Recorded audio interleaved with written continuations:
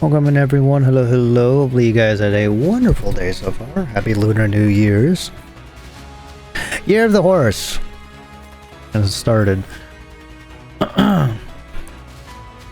We are doing Genshin tonight. It's by the title.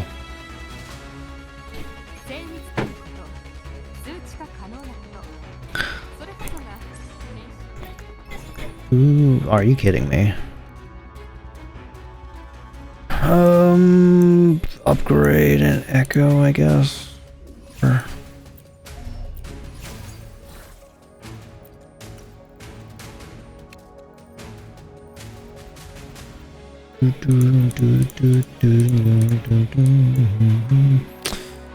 For you, fusion, attack.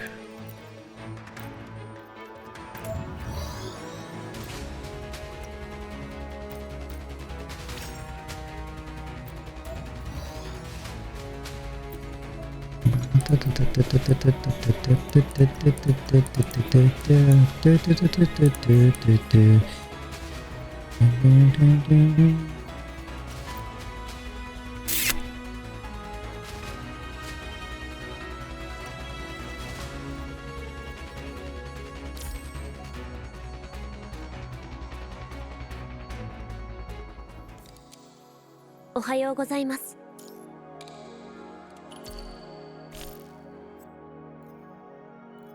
I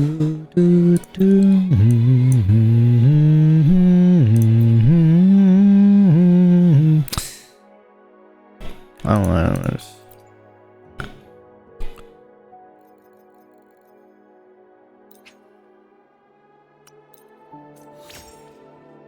Fucking terrible.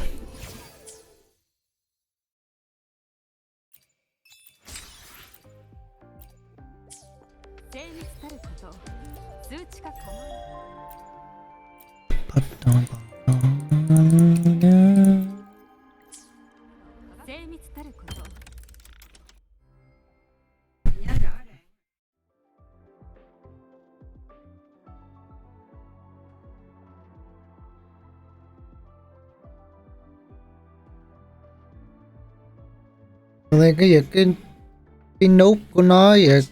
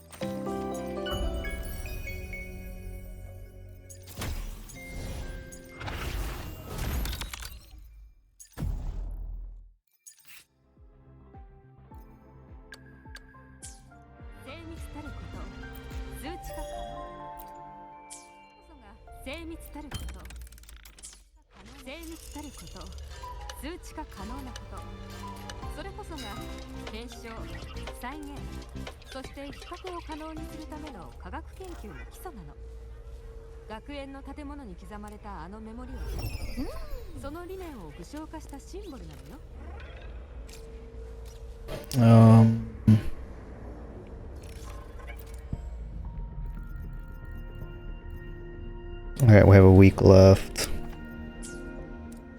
A week on banners. Ooh. Ooh. More polls? What is this music box?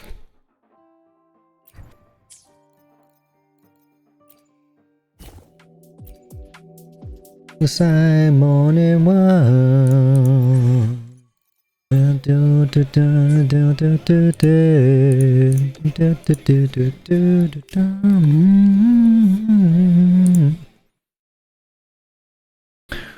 All right, that's everything.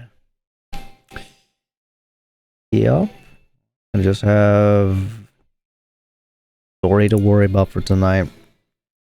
We may actually may finish it, may not. I think we'll finish at least one act. Act 6. I think it's Act 6. Wait, no, Act 7. No, it should be 7. 7, 8? What is this? 5, 6.4? No, 6.3-ish. No, 6.3. Wait, 2, 1. Wait, 6.0, 1. 0 gave 2, 1 gave 2, 4, 5, 6. It should be 7. Max 7.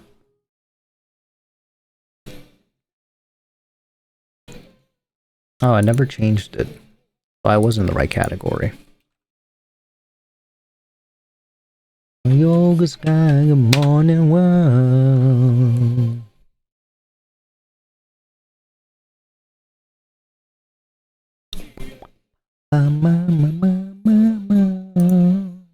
We did get Zabai. Got her offline. Currently got it to max level, farmed everything. Only thing we don't have so far is a weapon. Which surprised even me. Managed to beat all of Abyss with just this level 1 weapon. Which is just a stat stick. It doesn't use attack, so all her defense is from artifacts, which are alright, per se. Not the greatest. 77 max, I think it's 77. 30, oh no, it's only 30%. 72 crit rate, so it could be better. I don't think any of the passives give many more.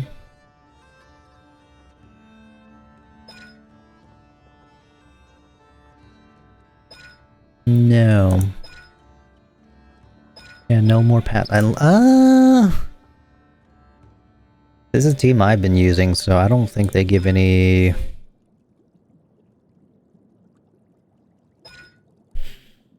No crit rate, I think. Oh, wait.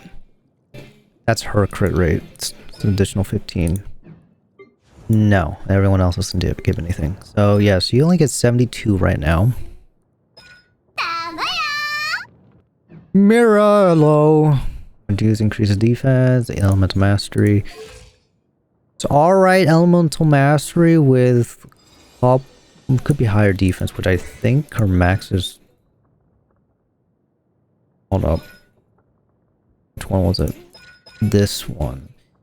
Convert to crystallize, which every 100 has increased base damage by 0.7.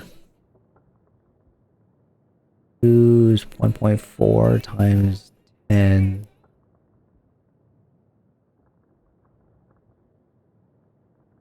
$210, 2,000. 2,000? 2,000. I think it's 2,000. 2,000 is... it seems kind of low. But okay, I'm guessing I'm max damage now. What's happening, Mira? What's up? Hopefully chat's doing good yourself as well. I am dead. How are you now? It's the New Year's, don't be dead. Fresh start. It's been busy the last couple days, man. It's been busy.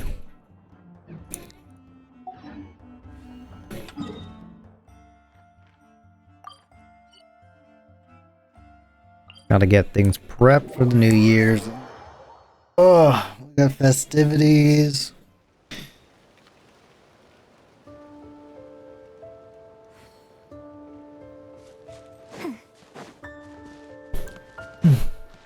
Oh, wait. Friendship team.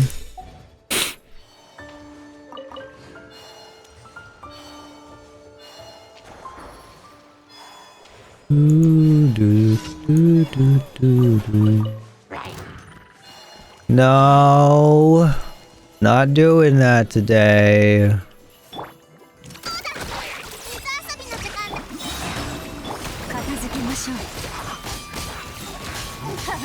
Get out of here.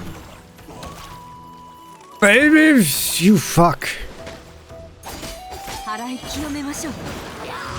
Okay.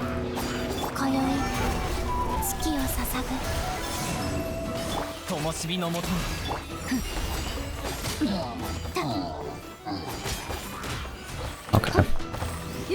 Got it.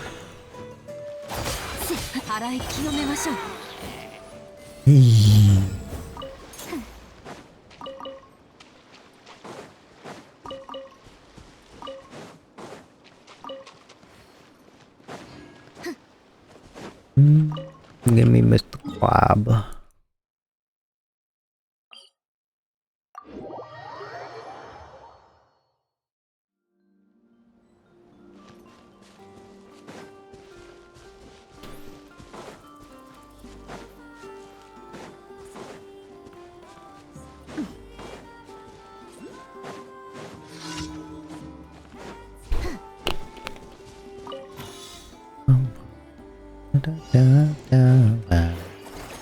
Oh my god.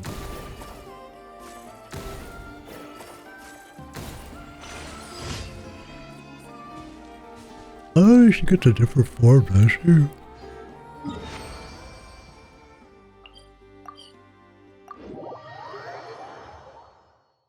Oh, essay. Jesus. Went to bed at 11 p.m. Woke up at 2 a.m. Okay, so 3 hours. I had driver's course at 2 p.m., which thankfully got canceled. Okay. Tried to get some sleep. Yep, that woke up me at 3 p.m. to fix TV. Okay.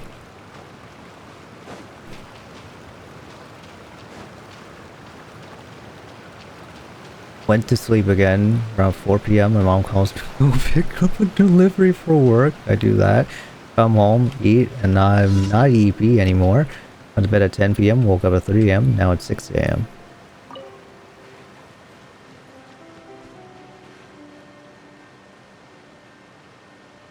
So let's add up the amount of hours you got some rest, right?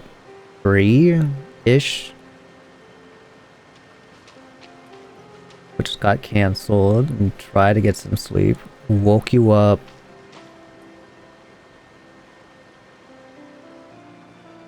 Woke up at 2 a.m. You stay awake from 2 a.m. to like... Oh wait, no. You got some rest before then. Woke you up 3 p.m.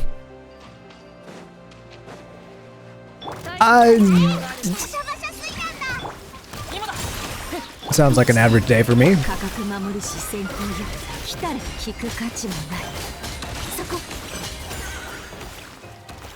Seems legit.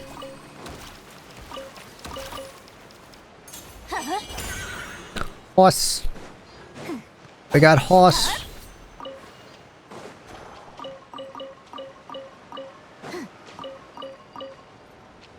Like 30 minutes of sleep between 3. Yeah, that's what I got from that. 30 is... It sounds like me though. Get a little micro sleeps from time to time. Sleep standing up.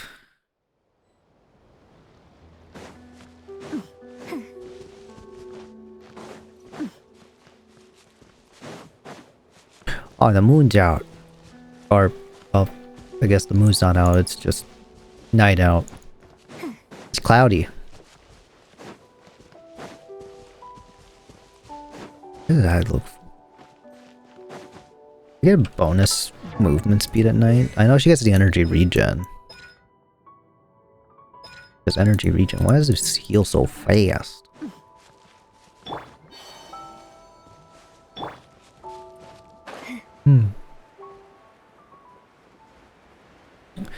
Hopefully, Mirror, you get some good rest tonight. Well, actually, it's 6 a.m. for you, so... Don't know how much more rest you can get, but hopefully it's an uneventful day for you. Hopefully it goes by quick.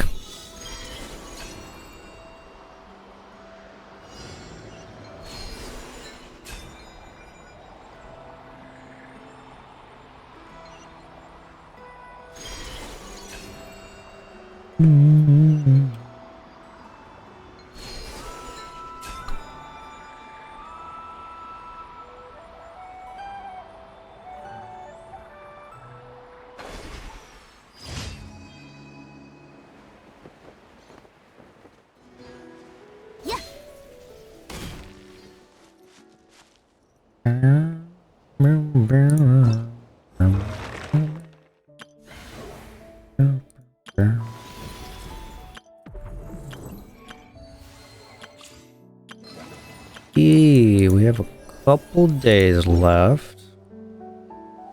I don't... I could grab the last one right now. What's the thing? I guess. Oh wait, no, I need... I'll wait till tomorrow. I did that this morning. You've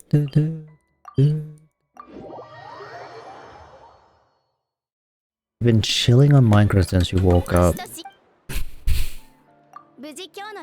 You back in the mines? No! Why? I don't wanna wait. God damn it. Speaking of... Zabai is considered a leeway character. Yes. Yeah. Doesn't offer any exploration, I think. Sad. Oh, that's why Yoimiya has been hitting so hard. She's got a buff right now. I was seeing 100k from her normal attacks. No wonder.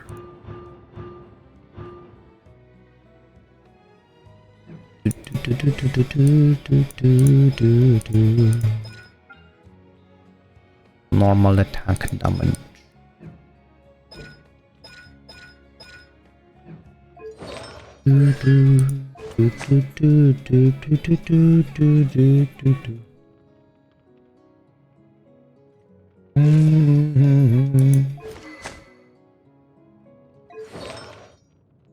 Do anything better? I have rerolls now. We can reroll pieces. Maybe. Oh, I wish. Oh. I have one with like attack percents on there instead.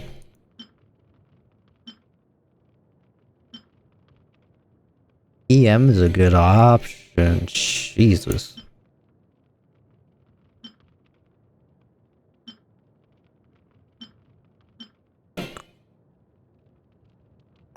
This could be a better... Oh, actually, no, that's a lot of... Oh. Never mind.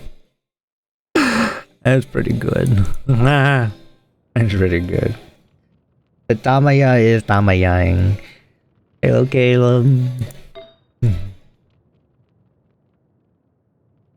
Attack percent.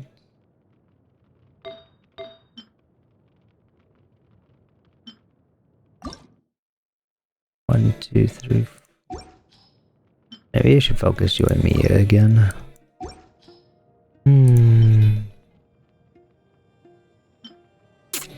Come on. Fuck. Main stat. Fucked up.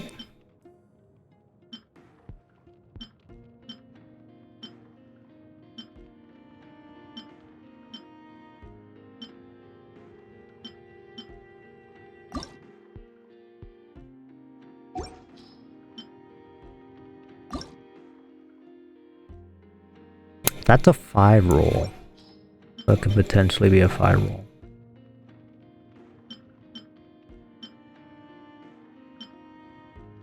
What are you? 4 roll. 4 roll? 4 roll. 5 roll. 5 roll. Pretty good.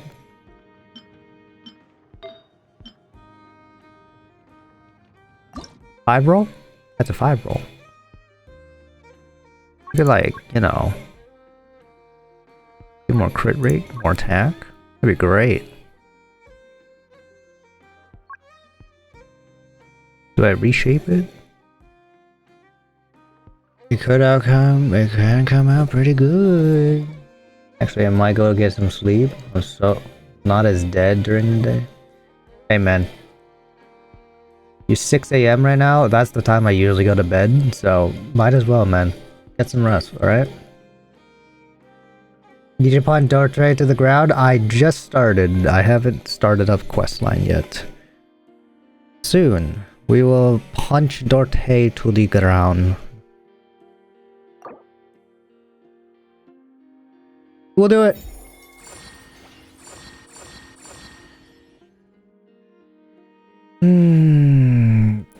Okay, you...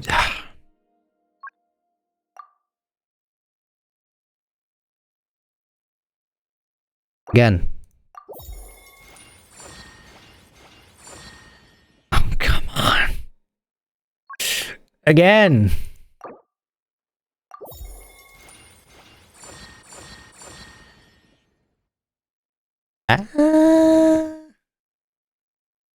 I mean, it's alright.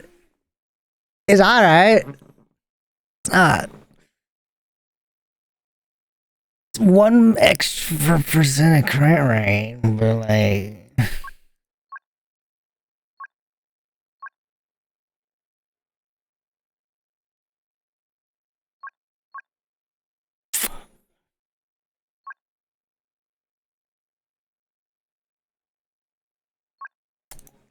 Oh. No.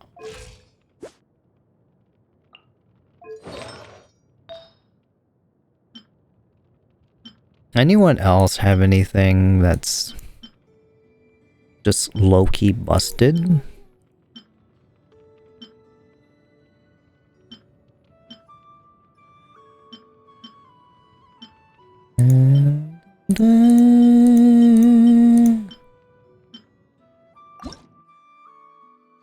Oral.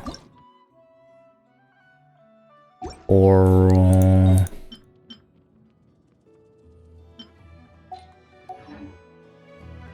Back to...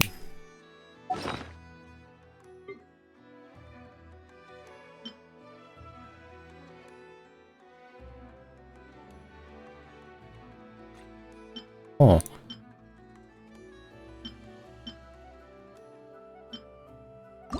Back to this. I only had 2 left. Well, damn. I thought I had more.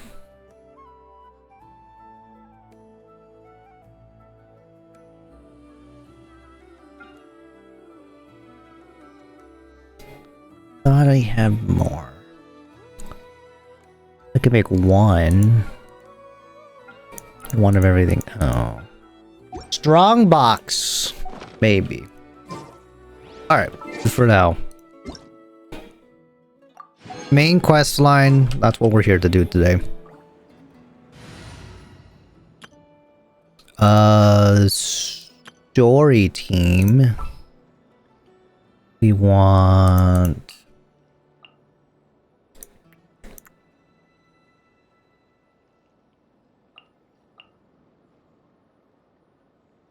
Yeah. Yeah. Yeah. Alright, that will work for now.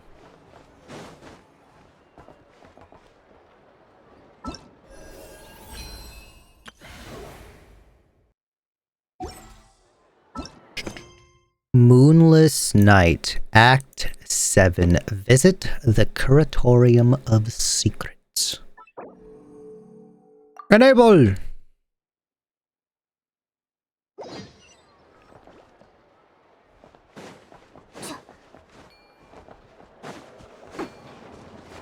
Ow, ow, ow, ow.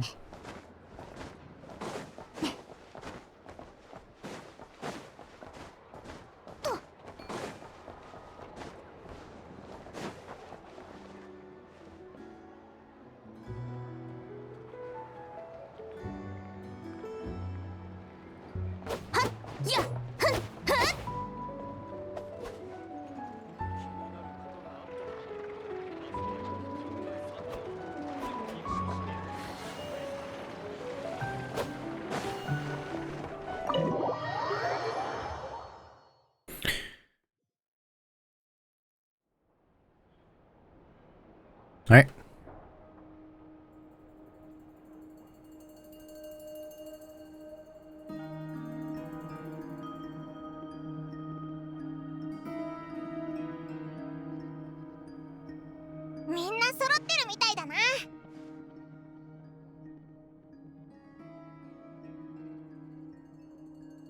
ああ、こっちは準備万端だ。旅人、パイモン、お前たちはどうだ？バッチリだぞ。 Alright, I'm ready to. Okay, can we go over the agenda again? よし、早速本題に入るとしよ Oh, wait, that is.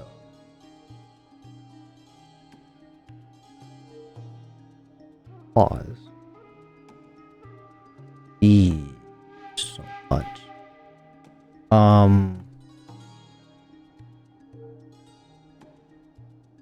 Wanna link that. Go back here.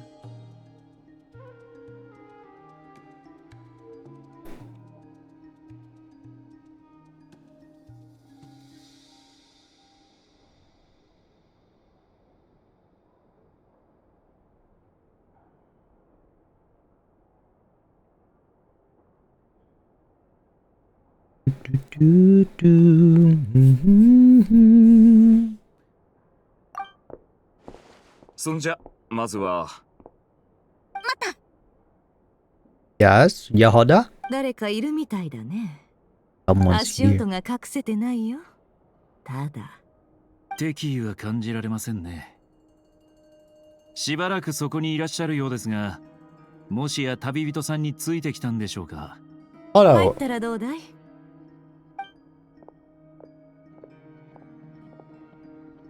Who?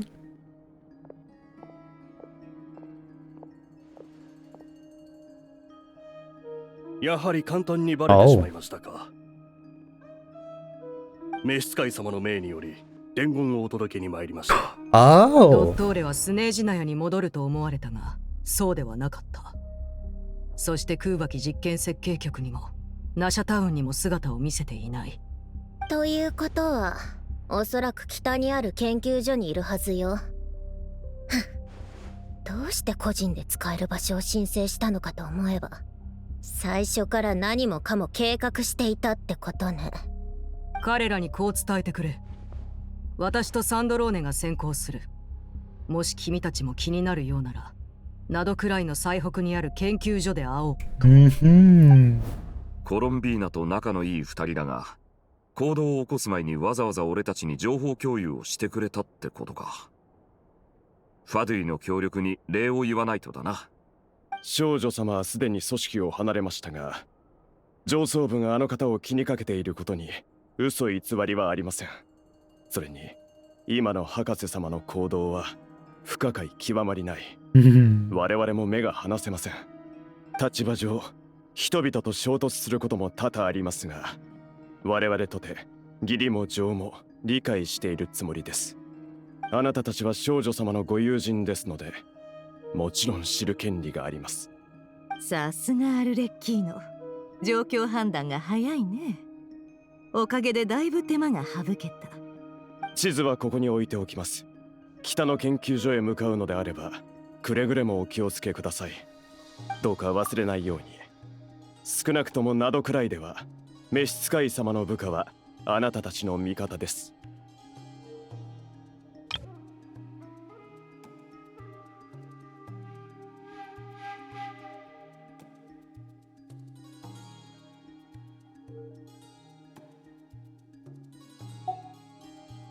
お気遣い感謝します。当然の務めです。では私はこれで。何かございましたら空爆実験設計局へお越しください。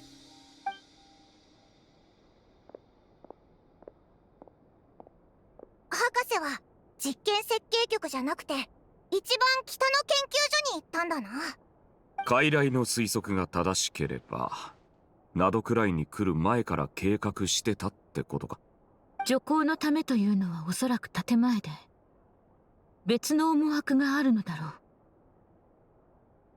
博士は行動が早く、そのやり方も残忍で悪質なものだ。手を焼かされるだろう。万全の準備をしないとね。現状、博士の行動は予測しがたいものです。二手に分かれ、一部をナシャタウンの守衛に当てるのが得策かと。ああいうのもお手伝いしたいけど、研究所への潜入にはあんまり向いてないかな。そうだ、落ち着いた方がいいかも。持って行って。戦闘で役に立つはずだから。ではイネファさんもアイノさんを守るために残るということでよろしいでしょうか。行動ロジックを検知。アイノの保護の優先度は極めて高くなっております。万が一に備えファルカさんも残った方が良いだろう。研究所は私たちに任せてほしい。北風騎士としては留守番なんて性に合わんが、まあ仕方ない。ナシャタウンは俺に任せておけ。お前たちも気をつけろよ。手に負えなくなったらすぐ撤退しろ。ヤフォダにも手伝わせよう。私がいない間の情報収集はこの子に任せるといい。了解、ボス。みんな無事に帰ってきてくれよ。ああ。では早速立つとしましょう。Bossa? Bossa? 了解、ボス。みんな無事に帰ってきてくれYokai, よ。Bossa?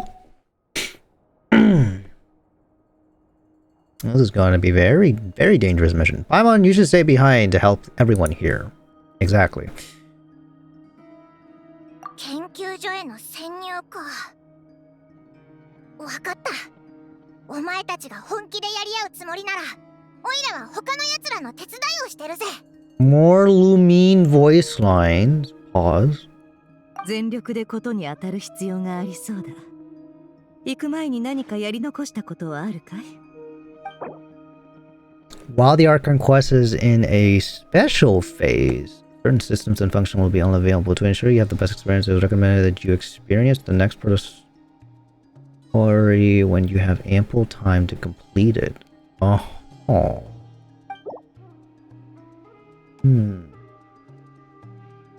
I'm good to go. A few things, actually. I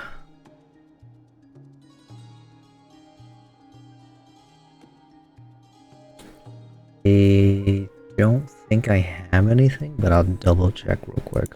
じゃあ、あんたの準備ができたら出発しよう。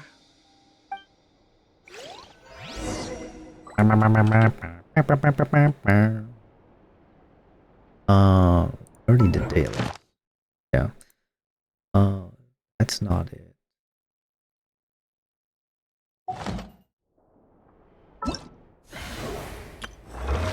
Okay, yeah, that bonus.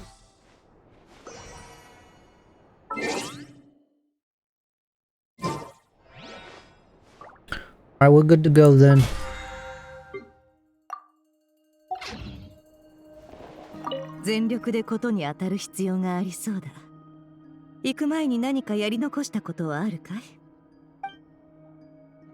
I'm all good to go. よし、みんな行動開始だ。ああ。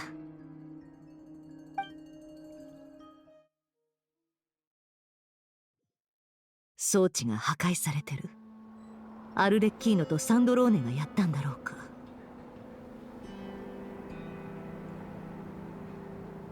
Considering it's scorch marks and whatnot, yes. Does it hurt? The fire hurt. Oh. Fire no hurt.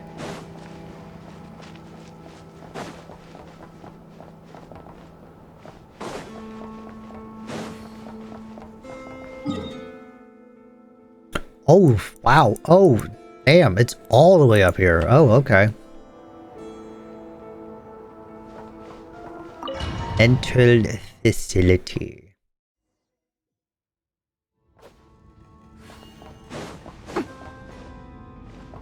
Oh, we get Flynn's. We get a trial Lom. I guess all C2. C3, my bad. Oh, busted this way. I'm Hydro Traveler. Okay. Odd reason.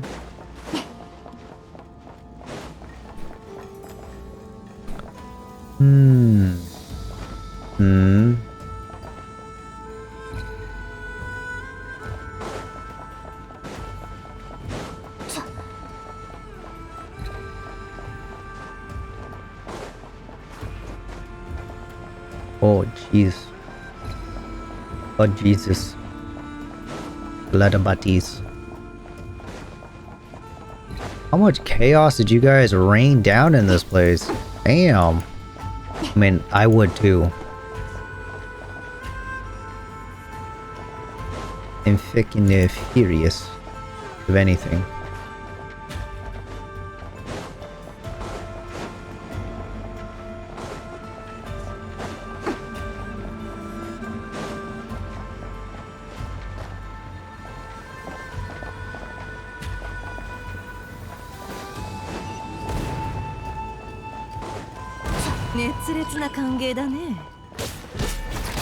Hi.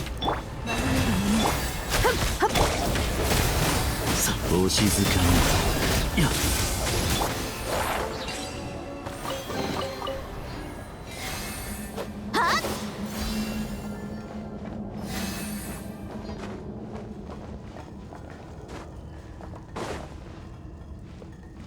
Mikey, anything Columbina can do, I can do better. Such a meme. What's that? Wait, we're talking Hydro Drops that can do better? I don't know.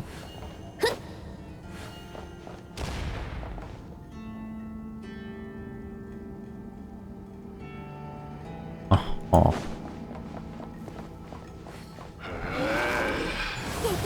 Hello. 真実はまるで影。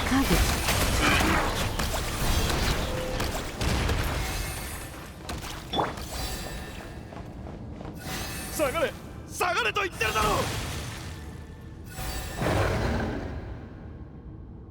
う。全く聞いてない。まずい。来るな。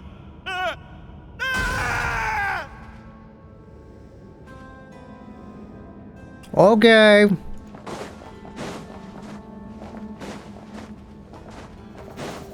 We're gonna get gruesome in Genshin now? Oh, what's gonna happen? He's dead! He's dead! You're...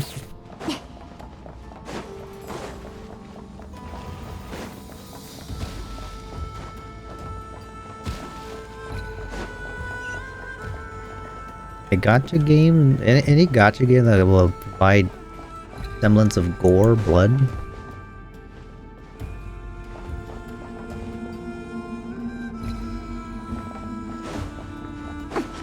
Ooh. I have the power. Yeah.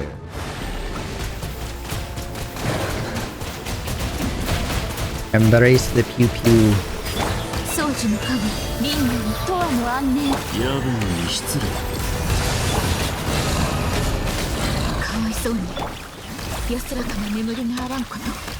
鍵が落ちています。この先で使えるかもしれません。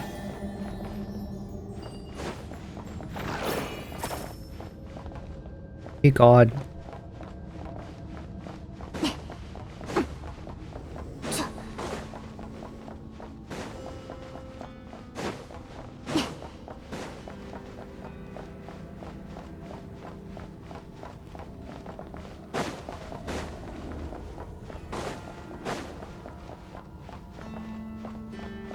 I don't know if we can come back here later, considering this place is just locked behind story.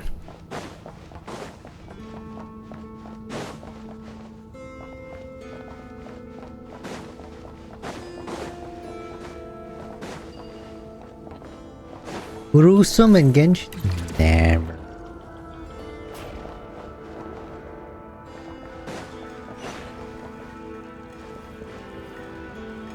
There's implication.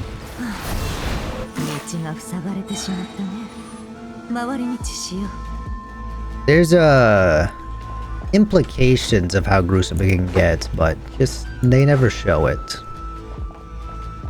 KIANA's face, whatever it looks like, honestly, better that they didn't show us. It just leave it to the imagination for us to wonder how twisted and contorted it has become.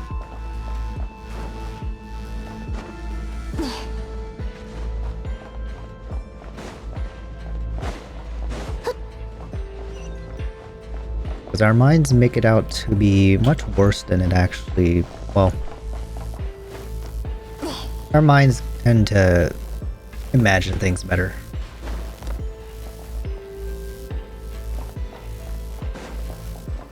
Oh, Jesus.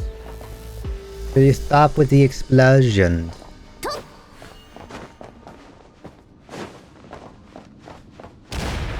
I'm a chest seeker at first sight. Hello. My game bugging out. 貴様ら、なぜここに？博士は今研究所内にいるはずだが、なぜそなたは逃げようとしておるのだ？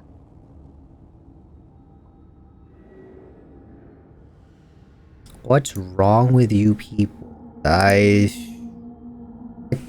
Nothing wrong. 博士様に用があるのか。だがうまくいくとは到底思えないな。あなたがこの先どれだけ生きていられるかは、その発言の価値に左右されるでしょう。執行官がもう二人研究所内に入ったが、それがどうしたってんだ。あの博士様があんだけ大掛かりなことをしてるんだ。何の準備もしてないわけがない。でもお前はその部下であることに不満があるようだ。それにこの辺りは魔物の痕跡と気配に満ちてる。まさかそんな奴らと一緒にいるのが好きなのかい？博士が何を企んでるのか知りたいの。知ってることがあれば教えて。自分たちのためだけに動いてるわけじゃない。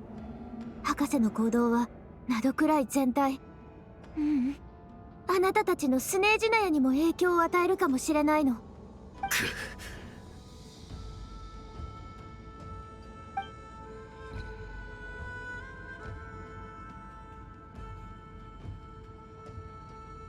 あの方はとんでもないものを作っている。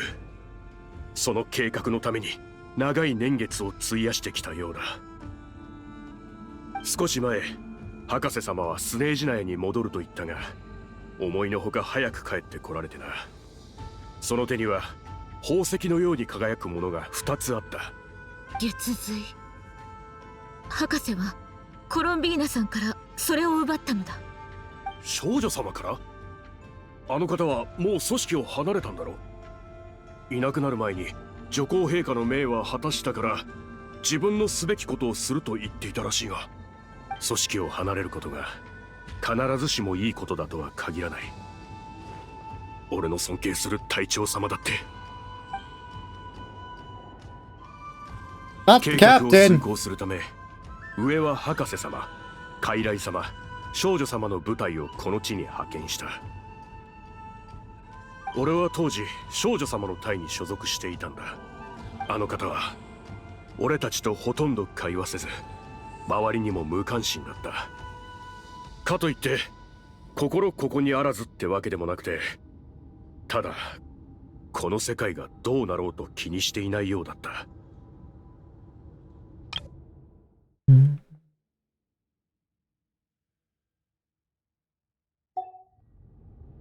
まるで生きる意味を見つけられず、遠くを眺めるしかないようにいつも空を見上げていた。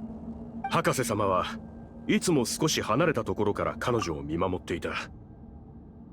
以前は協力関係にあったようだが、やがて少女様が彼を警戒するようになり疎遠になったらしい。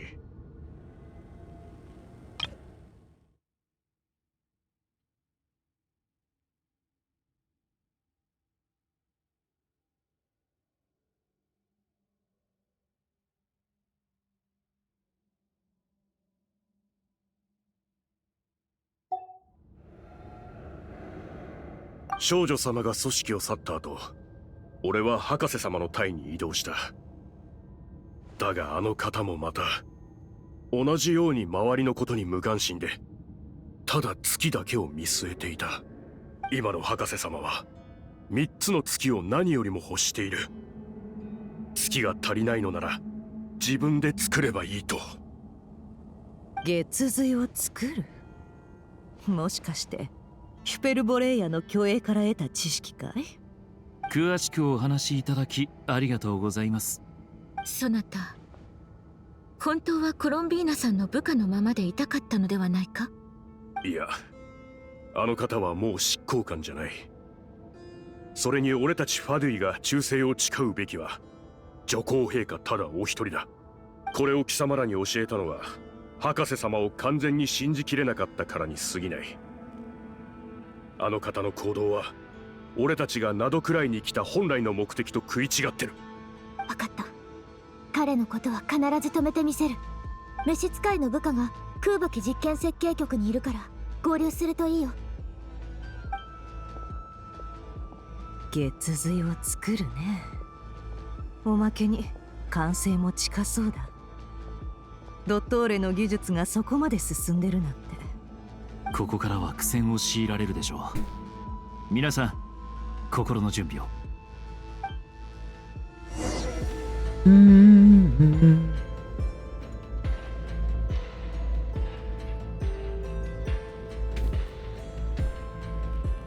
Last 2 acts is 4 hours. 4 hours total? You're talking about this act and the last act? Wait, I could still stop it. It's not gonna stop me because I could just do this. I'll just have to experience it again, so.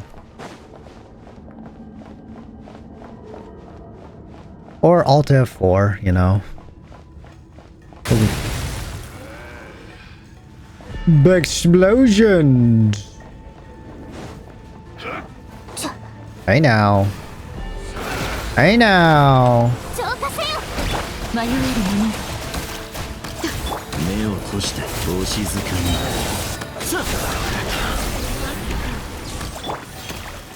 Are we good? We good.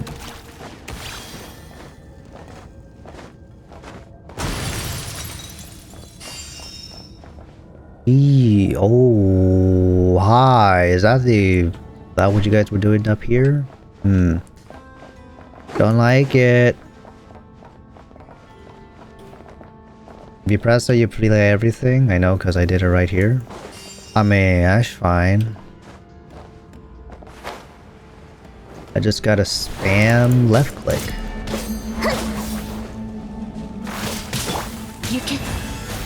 Hey now.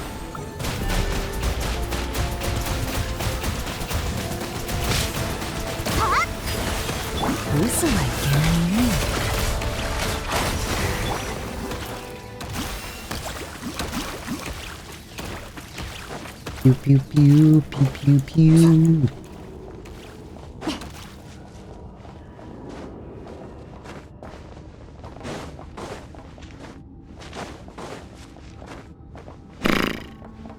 Though it does kind of suck that there is no rest spot for those that really need them, because not everyone can sit through an entire 4 to 6 hours of content. Story specifically. Having to redo it from the beginning sucks, so.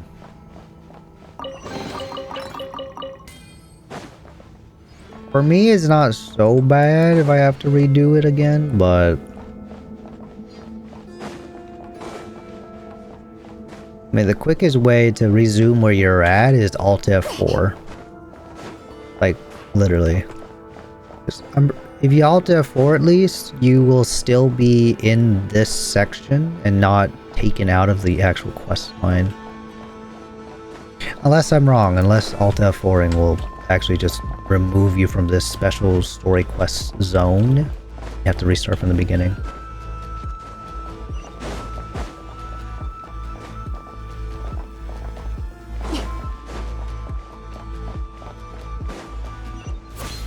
Hello.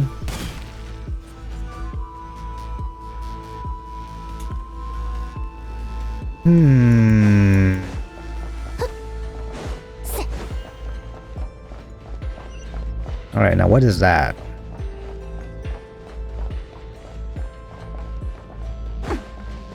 Make sure there's nothing around here. Oh, we're good.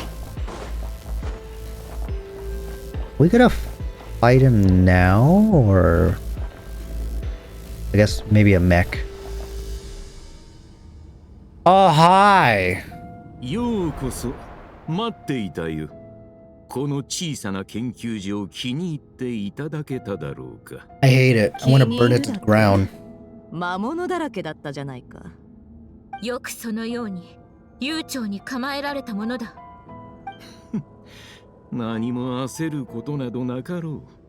すべては順調。お前たちが来たのも予想通りだ。まずサンドローネとアルレッキーノ。そして次はお前たち。今日は客人が多い。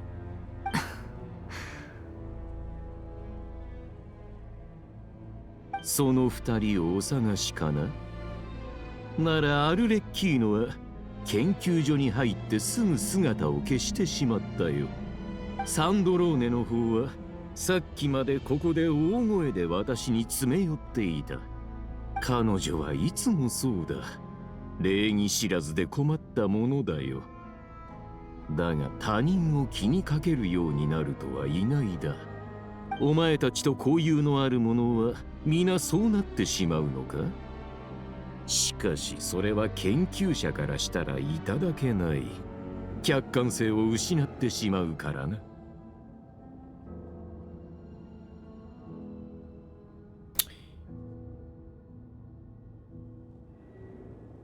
You know what? It is a waste of words with you. Can we just get to the point where I actually beat you? Where's Androne? ああ、彼女なら。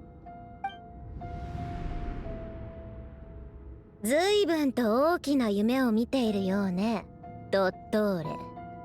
月髄を手に入れればこの世界の神を名乗れるとでも思った？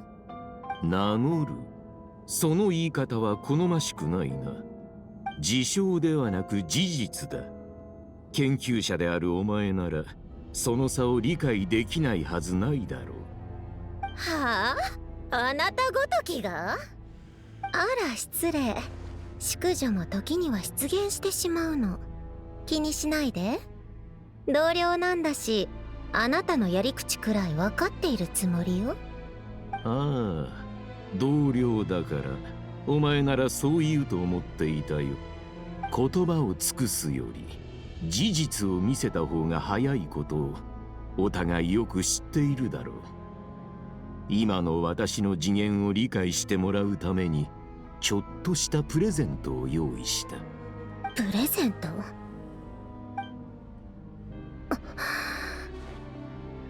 あなたの部下たちはどこに行ったの？はて、もしかすると未知なる神の足跡を追って新世界へ旅立ったのかもしれないな。サンドローネよ、お前は教養に欠け傲慢な態度をとってくるが、だからといって私はその部下に八つ当たりなどしない。彼らにも新世界へ向かう権利はあるのだからな。まさか空爆実験設計局に人を向かわせたの？あそこは女皇陛下の実験場なのよ。ああ、陛下のご命令はもちろん心に刻んでいるとも。だがお前も知っての通り、それは私の今の目標と矛盾しない。私はただ自分の望む実験をしているだけ。何か問題があるだろうか。私が嘘をつきお前の気をそらそうとしているだけなのか。それともお前の部下が本当に危険な目に遭っているのか、よく考えてみるといいだろう。ファデュイの兵にまで手を出すなんて狂ってる。私は自分に新たなルールを定めた。すべての人に一度だけチャンスを与えるとね。もちろんお前にもだ。ここを離れたいのなら止めはしない。何しろ我々は仲の良い同僚同士なのだから。この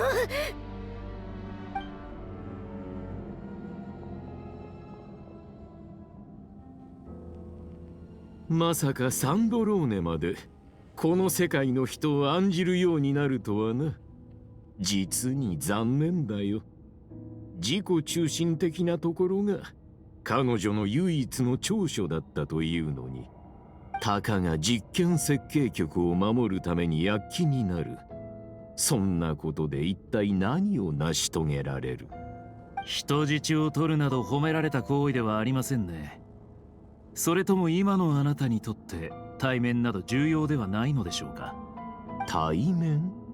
この手にはすでに月髄が2つ。失われた1つも間もなく完成する。新世界の神となるこの私に対面を語るとは、あまりに滑稽ではないかね。そなたに生物を扱う資格などない。私から見れば生きる資格のない人間は5万といる。だが私は慈悲深くその存在を許してやっているのだよ。自分のしたことを必ず後悔することになるよ。それはお前たちに私を後悔させるだけの力があればの話だ。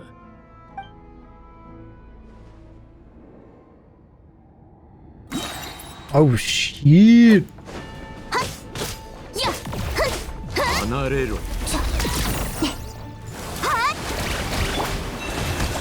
目を閉じて夢なき眠りへようこそ。真実はまるで影。丸裸にしてやる。蒼月よ、永遠なる。ほら、お静かに。さロックオン。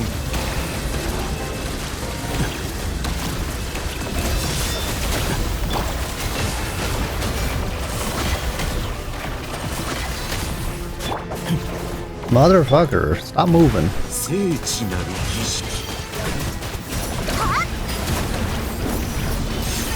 Oh! 感謝します。彼らはお前を仲間だと思っているのか。それにお前は私ではなく私の研究を潰したいのだ。君の研究を潰す方がはるかに意義があるから。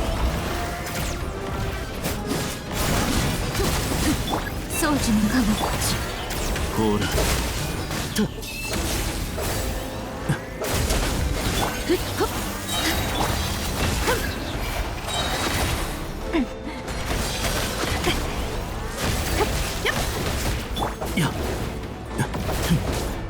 迷える者皆のために祈ろう。嘘はいけないね。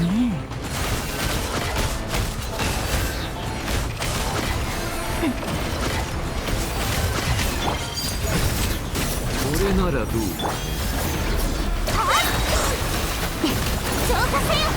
夜分に失礼。少しは楽しめそうだ。さあ謎を解こう。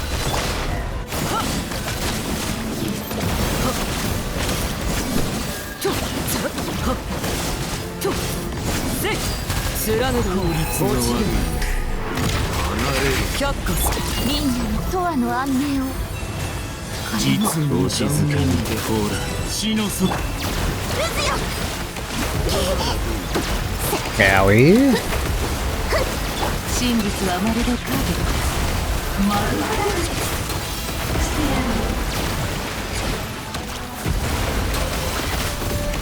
嘘はいけないね。心を覗かせてもらうよ。ここまでだ。未完成の状態。人造血髄の影響でドットーレの力はこちらを凌駕している。 Oh. まともにやり合うのは今だ。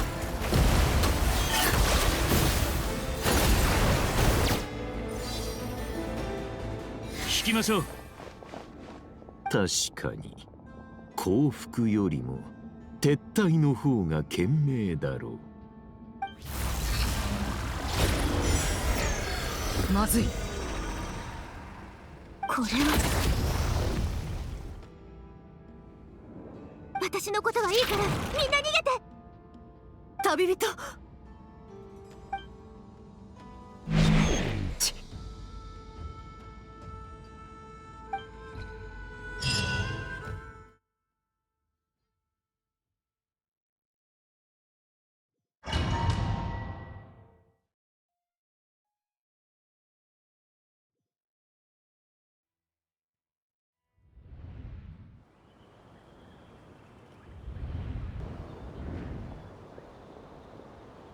Huh?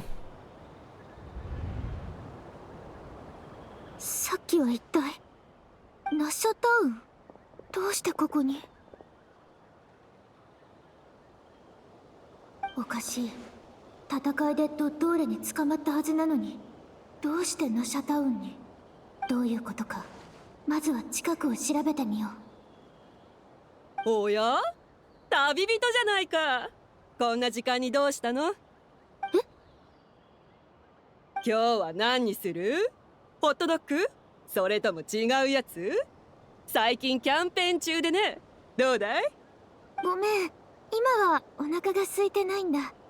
そう。じゃあとりあえず座って。食べたいものが決まったら呼んでちょうだい。みんないつもと変わらない。どうなってるの？誰かと思えば常連さんじゃないか。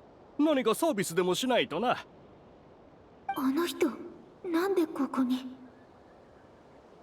それは注文を取ってからにしようと思ってね。もう仕事は終わったの？ああ、遠くまで行ってきたから疲れたよ。でも幸いしばらく出張はないから、お前たちとゆっくり過ごせそうだ。あの二人って夫婦だっけ？ってことは隣の子供たちは二人の子？お姉ちゃん、しばらく来てなかったけど何してたの？もっと遊びに来てほしいな。Have we met? え、忘れちゃったの？この前パパがうちに連れてきて一緒にお菓子を食べたでしょ？一体何の話？ちょうどその頃よくお客さんが来てたから毎日大忙しだったんだよね。そうそう、ママがこう言ってたよ。お店のお客さんの中には友達でもある人がいるって。あ、またお客さん。ちょっと行ってくるね。ここの店主に家族がいるなんて聞いたことない。そもそもこのお店は家族経営じゃなかったはず。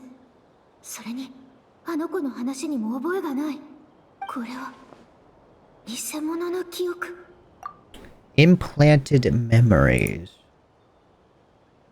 Is that the false world he's trying to make? Where everything is perfect? Mm-mm.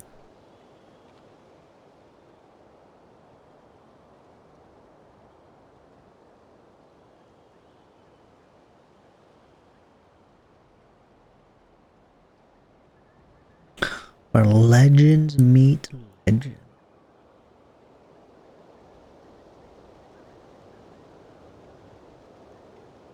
ほう、こうも早く気づくとはよかったな。Motherfucker. Oh, Trey. ここの看板メニューを食べないのか？いつの間に。やっぱりここにあるものは全て幻なんだ。ここはお気に召さないようだ。では場所を移そう。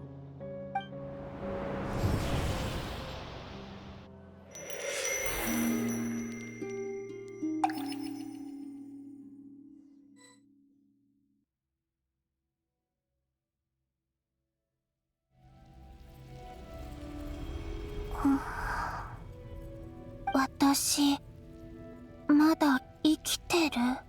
ここはどこ？確か力をすべて使って月の扉を開いた後飛び込んだはずだけど、この謎の空間が月の影の中なのかな？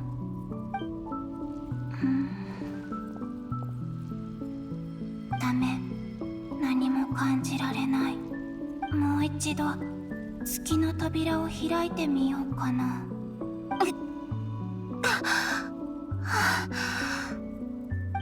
全く反応がない。内側からは開けられないってこと？もしここが月の狩人とその恋人を死に至らしめた空間なら、どうして私は大丈夫なんだろう。大丈夫じゃない。ここは空気さえも重く固まっていて、残された力を回復できそうにない。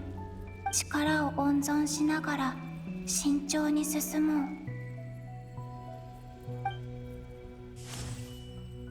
ドットーレの陰謀はまだ終わってない。もしまだ希望があるのなら、必ずみんなのもとに戻ってみせる。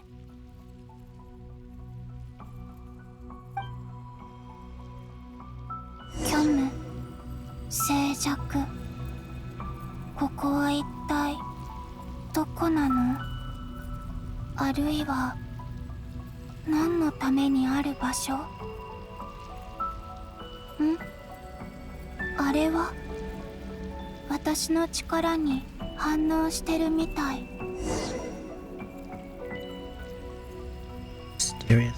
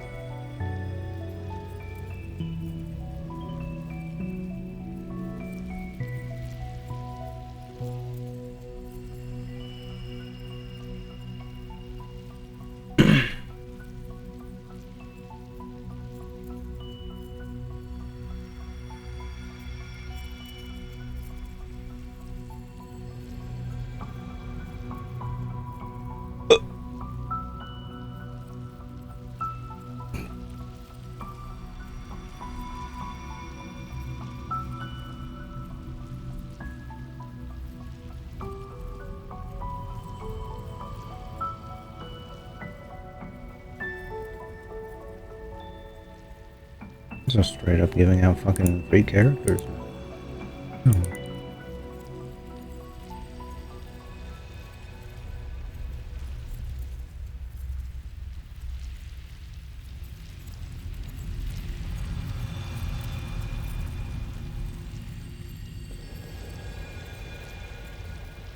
Ah.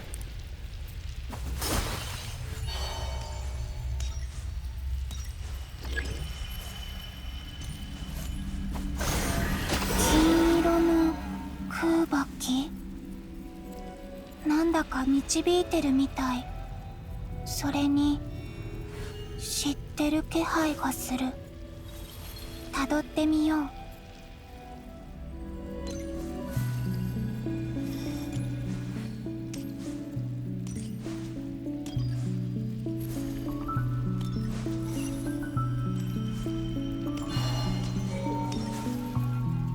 どこにつながってるんだろう。出口かな。 Enter the world in the mirror.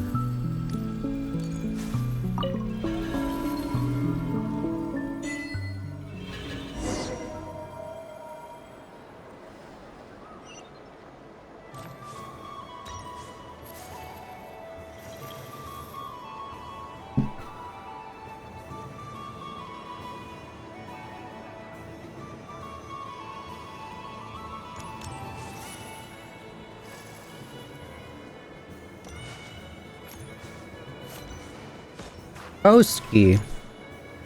お帰りなさい、月神様。あ、ここってナシャタウン？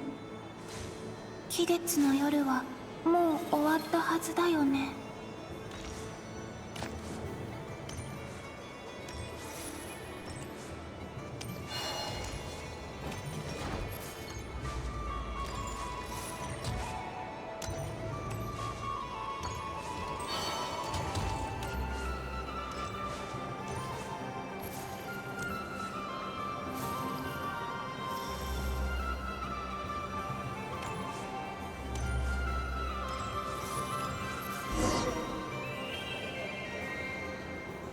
それではコロンビーナさん、この夜を存分に楽しんでくれ。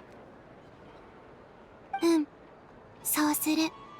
ラウマ、みんな。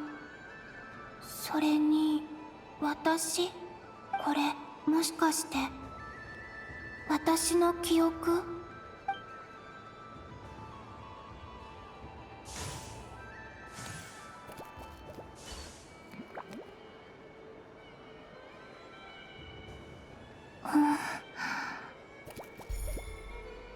触れない。まるで見えない壁のような力で阻まれてる。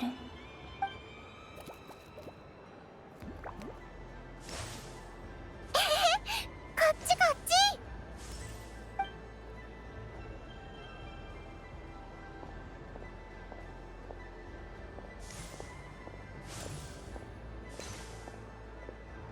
ち。でも記憶の中の人は私をすり抜けていく。私が消えていたあの時みたいに。もし期月の夜にこれから起こることを知ってたら。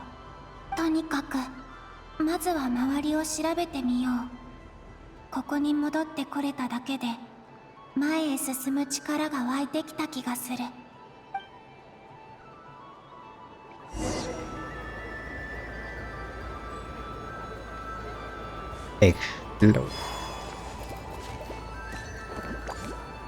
おかえりなさい、月神様。おや、本物の月神様だね。アリスの言った通り、今回の期月の夜はなかなか面白いことになっておるようだ。あそこは確か魔女界のバーベロスさんがやってる占い屋。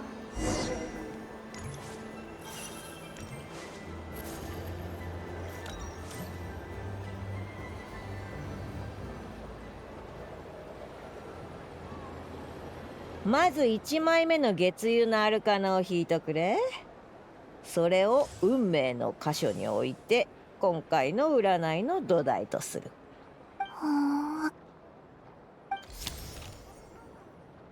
私の運命は月だった。そういえばバーベロスさんの占いってよく当たってる。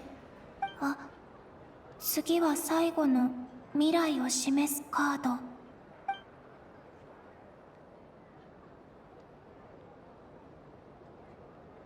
この時カードが勝手に飛び出てきたんだよね。確かこの辺りだったかな。これって空爆の波の影響？実に興味深い。占い師の足でも初めて見る。どういうこと？今のカード、私の影響で山札から飛び出た。触れようとしただけなのに、もしかしてこの記憶空間は触れられないわけじゃなくて、影響を受けやすい場所とそうじゃない場所があるのかも。この空間って本当に私の記憶なのかな。死神だね。もっと手がかりが必要そう。他のものにも触れてみよう。あれ？風？違う。これは引力。引っ張られてる。ダメ。旅人。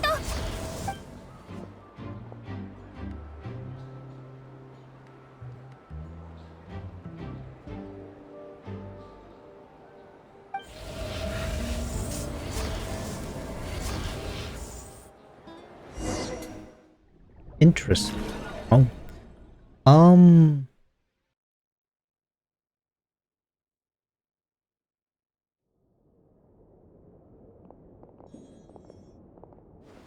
Uh-oh.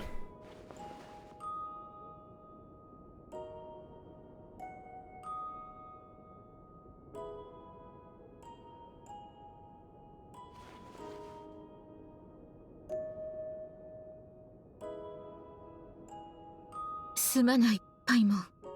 そなたの気持ちは痛いほどわかる。旅人の件は私たちの責任だ。そんなこと言わないでくれ。オイラだって子供じゃないんだ。あいつを見捨てたわけじゃなくて、どうしようもなかったんだろ。でもあいつは今一人ぼっちだ。もし何かあったらどうしよう。一緒にいられない時間がこんなに続くなんて。あいつ死んだりしないよな。旅人を救出しよう。共に行動したことで窮地に陥ったのだから、私も皆も決して見捨てはしない。ここへ戻る道中、こちらの方々と情報交換をしていくつか確認が取れた。ドットーレの研究所はここ数日で建てられたものではない。内部にあった大量の魔物のサンプルはおそらく彼が様々な技術を開発するために用意したものだろう。黄金の国ヒュペルボレイアの共栄との接触を通じて、ドットーレは月に関する知識とその地の技術を一部手にした。それをもとに彼は天外の蒼月に代わる人造月髄を作り始めたようだ。コロンビーナと異なり、ドットーレはテイワットから拒絶されていない。おまけに2つの月髄を手にしただけで私たち全員を上回る力を得た。3つ目の月髄が完成すれば、ドットーレは3月の力を完全に掌握する。つまりテイワットの原初の力を手に入れることになるだろう。そんなことになったら。ああ、彼の学習能力と野心はファデュイの中でも群を抜いている。ドットーレがどんな強行に及ぶかは誰にも予測できない。参ったな。このままじゃ世界は破滅だ。3月の力は時間と空間にも影響を及ぼすことができる。そのようなものがあの悪魔の手に渡れば、考えただけで身の毛がよだつ。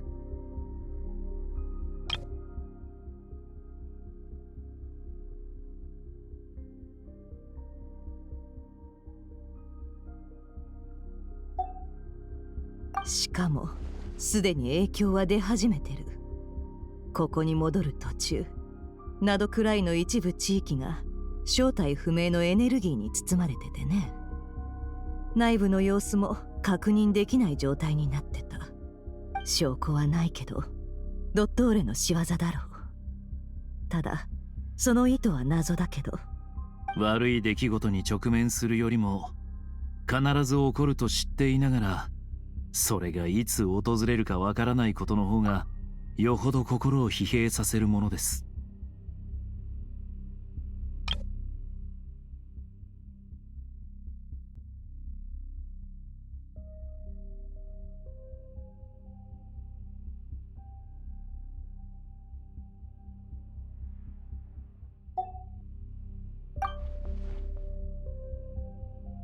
ファディ執行官の博士はモンドでも幾度となく犯罪を繰り返してきた。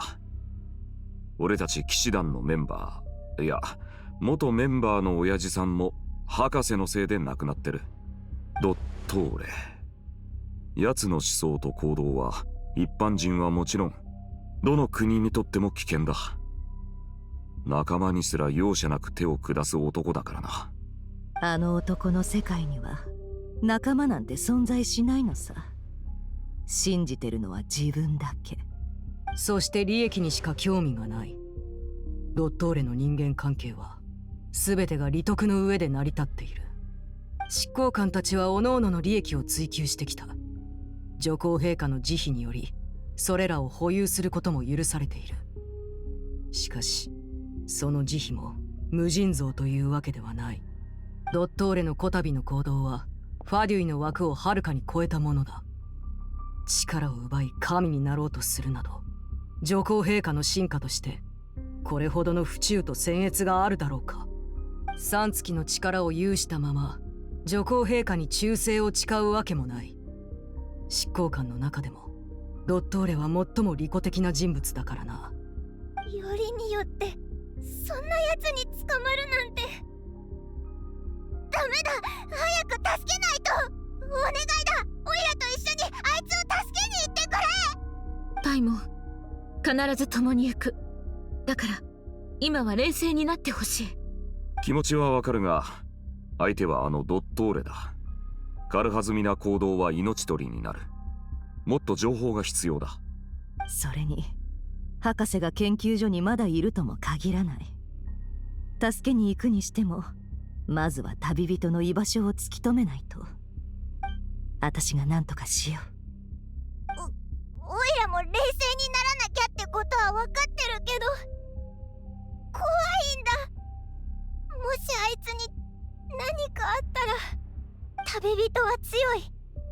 でも人間だ。怪我すれば血が出るし痛みだって感じる。まずは作戦を立ててから動きましょう。じゃないと死にに行くようなものよ。サンドローネ。サンドローネの嬢ちゃん、大丈夫だったのか。荷物はそこに置いて気をつけてよ。はっ、見ての通り大事なものだけ回収して撤退してきたところよ。実験設計局がドットーレのエネルギー領域に飲み込まれてしまったの。あと少し遅れてたら閉じ込められてたかもしれない。あのマッドサイエンティスト、本当に狂っているわ。いつも新しいものに目がくらんで猟奇的な行動をとって、しかもそれを認めようとしないんだから。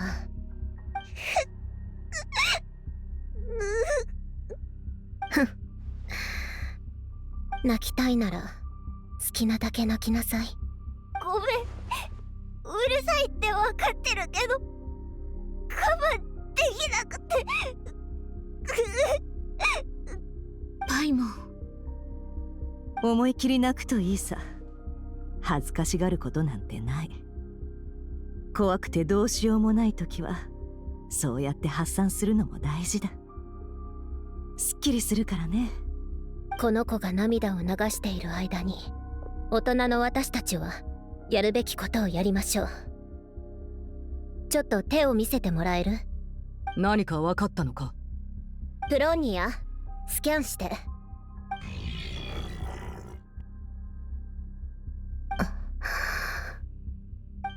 あなたも手を。こんな状況であなたと握手することになるとは思いませんでした、お嬢さん。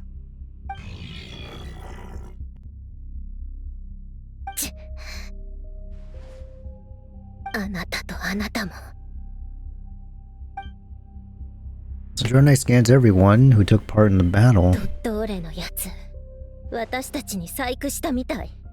研究所へ行った人全員に呪いのようなものが植え付けられているわ。今のところ異常はありませんが、まだ効力を発揮していないということでしょうか。その目的と発動条件を解明する方法は？おそらくドットーレが月神の力で作ったものね。ちょっと待って、今解析中だから。ドットーレ、また悪質なものを作り出したようだ。エネルギー構造を解析した途端、暗号文が頭の中に浮かび上がってきたわ。ファデュイの暗号規則に基づいて解読すると、こんなメッセージが出てきた。好きなだけ逃げるといい、あるいはなどくらいで死にたまえ。俺たちを嘲笑ってるようだな。ええ、あいつはそういうやつなのよ。しかも嘲笑うだけでは終わらないでしょうね。この暗号文にも呪いにも殺意や悪意は感じられなかった。つまり何の感情も持たずに平然とこんなことをやっているのよ。ドットーレには人は誰しも死を恐れているように見えるのだろう。だからこそこのような脅しに効果があると思っているのかもしれない。虫巣が走るね。しかもそんな奴に旅人が捕まってるなんて。考えてみればドットーレは昔から猟奇的で興味を持ったものにはとことん執着していた。などくらいに来たばかりの頃、あいつはこう言っていたわ。この世界はあまりに退屈だ。ただ幸いそそられるものもある。例えば神や旅人がそうだってね。あいつにとってそういった存在は未知の開拓そのものであり、観察すべき対象なの。ああ、旅人はテイワットの第四降臨者。その情報は執行官の間ですでに共有されている。ドットーレが手間をかけて捕らえた以上、すぐには手にかけないだろう。それでも早く助けないと。そうね。それにドットーレの暗号文には何か意図が隠されているはず。逃げるよう促しているってことは、むしろ絶対にナドクライを離れちゃいけないってことよ。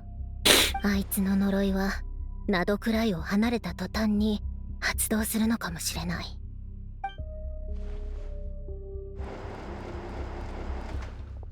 Oh, Darren. みんな、エネルギー領域をいくつか見つけたよ。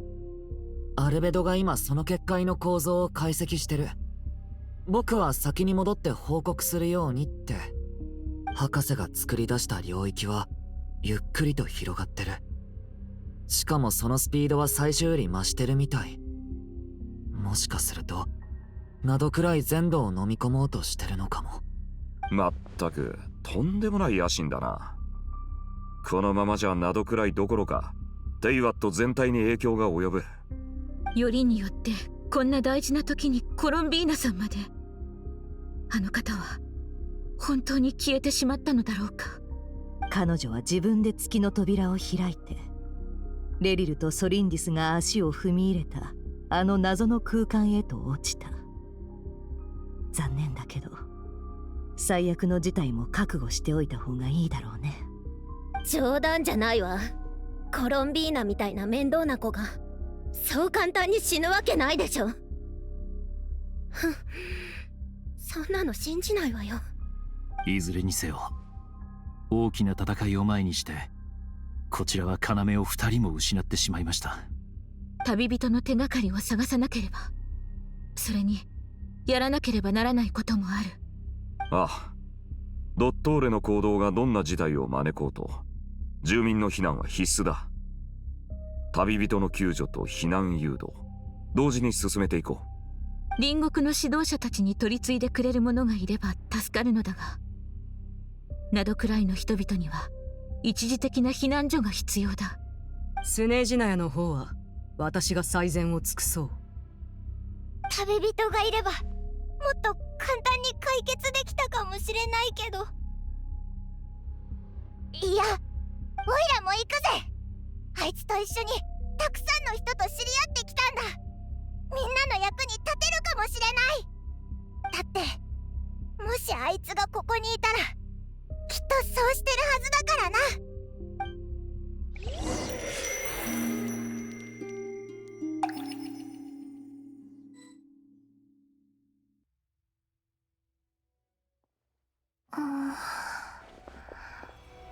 またここに戻ってきた。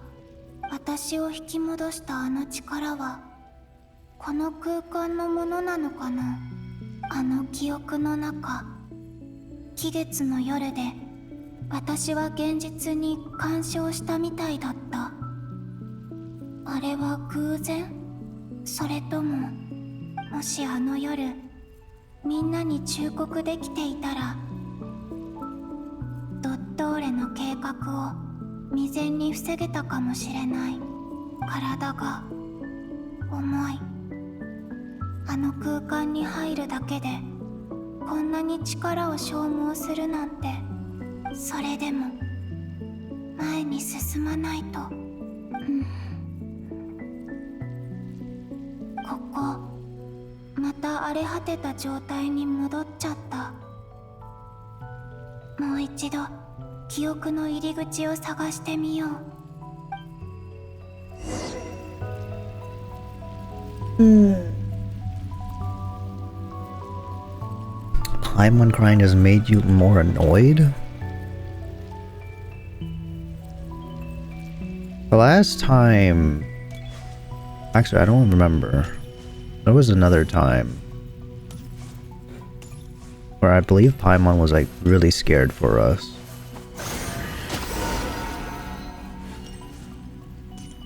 I just don't remember when. "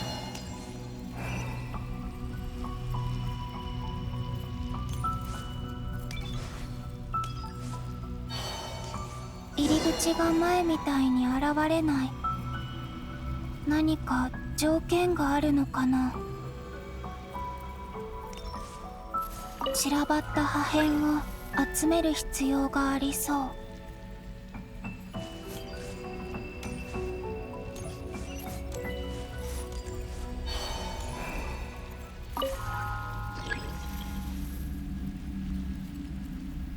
Oh.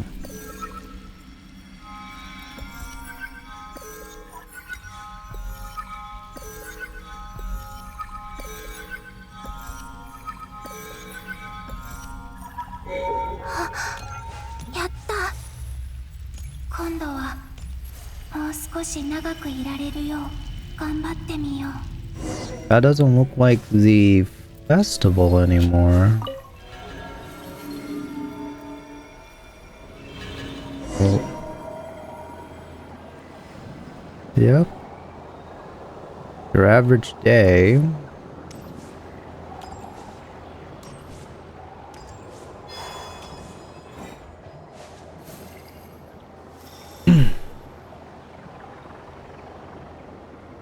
Scans everyone to the party that is bad on her face contorts with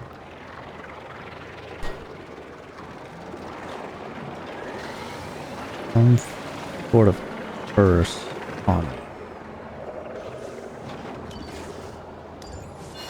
星と深淵を目指せ。ようこそ冒険者協会へ。あれ？ここ期月の夜じゃない？ Is this essentially my memories? Lumi? この空間、私の記憶にある場所と違う気がする。私の記憶じゃないのかな。飾り付けもない。期月の夜が終わった後のナシャタウン。あの計画は町に何の影響も与えなかった？それとも3月の力が使われたせいで誰も気づいてないとか、他の人に触れるか試してみよう。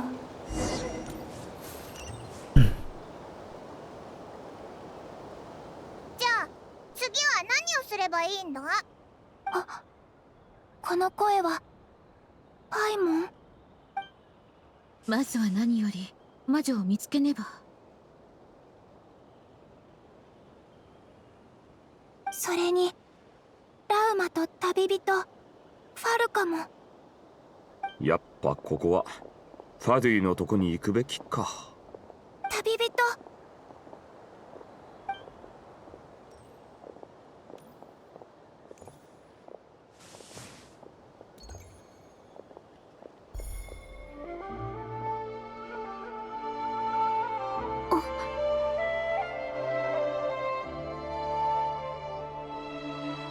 コロンビーナ。触れた。ここにいるよ。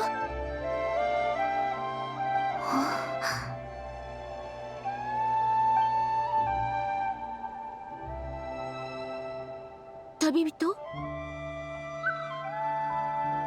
ぜ。ぼーっとしてる場合じゃないぞ。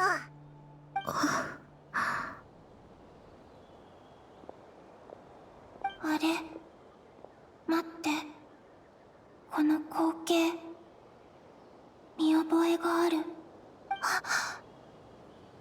これって私が消えていた時に起 So き it た is ことだ okay. よ No, ね。 it is her あの時 memories. 私はあそこに立ってて、もう誰も見つけてくれないと思ってた。旅人が呼んでくれたからみんなについていこうと思ったけど、もしかして彼女が振り返ったのは今の私が触ったから？この空間は本当に過去を変えられるってこと？今追いかければ。あれ、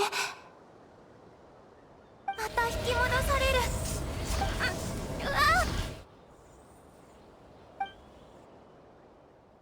っ。あの引力は私が現実に干渉するたびに引き離そうとする。まるでここから出るのを阻むかのように。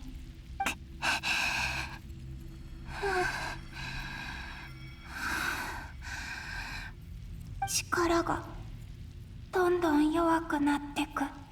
次は別の方法を探さなきゃ。絶対に諦めない。必ずみんなに未来を伝えないと。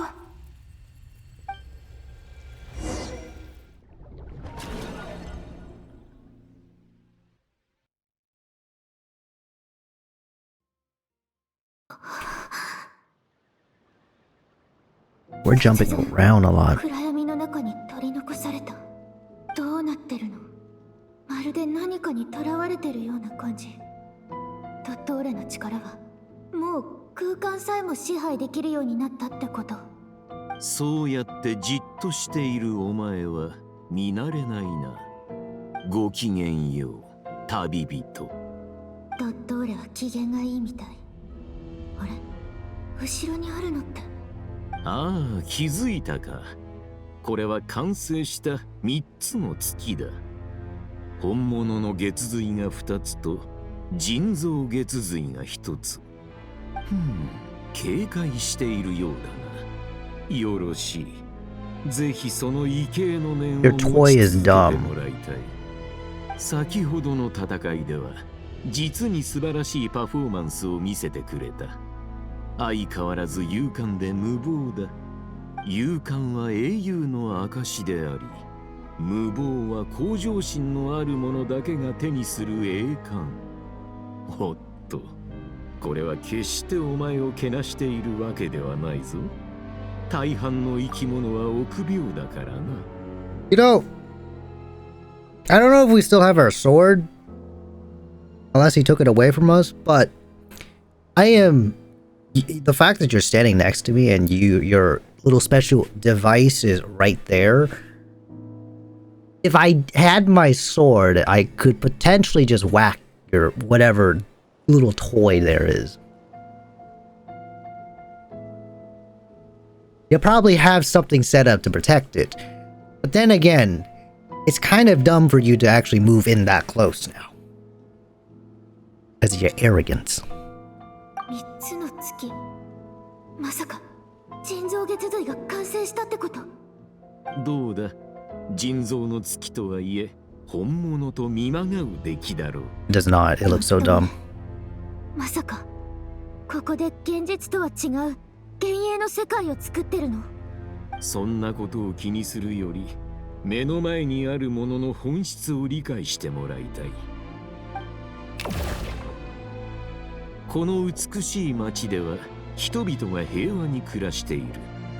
盗みを働こうとする者もいなければ夜の戸締まりをする必要もない。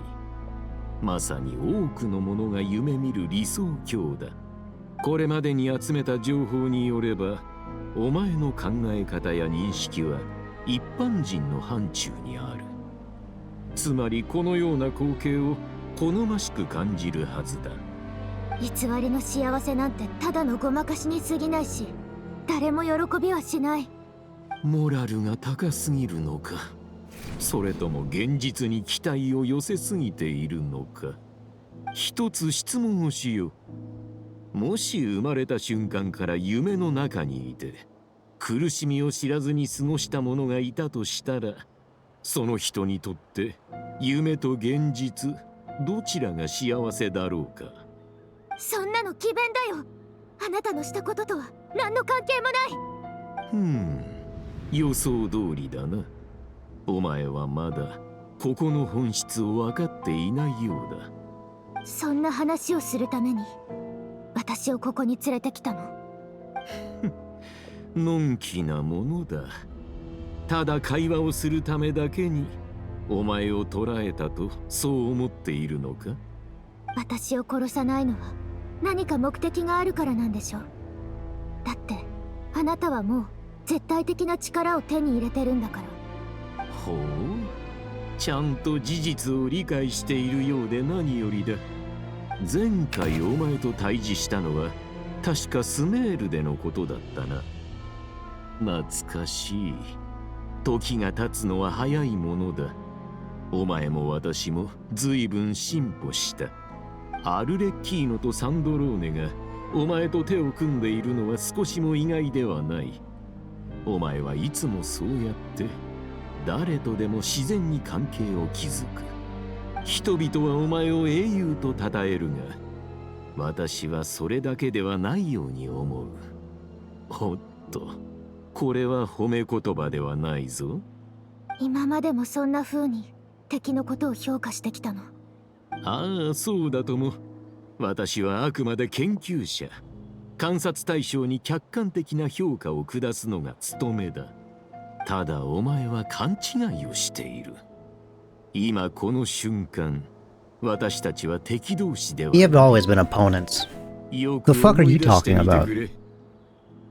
タルタリア、アルレッキーノ、カピターノ、コロンビーナ、そしてサンドローネまで彼らと協力できたのだから、私ともできるはずだ。よくそんなことが言えるね。I reject any proposal that you have made and any legal actions to work with you because I will not.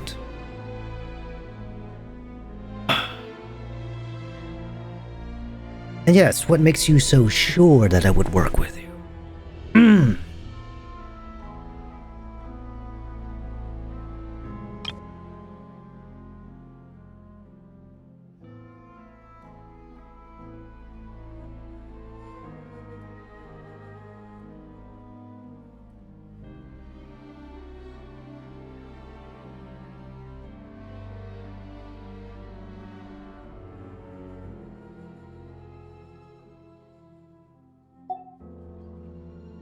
できないとなぜ言い切れる？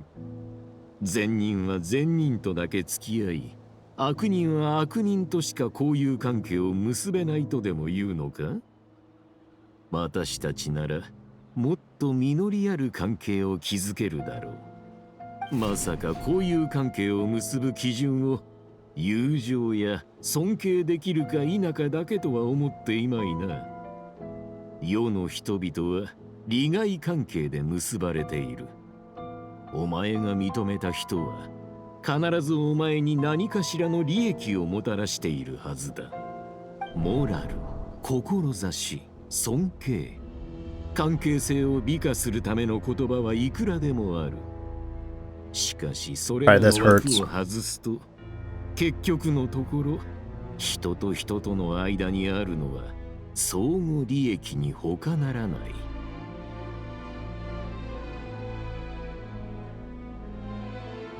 Mutual benefit.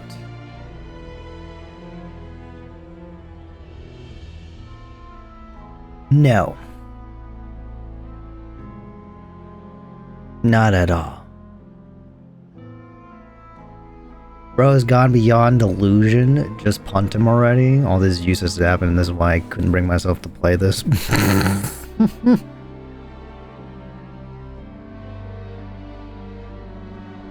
I'm friends with the friends I have because I like them and I enjoy them. Their company. What you're spouting is utter gibberish and garbage.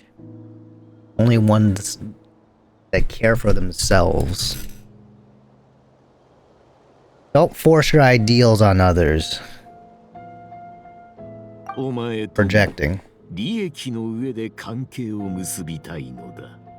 博士が言ってることは本心みたいだし、私を捕まえるためにずっと計画を練ってきたんだと思う。でも一体何を企んでるの？相手は今3月の力を持ってる。正面から戦っても勝ち目は薄いよね。ここは相手の話に合わせて様子を見よう。相互利益って言ってるけど、そもそも3つの月を持ってて神を名乗ってるあなたに手に入らないものなんてあるの？いい質問だな。だが答える前に同じ問いをお前にしよう。コロンビーナとの協力は確かに得難いものだが、月髄は今私が握っている。しかも私の方が彼女よりも完璧だ。この人造月髄はテイワットに拒絶されていない。その身分と血筋は旧世界の誇りではあるが、それは同時に彼女の枷であり、永遠にテイワットに溶け込めなくしている。だが私は、お前の目に強盗として映っているこの私は、それを超越したのだ。You're saying that you're trying to replace her.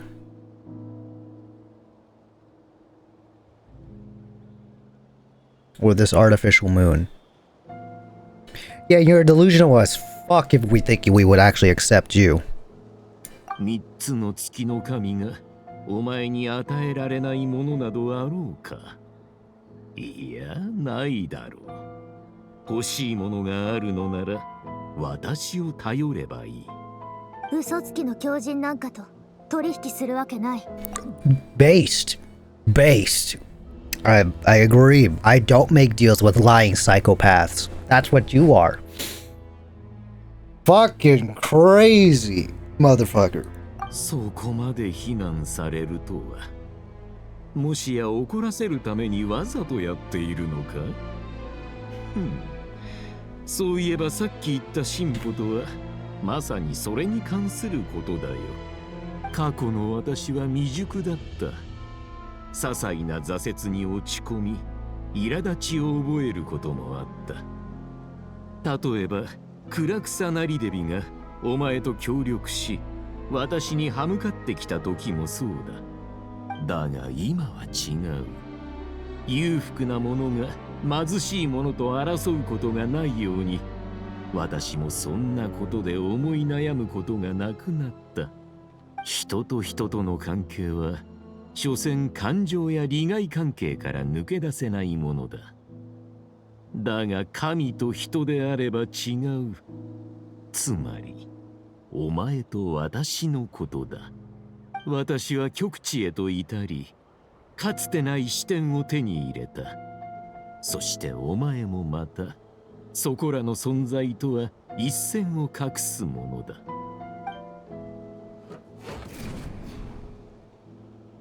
降臨者よ、世界を見せてやろう。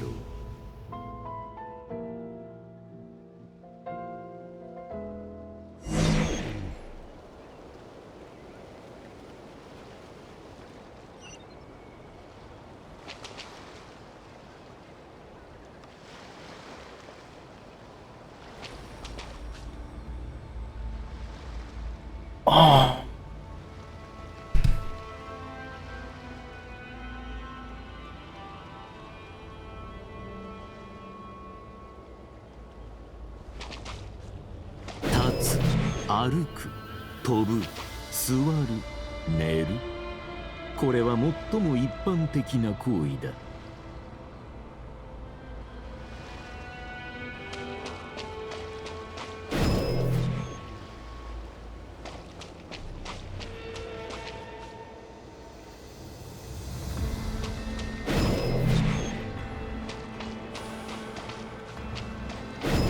なぜ人はその枠にとらわれ続けるのか。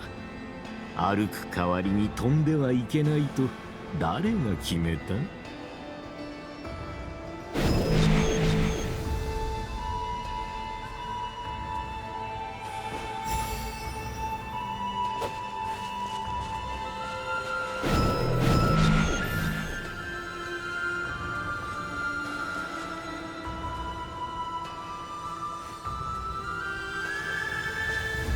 ？What the fuck have you done to my game?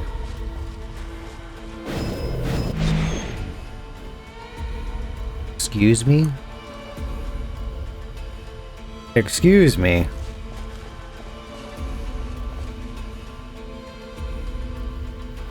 お前の能力や経験からすれば、天理の下に生、死、時、空を司る四大執政が存在することをすでに知っているだろう。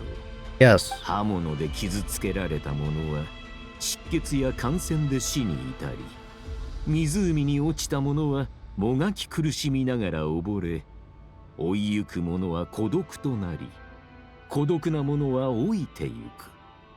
そして新たな命が生まれ、同じく苦難の道を歩み始めるのだ。この4つの事象が世界を形作り、人間を束縛する。だがあの者たちはその枠を超え、天より授かった権能を自在に操っている。人は公平を望むが、この世に公平などはあるだろうか。神が地にひれ伏し、生きとし生ける者のしもべであると認めない限り、公平など花から存在しえない。ルールを定めたのは誰か。我々を束縛する権利を持つのは一体誰なのか。肉体の限界は否定できるものだ。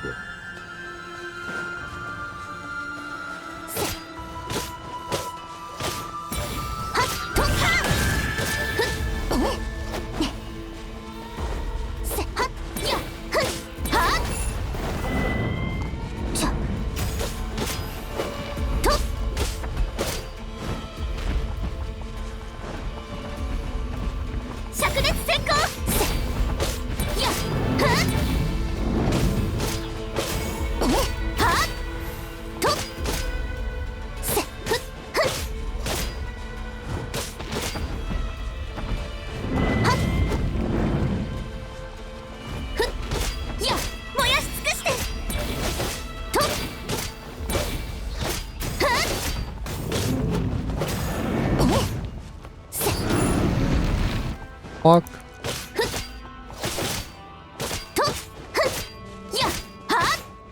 Why does they keep resetting themselves? Does it actually want to use this shit? I reject him though. I don't want to use this bullshit powers. It's immune.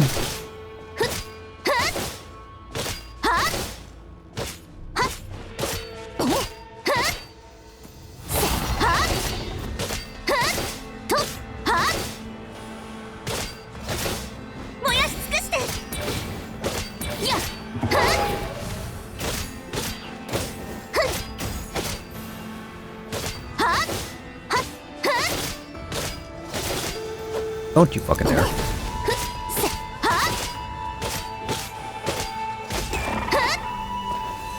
Oh no.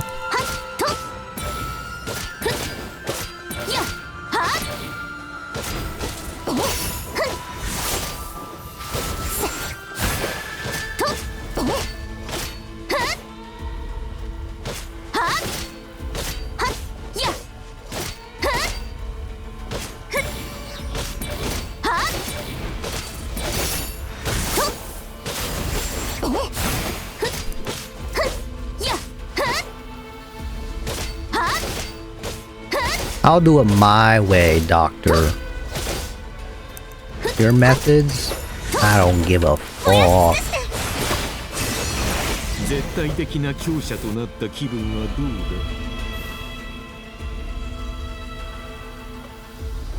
うだ No. 肉体が魂と思考を縛る力はお前の想像をはるかに超えるものだろう。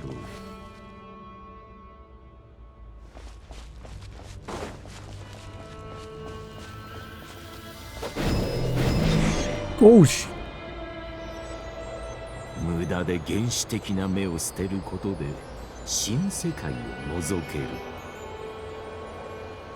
過去の私たち、そしてこれまでのお前たちはなんと浅はかだったか。世界の真理が生、死、時、空よりも古い3つの月にあると気づけないとは。そこから私はある実験に至った。抑圧された本性、追放された力、そして支配された魂。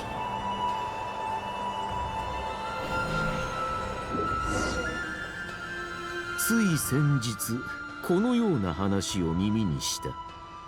評論家たちが物語を読むうちにある事実に気づいたそうだ。絶えず努力を重ね前へ進み続けるのはいつだって悪役だと。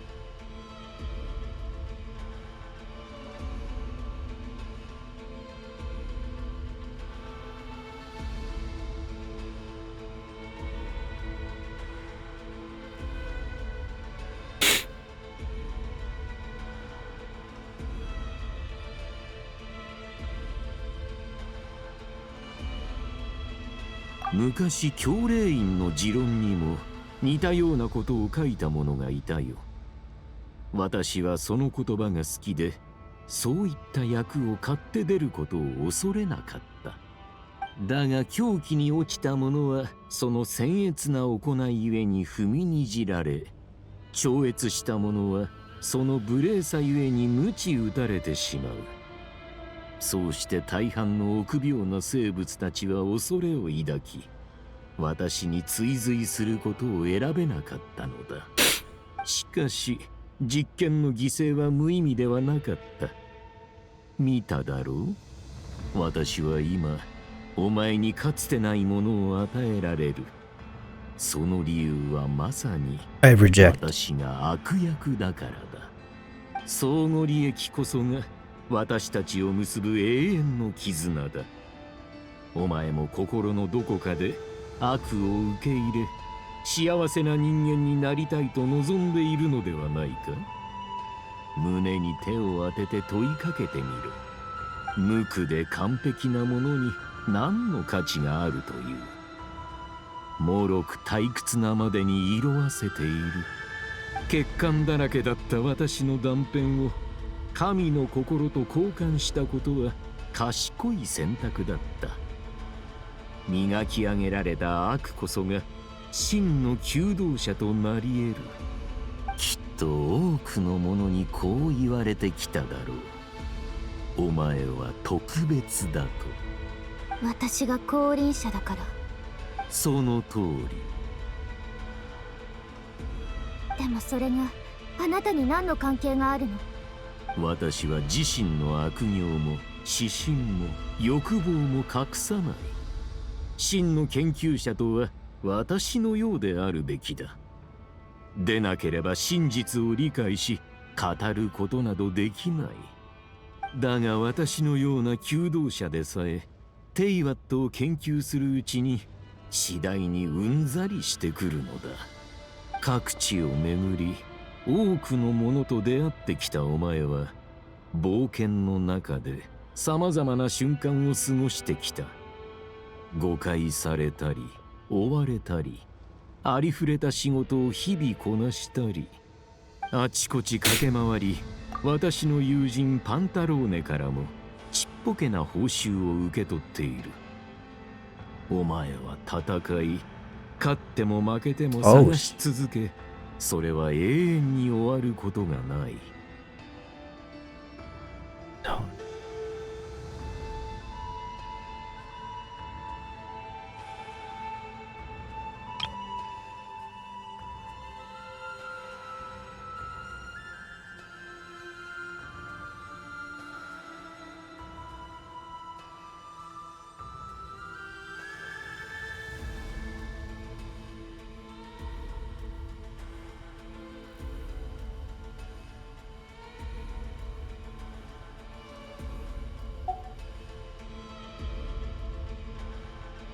退屈だと思わないのか、この繰り返しの日々を。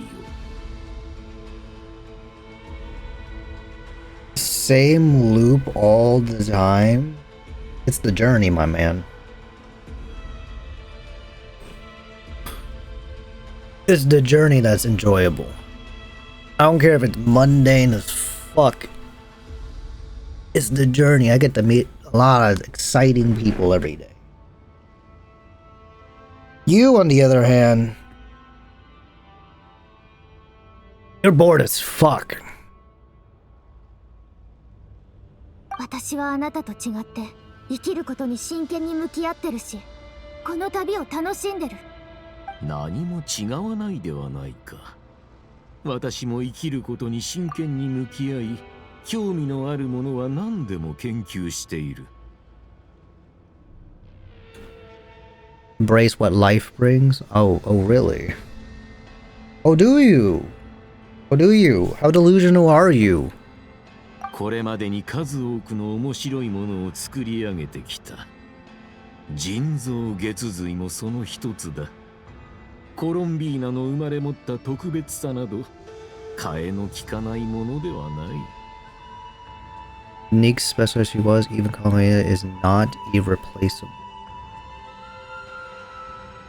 いい加減にして。あなたのせいでコロンビーナは消えたんだよ。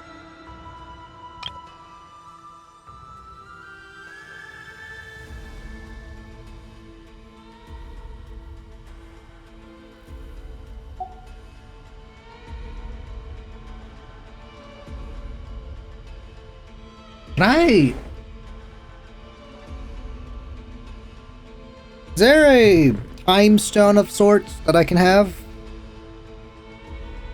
I'd like to get the time stone, my hands on a time stone.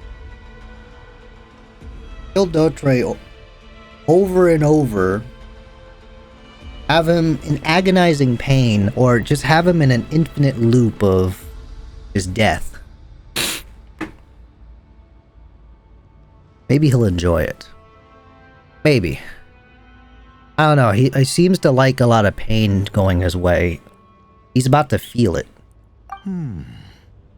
別に怒らせようとこんな話をしたわけではないのだが、そもそも怒る必要などないはずだ。コロンビーナがお前のためにしたことを私ならもっとうまくやれる。You know, there's a difference between you and COLUMBINA. One, she's not a psychopath like you. But two, she makes mistakes. Unlike you, who thinks that everything needs to be perfect. And that doing it better is good. No, it's not.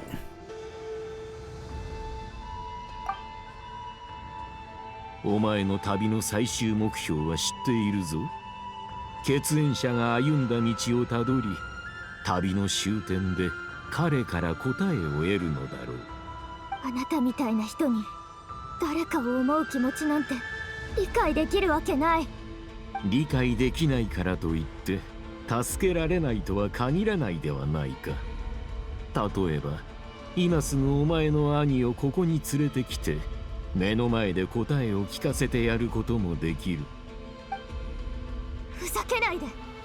あなたなんかに私とお兄ちゃんのことは永遠に分かりっこない。誤解があるようだな。私は3つの月の力を持つがゆえにそれを約束できるのだよ。 Offer it to someone else. ところでお前はなぜこの世界を旅している？心の底から旅を望んでいるのか？それとも避けようのないものだからか？これまで費やしてきた時間、乗り越えてきた苦難、それらは本当にお前が望んだことなのか？未知の答えに追い立てられているだけだと考えたことは、多くの友を得てきたお前だが、心の奥底にある空白が何を望んでいるのか、それを理解してくれる者は誰一人いないのではないか？お前が求めているのは家族か友人か。彼らはそれを知りながら何もしてこなかった。そうだろう。だが私は違う。私は親切だからな。実験に協力さえすれば、その見返りとしてあらゆる無意味な抗いと旅を終わらせて。 Oh, you did not just insult my journey.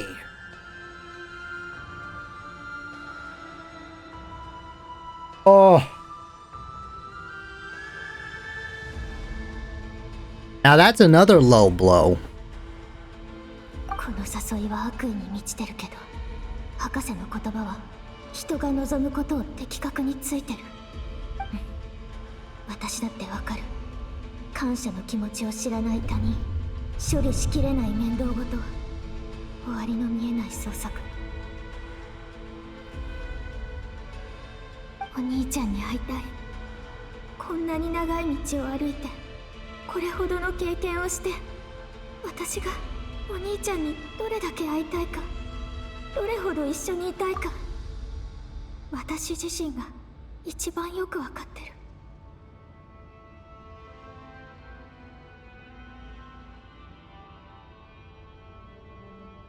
今この瞬間、お兄ちゃんもどこか遠くで私のことを思ってくれてるのかな。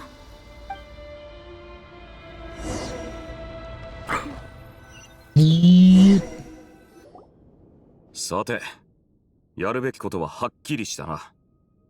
これから各組織と連絡を取り、住民に状況を説明して避難させなきゃならない。などくらいの住民は四方に散っている。人口が最も集中しているのは南に位置する3つの島とピラミダだ。ヒーシ島とナシャタウンはラウマさんに任せていいだろうか。ファデュイの面々とピラミダは私が引き受けよう。ああ、私はナタとスネージナヤの双方に援助を要請するつもりだ。実験設計局を境に北側の者はファデュイ部隊と共にスネージナヤへ向かってもらい、Wonder trade.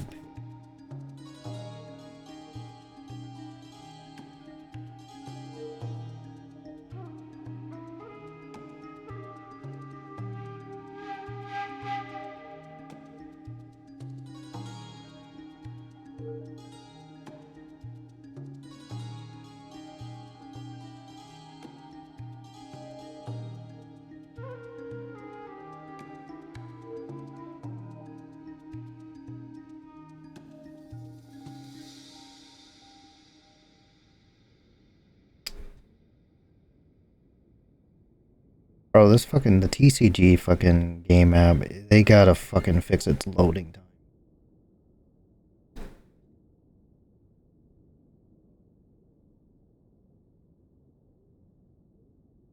Oh shit for no reason.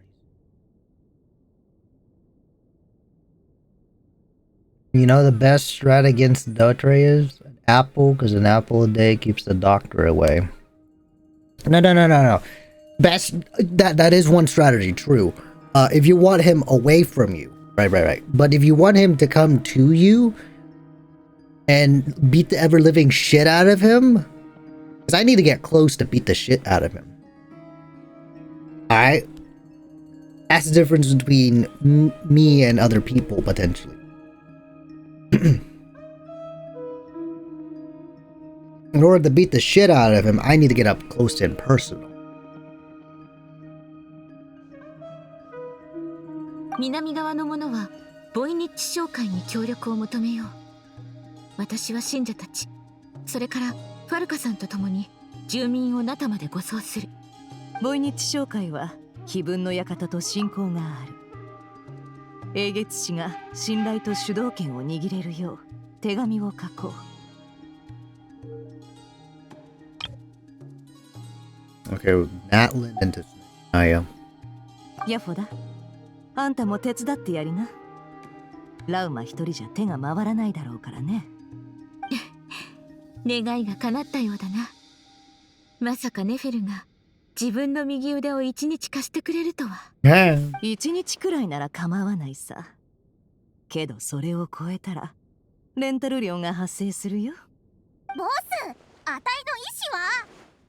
の意志は？おっと、悪かったね。じゃあヤフォダはどう思ってるんだい？姉さんはあたいの大切なボスで、シカ姉はその目を直してくれた。だから蒼月の子で 2,3 日くらい手伝ってもいいって思ってる。 2,3 日ね。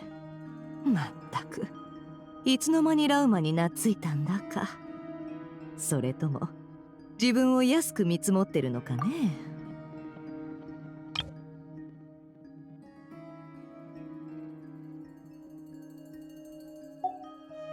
Bro just pulled out JoJo Part 3 Dio vs. Jotaro script. Exactly. ところで、姉さんは一緒に来ないのか？全員で住民の対応に当たったら他の仕事をする人がいなくなるだろう。サンドローネはコロンビーナが死ぬわけないって言ってたし、旅人も助けないとならない。困ったもんだよ。姉さん、あたい心配だよ。避難対応が済み次第そちらに合流しよう。合流？そんな必要があるなんて言ってないけど。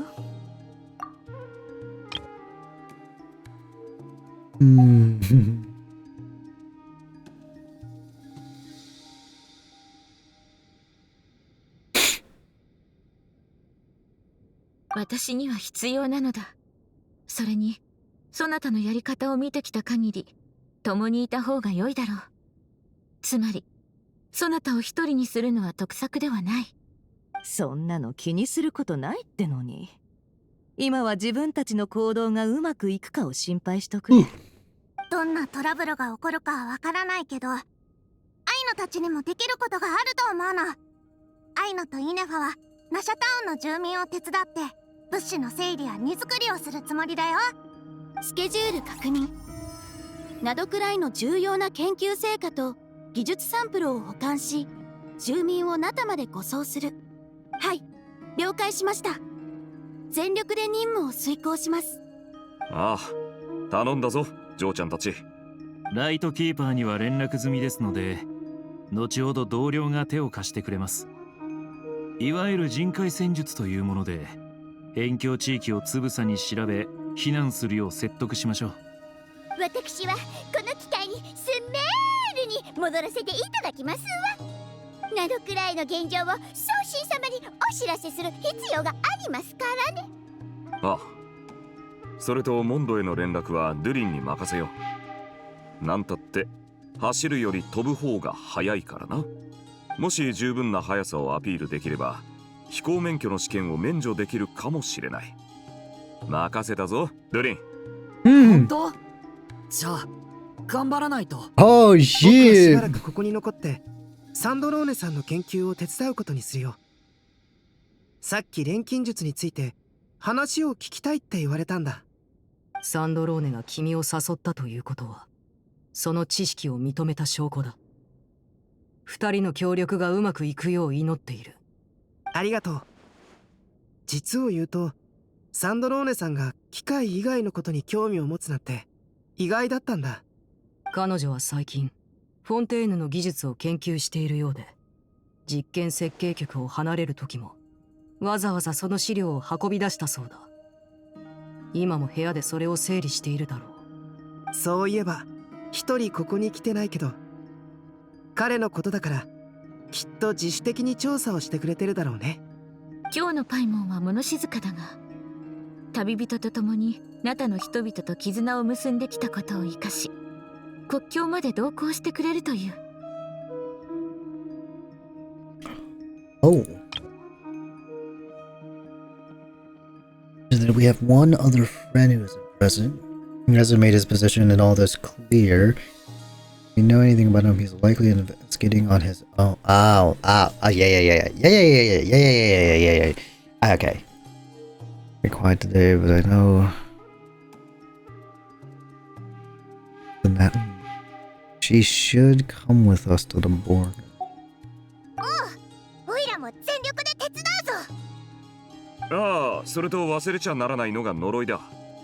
サンドローネが言ったように、一部の者はドットールに呪いをかけられちまってる。絶対に国境を越えるな。などくらいから離れないようにしてくれ。あと、俺自身はコロンビーナの無事を信じちゃいるが、事態は深刻だ。万が一のことも考えるべきだろう。そして旅人の救出も大事になる。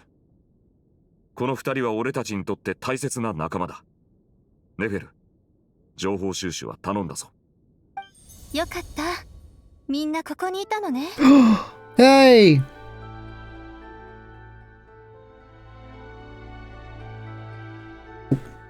この声。Nako! 急に頭の中に声が不思議。ごめんなさい。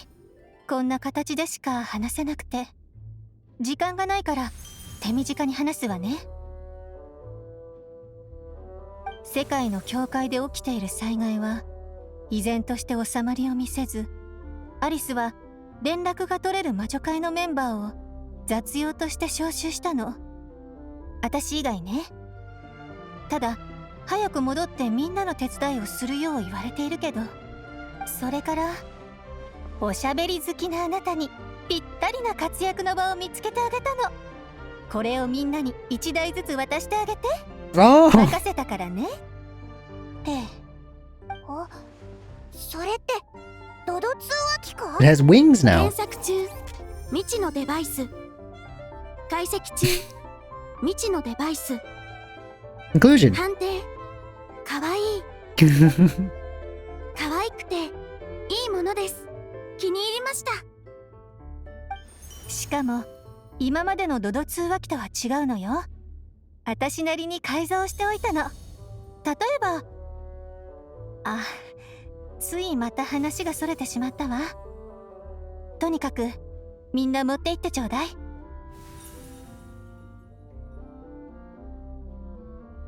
この装置があればナドくらいのどこにいても会話ができるようになるわ。もう行ったり来たりする必要がなくなるの。すごい技術だ。ニコさんの力かい？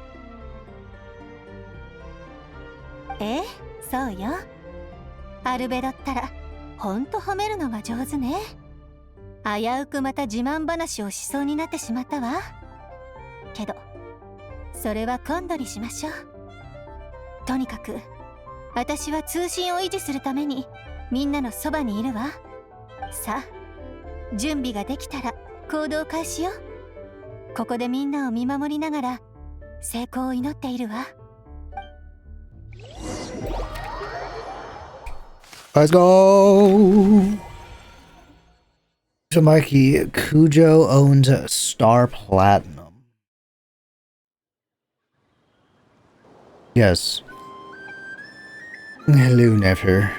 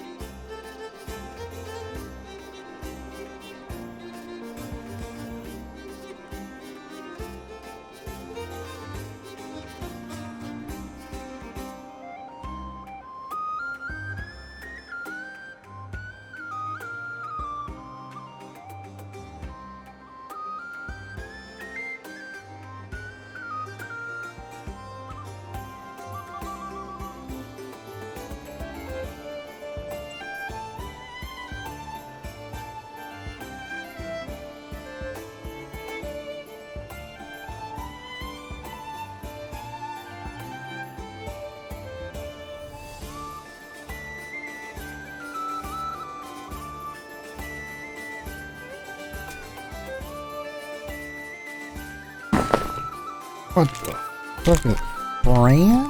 Who the fuck is this character?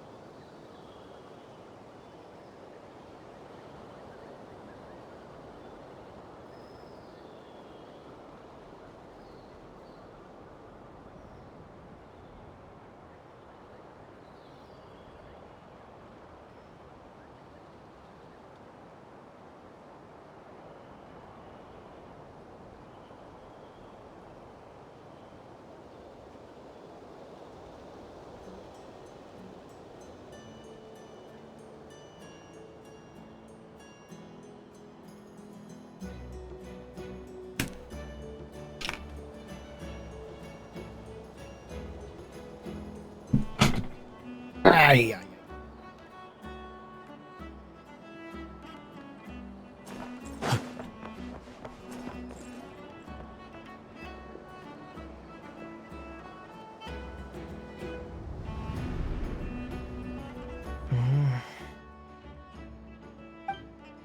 のフリンズさん、ちょうどいいタイミングでいらっしゃいましたね。僕も今しがた到着したところです。いるが坊ちゃま、お気遣いありがとうございます。ただ少し前からこちらにいたようですが。見ていたのになぜすぐ声をかけてくれなかったんですか？あなたがどのくらい座っていられるのか少々気になりまして。そもそも僕が近づいていることに気がつかなかったのですか？それはフリンズさんがいつも音もなく出てくるからでしょ。気づかなくて悪かったですね。それに何度も言っていますけど、坊ちゃまなんて呼ばないでください。本物の坊ちゃまってわけでもないんですから。礼儀作法をわきまえている方を坊ちゃまと呼ぶことに間違いはありませんよ。フリンズさん、いやフリンズ様、お願いですからそうやって人を持ち上げないでください。おべっかを言うのが好きすぎませんか？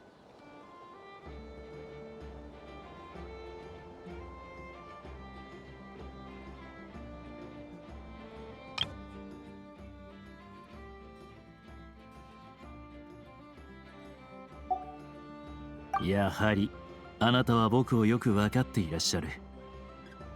新しい友人たちは僕を褒め上手だと言っていましたが、あなたもそう思われますか？みんな君の性格をまだ把握していないだけですよ。フリンズさんはいつも褒めて褒めて相手を舞い上がらせて、そのまま天まで登っていく様子を見るのが好きなんでしょ。僕は今その人たちが良い知らせを手に戻ってきてくれることを心から願うばかりです。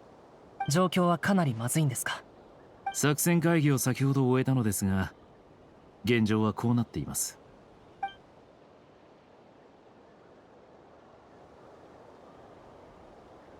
つまりピラミダの住民を全員避難させた上で、ライトキーパーからも人を派遣し、などくらいの辺境地域をくまなく見て回るということですね。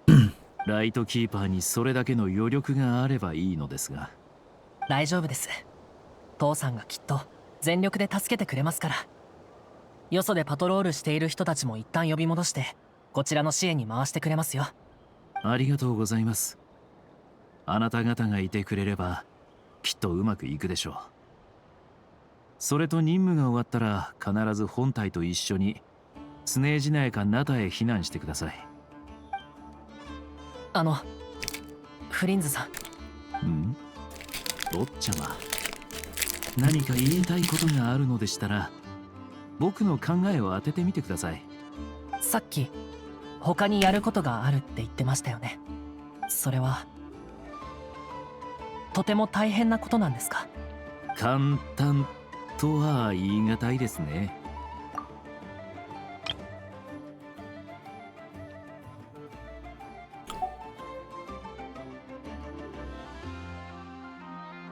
君はライトキーパーの一員として危機が迫るたびに立ち上がり、人々を守るべき立場にあります。けど今から直面することはなんだかこれまで以上に危険な気がして、などくらいは住民全員が避難しなければならない事態にこれまで一度も陥ったことがありません。フリンズさん、君は皆さんと一緒に避難するつもりがないんですよね。あまり出過ぎた真似はしたくありませんが、フリンズさんが無理に戦う必要なんてないと思うんです。実は呪いをかけられてしまいましてね。この呪いはナドクライを出た瞬間に発動する可能性が高いと言われていますので、離れることができないんですよ。これを解決するためにも僕は動かなければなりません。そんな、どうして呪いなんか。自分の理想のために他人を踏みにじる者はこの世に少なくありませんからね。僕は怒っています。フリンズさん、君は軽く言っていますが、どれほど深刻なことが分かっていますか？そうですね。それがどうかしましたか？どうかしましたかじゃないですよ。僕は怒っているんです。おや、弱りましたね。起きてしまったことは仕方ありませんし、そのために僕は行動しなければなりません。怒っていらっしゃるのなら水でも飲んで落ち着いてはいかがでしょう。ちょっと、僕の怒りなんてどうでもいいってことですか？あんまりです。では心から遺憾の意を表します。そうですね、今度灯台にお越しください。一緒に釣りをして肉でも焼きカードゲームをしてそれから日光浴をしましょう。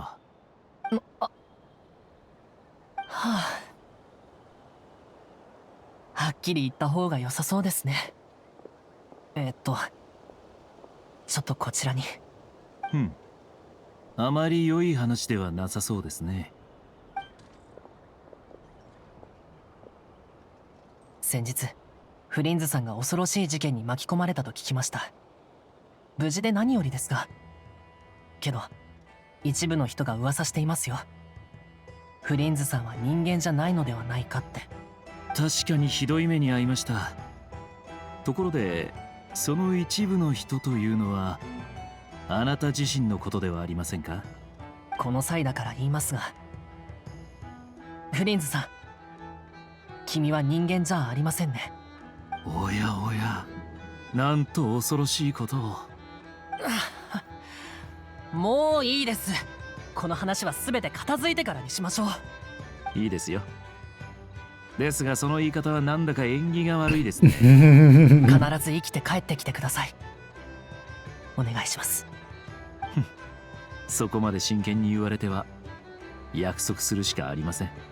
それと代わりに同僚たちへお礼を伝えておいてください。皆さんのご協力に感謝します。行動する際は安全を心がけるようにと。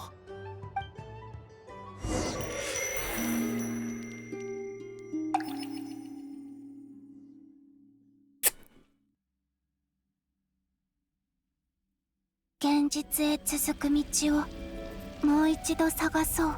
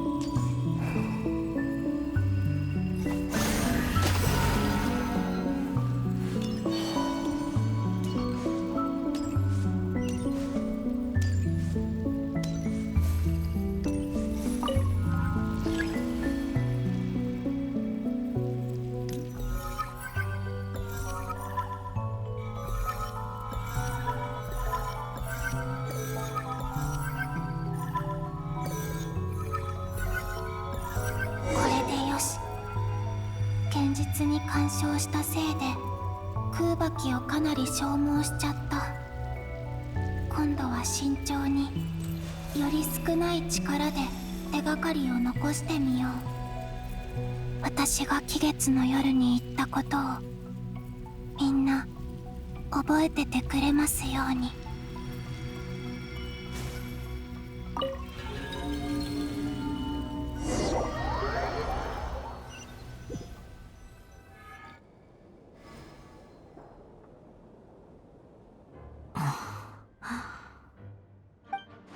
ここにもない。フリンズ。おや、ネフェルさん。ここで何してるんだい？まさか。上に人員を増やすよう伝えてほしいとイルーガ坊ちゃまに話してきたところでして、用事も済んだのでこの辺りを見て回っていたんです。そういうあなたもどうやら同じような考えを持っていて、しかも物事の裏を考えずにはいられない性格のようですね。ああ、旅人の情報を集めながらいくつか推測を確かめたいと思ってね。それにドットーレに対抗するには相当な力がいる。旅人を救出するためにも希望の持てる答えが欲しいのさ。あんたもコロンビーナがそう簡単に死ぬはずないって思ってるんだろ？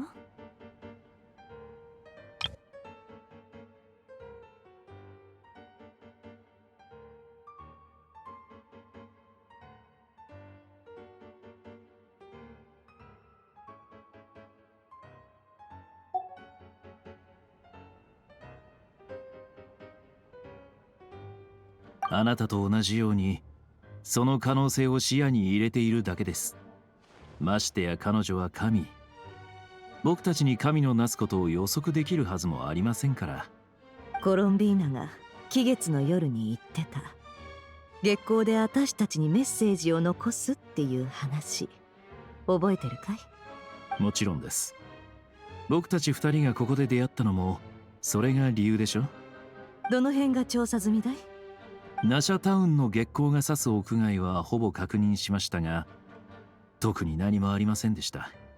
私も碑文の館と手がかりがありそうな屋内をいくつか確認したけど、同じく何もなかった。ナシャタウンで見てないところはフラッグシップの部屋ぐらいかね。でもここに来たのは単なる消去法じゃないよ。ほう。他にも何か理由が？結局例の謎の助っ人が誰か分かんなかったぞ。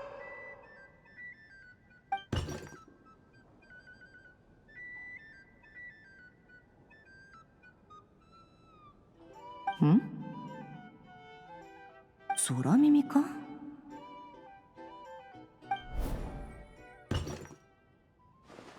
うん。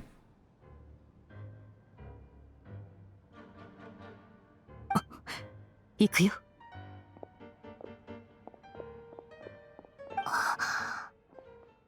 どうしよう。入ってすぐ花瓶を倒しちゃった。この空間に入った時に発生した空気の波が原因かも。でも私が追い出される気配はまだないみたい。気をつけていれば私の影響だと見なされないのかな。ここってフラッグシップ？確か旅人はここに泊まってるって言ってた。外の酒場の方には行ったことあるけど、ここは初めて。この空間は一体どういう仕組みなんだろう。でも確かなのは、これは単なる思い出じゃないってこと。旅人の話だと部屋はそこだったはず。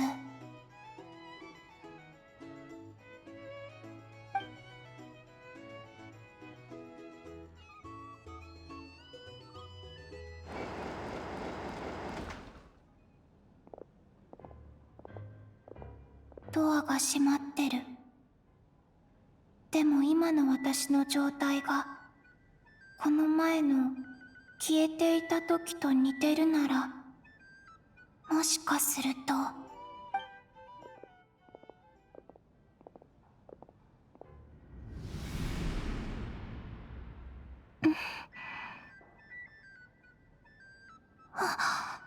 入れた。旅人とパイモンはいないみたい。旅人、ドットーレと戦った後、大丈夫だったかな。今はそれを考えてる場合じゃない。まずは旅人たちに手がかりを残さないと。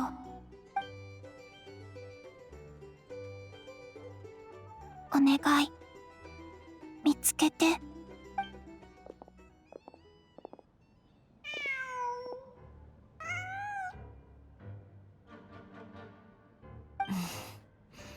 なんだ、猫かい。この猫以外、これといったものは見当たりませんね。確かあんた、ここで一晩か二晩過ごしたんだっけ？はい。月の狩人レリルが現れる前のことです。その時に旅人さんと初めて出会いました。ここに泊まった時、何か異常を感じたことは？フラッグシップの夜が墓場と比べて騒々しかったということ以外は何も。そう考えると、旅人さんとパイモンさんは安らぎを与えてくれるお隣さんと言えました。二人の部屋はこっちだね。ええ、そうです。人の部屋に無断で入るのは良くないけど、この状況じゃ仕方ない。ま、後で二人に謝るとしよう。集中して。空気で壁に文字を書かなきゃ。あの期月の夜に私が言ったように、月が輝く夜に窓を開ければ月光に自然と私のメッセージが浮かび上がるの。始めよう。今回は力を緻密にコントロールしないと。Hold to maintain it.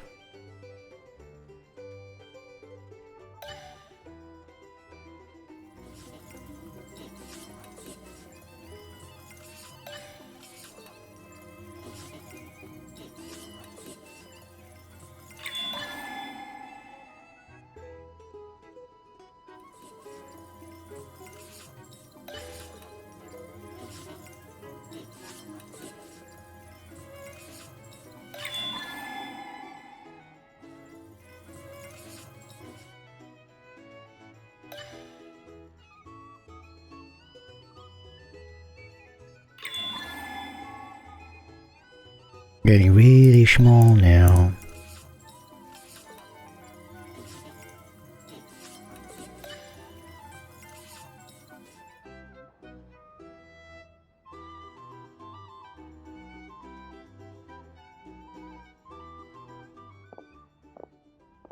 あれ、外から物音。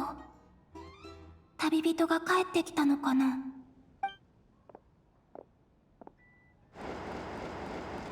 お願い、この文字に気づいて。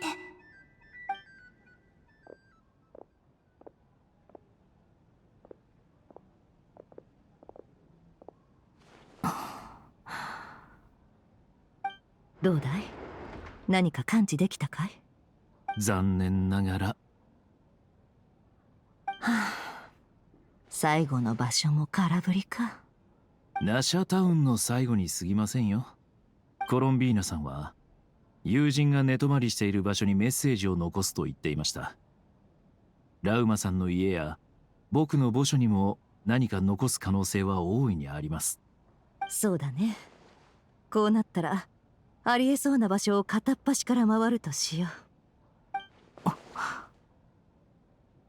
待った。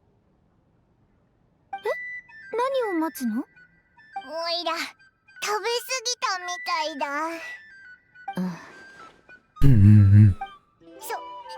な目で見るなよ。せっかくのお祝いなんだし、たくさん食べなきゃだろ。旅人パイモン、よかった。でもお祝い？何の話をしてるんだろう。お前らが月の狩人と戦ってる時、おいらすっごく心配したんだぞ。今ぐらい楽しんだっていいじゃんか。月の狩人、今って月の狩人と戦った後のあの夜なの？こんな前の時間まで戻っちゃったんだ。時間、この空間に入るたびに前回よりもさらに前の現実に戻ってる。しかもどれも私が月の影に落ちるあの時よりも前。私が現実に及ぼした影響は過去で確かに起きてた。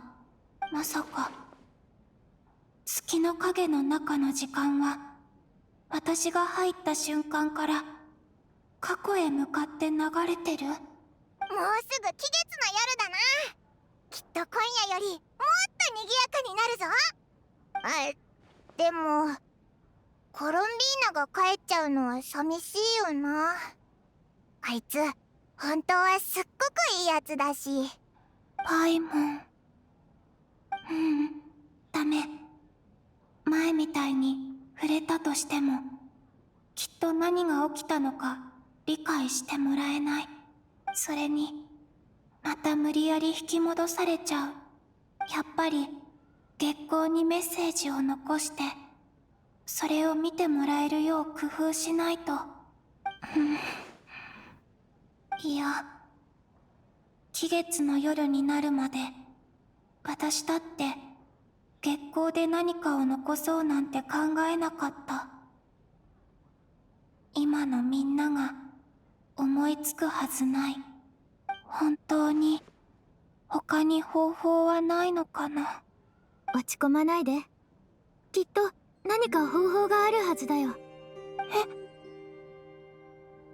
そうは言っても蒼月は偽りの空の向こうにあるんだぞ。それを越えてコロンビーナに会いに行くなんて、そんなことできるのか？今は無理でもいつか方法が見つかると思う。そっか。ひひお前っていつもポジティブだよな。今、いつか。そうだね。今の私にはまだできることがある。何をするおつもりですか？フリンズ、あんた隣に泊まってた時窓を開けたことはあるかい？いいえ、この暗くてジメジメした部屋の窓は埃まみれな上に古く立て付けも悪かったので、月光さえ通しませんでしたから、わざわざ開けようとは思いませんでした。月光。ああ。あなたが何をしたいのか分かった気がします。少々お待ちください。店主がまだいるか見てきますので。いや、そんなことしなくていいよ。今は一刻を争うからね。Oh. 時間。今のみんなは私の書いた文字に気づかないかもしれない。でも期月の夜の後なら私の言葉を思い出してくれる人がいるかも。私の知ってる情報をできる限り書き残さなきゃ。そうすればいつかきっと。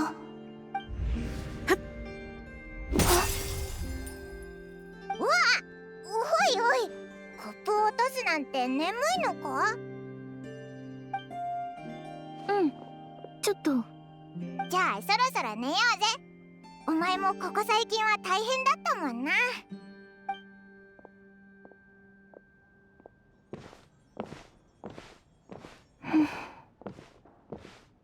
本当にお疲れ様。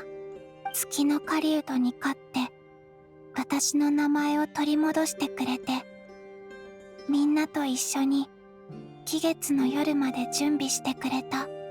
今も君はきっとどこかで運命の不条理と戦ってるんだろうね。私が残せる情報はこれくらいかな。はあ、ずっとここにいられたらいいのに。でもそろそろ行かなきゃ。次の時間でもまた君と会えるといいな。もし叶うのなら私きっとみんなのところに戻るよ。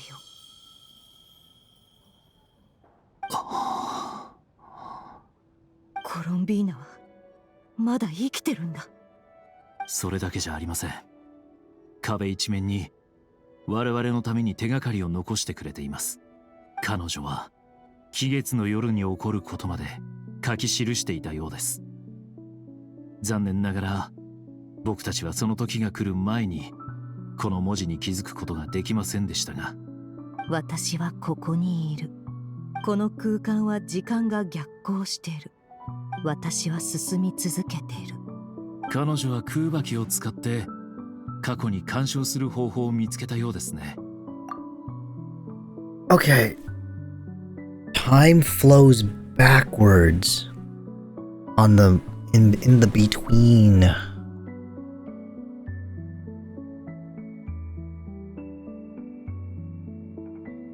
So she's experiencing all those events, but in the reversed order.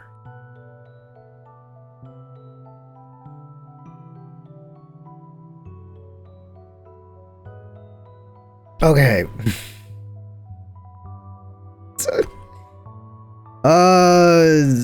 My brain.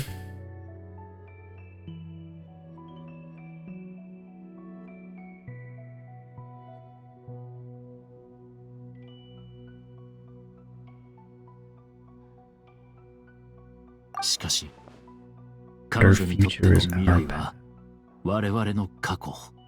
Her future is our path. You're right, she's experienced past events, which is...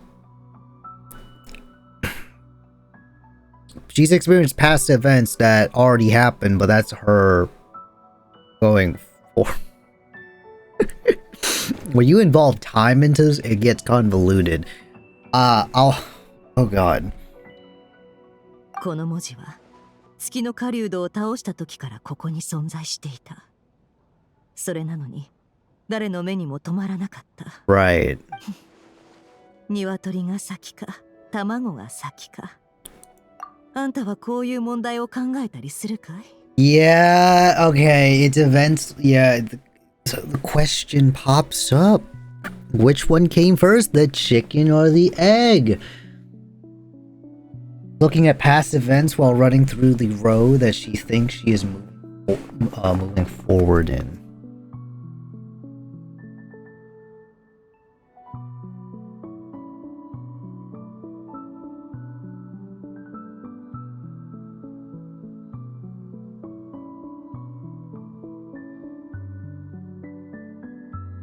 Now there's the other thing of alternate timelines as well, if we want to get into that. What other timelines are there, potentially? 存在と起源についての哲学的な問いでしょうか。そういったことは心に余裕がある時間にしか考えません。私は考えない。起きたことはすべて規定であり、経験したことはすべて事実である。商人。正確に言えば情報屋はその2つから伸びる手がかりを頼りに未来の行方をつかむんだ。参考に値する考え方ですね。考え方というよりは生き方だね。行くよ。みんなと共有すべき情報が壁一面にある。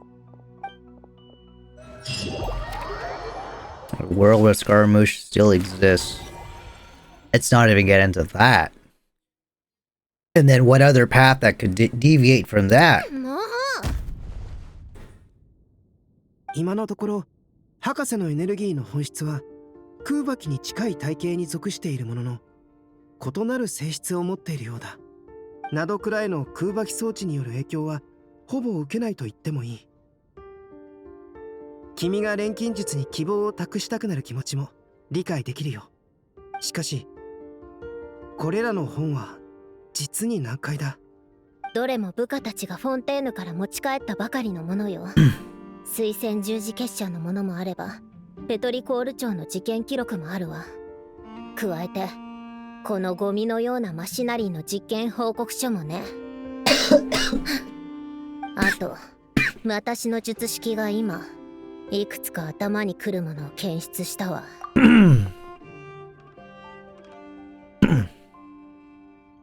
Something really annoying. Is that something that's really annoying me?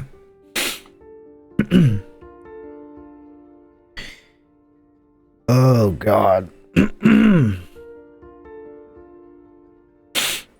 頭にくるもの？テイワットの空には複数の月が浮かんでいるでしょ。ずっと前に術式で確認した時は言い伝え通り3つの月が世界に存在していたわ。でも今スキャンしたら4つになっていたのよ。一つ増えた。ええ。最初は月がまだ3つあればコロンビーナも生きていることになるんじゃないかと思ったんだけど、でもその瞬間ある違和感が芽生えたの。3つの月のうち無事なのは蒼月だけ。他はどれも残骸よ。砕けた月が生きているものとして認識されるはずがないわ。だっておかしいでしょ。死んだ月が生きている月と同じように扱われるなんて。これじゃ月神の生死の判別には使えないわ。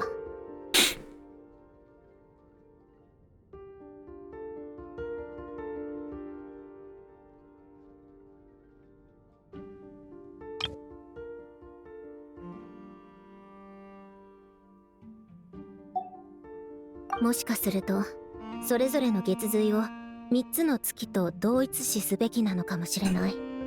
そう考えると死後に残された3つの月髄が今なお月として認識されてもおかしくないわ。なるほど。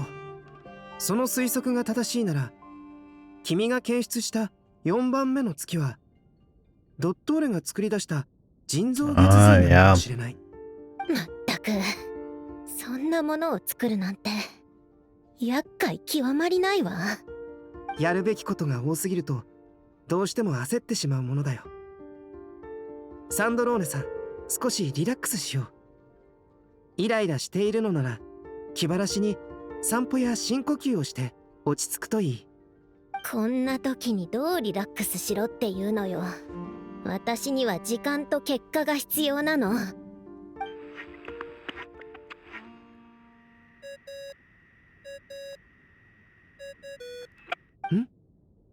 フリンズさんからだ。こいつの音ほんとイラッとくるわね。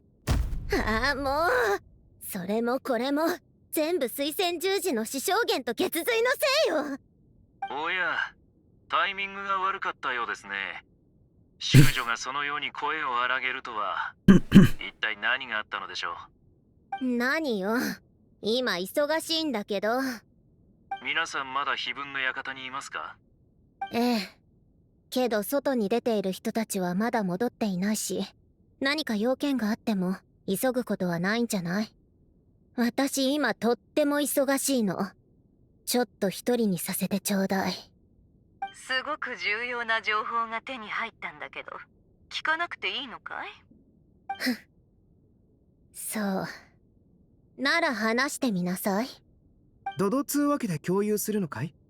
普通の情報だったらそうしてたけど、今回のはちょっと複雑でね。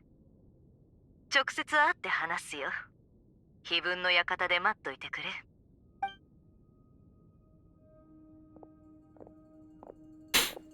それでその情報って？外に出ている方々や避難民の護衛をしている方々はまだ戻られていませんが、先に重要な情報だけお二人にお伝えします。サンドローネ、あんたの考えは正しかったよ。コロンビーナは多分まだ生きてる。間違いなくここ最近で一番の朗報だね。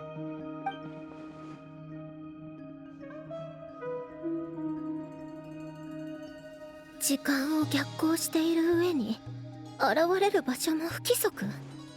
あの子決心って思ったよりずいぶんしぶといのね。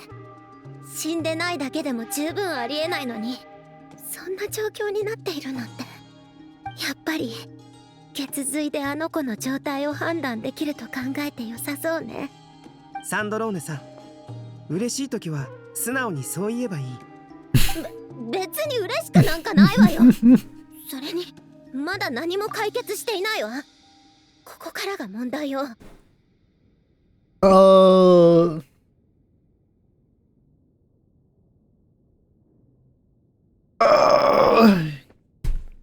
She's the biggest tsundere there is for her, but she won't admit it.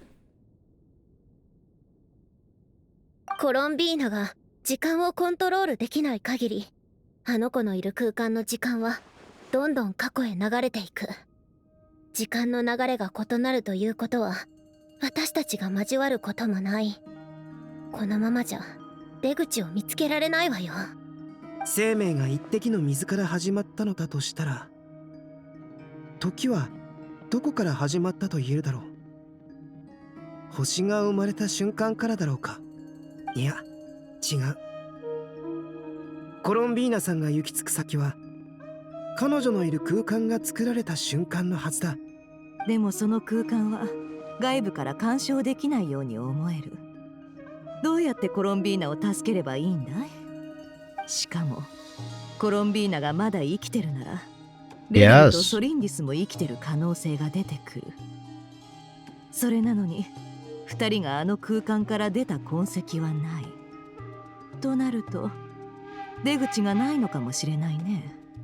その点に関しては僕もネフェルさんと同意見です。確かにあなたたちの言い分ももっともね。とりあえずさっきの情報は全て記録しておいたわ。君の研究の役には立ちそうかい？ドットーレのエネルギー領域を突破する役には立たないけど、何がどうなるかは誰にもわからないわ。記憶よりも記録の方が確かなのは事実だし、このぐらいの労力は払うわよ。Old school. 失礼させていただくわね。アルベドから貴重なアドバイスをもらったことだし、これから静かな場所で研究に専念するわ。ああ、私はここに残るよ。他にやりたいこともあるしね。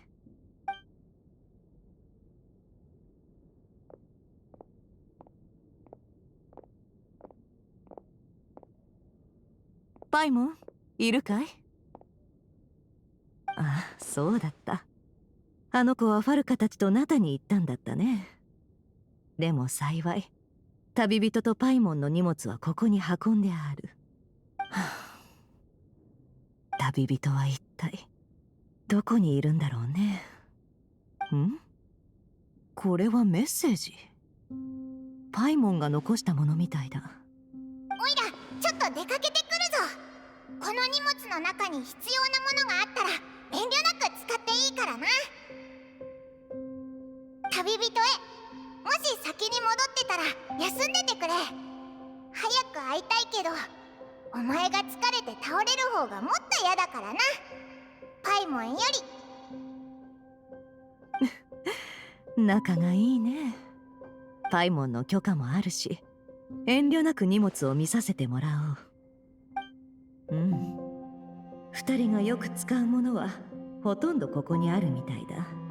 へえ、丁寧に整理されてるじゃないか。誰がやってるんだろうね。これは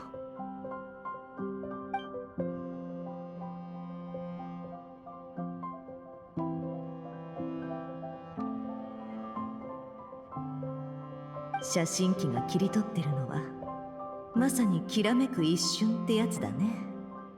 しかも一番仲のいい人だけが見られるものだ。写真は撮影者の思いで溢れてる。これが上の方にあったのはパイモンが手に取って眺めてたから。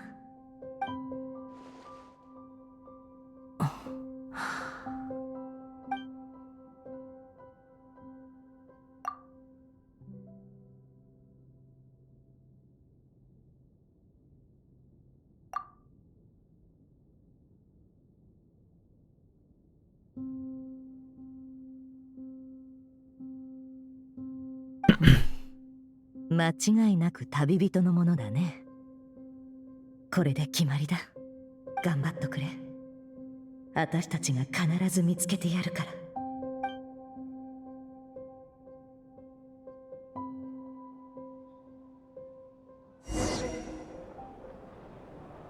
Hold up. Excuse me. ブロンニア、世界式で検索して関連性の高そうな本を持ってきてちょうだい。Replay Polonia? No way. Okay. Replay the big mech boy. Also, despite how much we always fight me a lot of the time roasting Paimon figuratively,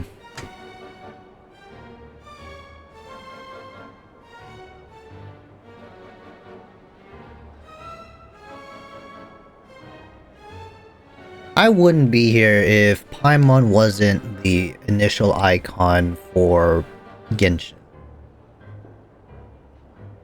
We started with Paimon and we're gonna always be there.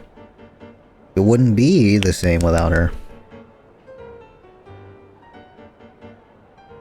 Sure, despite all the constant nagging. Collect the correct documents. Can I just march on out here with Polone? Was not I thought we would play Columbina, but okay. Oh, not Columbina, Sandrone. You play the big mech boy. Look at him go.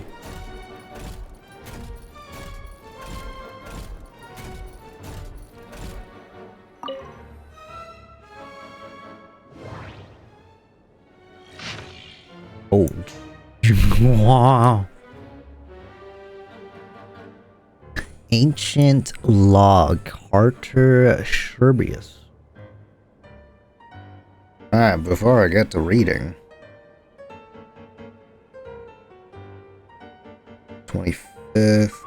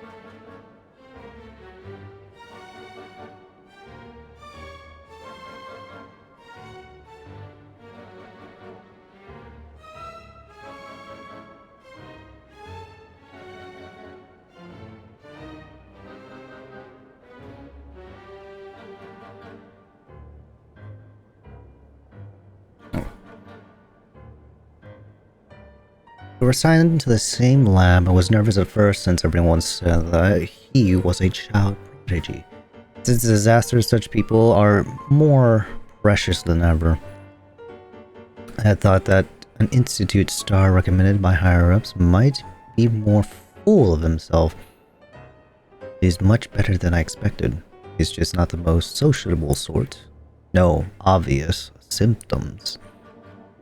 Made a huge mistake and knocked over an ancient geometry machine. It took a lot of effort to bring back from the desert ruin. The machine came to life and made a huge mess of things. Though he's a lot younger than me, he's really smart. I can't believe that he managed to tame the machine. Maybe taming isn't the right word. Maybe the other engineers will look down on me for using it. But it really did feel like taming. I know modern clockwork machines well enough, so I can see the huge technological gulf between the two. Even disregarding construction, we will make little meaningful progress if we do not resolve the power issue. But I still have to be careful. I've never seen Elaine angry. And I don't want to find out what he looks like when he gets angry. 2 minor symptoms. Get the day off. But I could hardly believe it.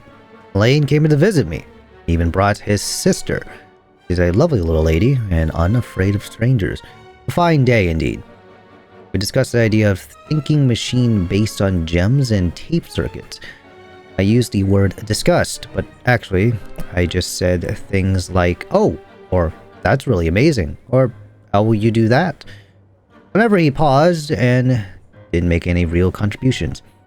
He was really into it, though, and he behaved very differently than he usually does in the lab. His little sister is probably way smarter than I, a research assistant. It seems there are interesting upsides to having my disease flare up. I prefer to return to the Institute and help as soon as I can. The additional machines got here. The previous ones are no longer usable since they were completely dismantled, but it did clear up a few things. At least according to him. Something about it being driven by the elements in the ley lines, an interaction we cannot recreate with our current level of our industrial precision and material science. I helped to compile the report, but there's so much I couldn't understand. Apparently, lots of people are secretly unhappy with Elaine. Unhappy that Elaine is getting more research resources than they are. But if you ask me, everyone's smarter than me.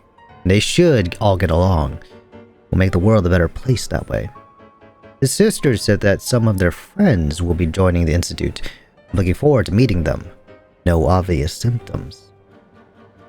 Joined the lab as new partners, and now their conversations are doubtly confusing. Oh, I understand every word of it, word on its own just fine, but once they start string them all together, I can't make heads or tails of it. Jacob is really the only one even close to being at the same level as me. I feel ashamed just writing that. An adult looking for reassurance from a child as young as he is. I feel like I've lost all self-respect a grown-up should have. Based on their research on prime energy machinery, seems like they decided to adopt this name. Elaine and Rini are thinking of trying to use the characteristics of Osiaphenoma to construct a new kinetic core, 2 minor symptoms. What does this mean? May have contributed, well, maybe? I went on a picnic with Elaine and his sister, Rini and Jacob. It was technically supposed to be a field research, but the idea came from Elaine's sister and me. We thought we'd lived all too little outside of their research, so we asked the Institute's director to arrange something. Treasure Tours, not exactly the most exciting place, but the scenery is quite lovely. Since you can see the Great Waterfall, I brought a camera for the Institute to take photos for them. I do hope we'll have more outings like this one, especially since that means more opportunities to take photos of his sister. Ah! I wonder when it was getting to that. After all, Lade is always working, given how he will not be with his sister as she grows up. These photos will come in handy later when he begins to regret not spending more time with her. Then he'll be able to see how she was at different times, and it won't sting quite so much. If only my family had enough money for a camera. And if only things hadn't gone so wrong, I'm sure my mom would have taken lots of photos of me, Reen, and Jacob, like Elaine's sister. A lot too. When the four of them hang out, she sometimes acts like an older sister to them, despite being the youngest. Fascinating dynamic. Seem to be interested in the ruins and stone statues here. And he also mentioned something about a trope and seals. Trope and seals. Even though we went down there to have a bit of fun for once, they were still thinking about research. No obvious symptoms, took the day off. Elaine's sister came to see me, along with Jacob. Elaine and Rini couldn't make it because their experience are at a critical stage. They didn't have time. They didn't have to tell me any of that, of course. That I was able to help at all despite my limited abilities is already fulfilling. But that Elaine and the Institute's director came to see me separately while I was unconscious. I feel bad that they came all this way for nothing. I wasn't even awake. They'll take some time off, but I hope to go back and help them again soon. I found out that they were graduates from the NAR Institute. And that made me really happy. They talked about the director and the vice director as well as their adventures. And made me feel like a kid again. The only detail that didn't make sense was the cake the vice director made, because it felt like punishment when we had it. After the disaster, I lost contact with pretty much all of my friends. I'm so happy that they were able to find each other again. I wonder how my friends are doing. Probably trying to rebuild the NAR Institute. I've got to go check it out next time. Talked about thinking machine again. I had an idea about making a thinking camera. So that it would take photos of those precious to him while he's busy. I thought it was kind of pointless, but that it had security and surveillance applications. They did it. The light bulb came on. I was lucky to have recovered in time to witness the historical moment. Quite a pity that I hope Rini and Jacob will make the breakthroughs of their own in their own research topics. I also hope we get better assistants than me. No obvious symptoms. Took the day off. There were several visits while I was unconscious. It's a shame all I could do is read the letters they left behind. Jacob left me a note inviting me to his and Rini's lab. There's something they want to talk to me about. I hope I can get out of bed soon. Anne brought flowers for me, but they had wilted by the time I woke up. Took the day off. I was able to get out of bed today. This is where I first met Elaine. For a time afterwards, I documented the experimental procedures and phenomena based on his oral descriptions. While standing here for the first time, he was trying to start up the machinery below in an ill-fitting lab coat. Rini and Jacob later entered through the door, and Elaine would temporarily forget to act the young genius, rushing towards them like an energetic kid. Here I bore witness to the first success-controlled annihilation reaction. The brilliant light cast a deep, dark shadow. I believe history was made in that moment. Was someone like me so excited I knocked over the ink bottle, played a role in the event that will go down in history? Behind the locked door on the other side is Rini and Jacob's lab. It seems access was limited due to the dangerous nature of their research. They are destined to become towering figures in history. As Lane moved to another lab based on his plan. Once the energy problem was solved, he would study schematics. I'll go greet him later. Wonder how Anne is doing now. What manner of beauty will she grow up to be? I'll stop writing here. I don't have much time left. I hope everything goes well. You were not located in.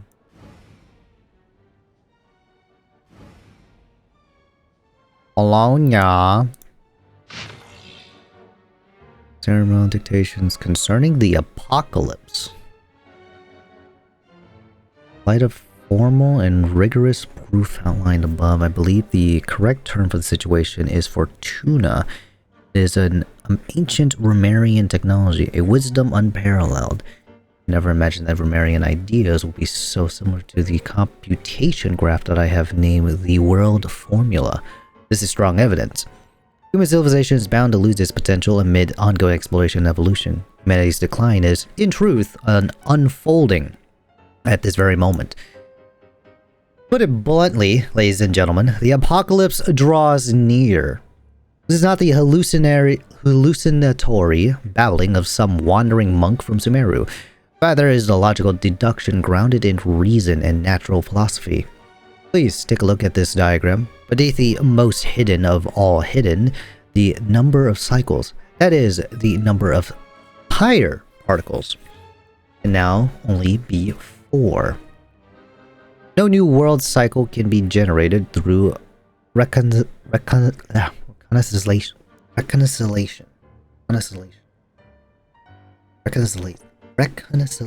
Jesus Christ, English is hard. Fuck me. In other words, the end of this current samsara is the end of infinite light. Ooh. Spark civilization are all but extinguished unless we begin to consider introducing variables beyond the existing system. After all, the world itself is itself the external manifestation of a dream. Therefore, world formula located. I wanted to see the others. And I don't. Look at the other ones. There it is. Oh. Uh-oh. My system seems very reliable. Ow. Oh man.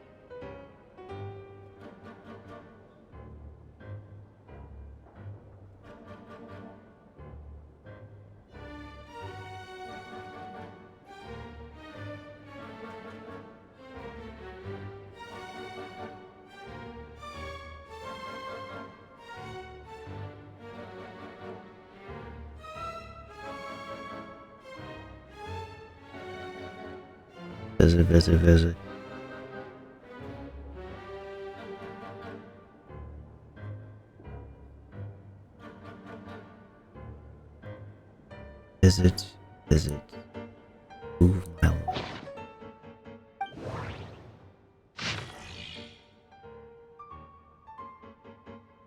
It's a shame we'll have to miss it. I was looking forward to Copulius's new work. Ever since he was a child, he's always been incredibly talented. Out of consideration for everyone's safety, it has been decided that the Institute shall close, driven by the energy and vigor of youth. The young ones are clamoring to go out in battle. I hope someday they will understand the importance of prioritizing post-disaster reconstruction over marching off to die. I fear that I shan't be long before we must depart. We're choosing a good piece of land near Fontaine, or near the Fountain of Lucine, was the post-relocation site. They even say they want to use the land to build an opera house. They'd sooner set faces aflame with shame and laughter. I think that anyone would be so comical. Going to pay our respects to Basil's grave. I hope it turns out like Emmanuel said. However, it's the Institute's responsibility to support gifted and talented youths. That with the newly appointed index. He has a peculiar temperament. Seems more reliable than Leon and those other clowns. If all goes well, it has the potential to completely revolutionize our understanding of Clockwork Mecha. The proposed methodology and plans are reliable, worth paying more attention. Results of early phases have been satisfactory. We will increase our investment. Carter's leave request has been increasing in frequency. Better have someone keep an eye on him. He may be having financial difficulties. Not like it's possible for it to be a family matter. After some consideration, I decided to enroll them and temporarily assign them to the same lab. However, I'm concerned about the impact of their joining after laying on the mental state of others. Must keep careful watch. Still unconscious during the visit, still couldn't speak. Decided to take a blood sample and see if there's a cure or a way to mitigate it. Although the proposed research plan is expected to face challenges in obtaining recognition, I believe it holds significant practical value, so it justifies approval. Toxins remain in the soil and water and have not yet been fully neutralized. Water is producing deformed oceanids. In a way, this could be a reflection of previous events. I only just learned that these are Carl's adopted children. It's a shame that the NAR Institute no longer exists. It could be the biggest breakthrough in the century. It will change all of society. Report mentions abnormal movements. I'll find a chance to talk to Emmanuel about this.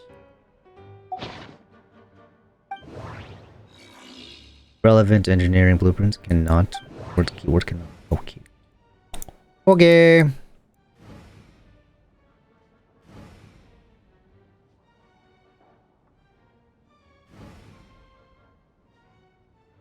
Anything else? I mean, the arrow says there's more. There you go. Lanya was reading. どれどれタイトルはモン・オトンヌキに関する記録世界の滅亡について僕の見解によればこの現象はフォルトゥナと呼ぶべきであるこれは古代王国レムリアの技術であり思考の英知だまさかレムリアの理念が僕の名付けた世界式とこれほど類似していようとはこれこそ有力な証拠と言える人類の文明は絶え間ない探求と進化の中で可能性を失っていくものなのだろう人類の衰退はまさに今この瞬間にも進んでいるのかもしれない文明の灯火は消えかけている外から変数を取り入れることを検討しないか Is that us? 変数って何のことよまさか降臨者 Descenders ドットーレがあいつをさらったのは降臨者が理由だからでしょうけど、3月の力は世界そのものに由来しているわけだし、奴はこれ以上何も必要としていないはず。変数って何に対する変数なのかしら。世界式は世界全体を計算している。そこに変数を導入すれば。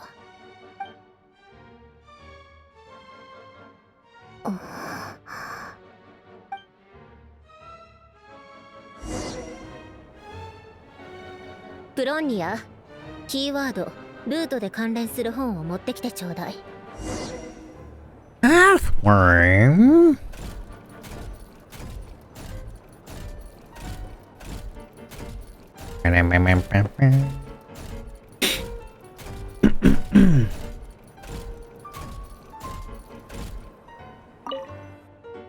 Well, more books, more reading.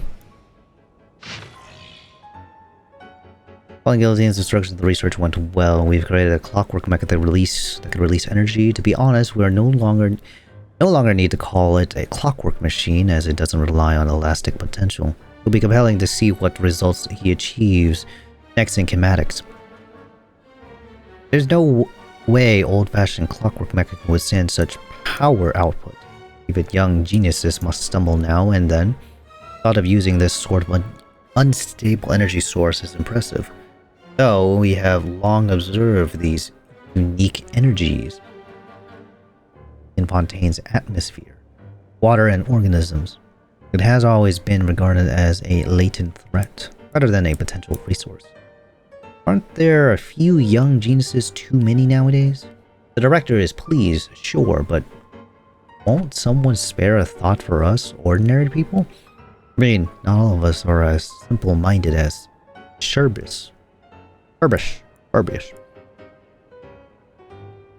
I received a very high rating. If the patent were to be granted, the potential financial gain would be considerable. However, I decided to decline the opportunity because the machine was practically all guillotine work. I can take no credit there. My family was quite angry about it, but as an engineer, one must have at least a little dignity and self-awareness. Still, making improvements and output efficiency has increased. Seems to have been specifically recruited. That's good. Had he continued that line of research, who knows what horrors he might have unleashed. At this stage, we have to pull out. The director says everyone will be given a position and research resources after reconstruction. But I'm afraid if it were me, I would use this as an excuse for a major shakeup. People like me won't get recalled anyway. Never mind. I've been pretty happy these past few days. I guess I'll consider it my retirement. I'll go to the city and open a small workshop. Wearing watches for folks. Cameras too. Right. We'll see if I can make a waterproof clock. With the way things are going, might make a killing in the future. Ah, waterproof clocks. Those did prove useful during the flood.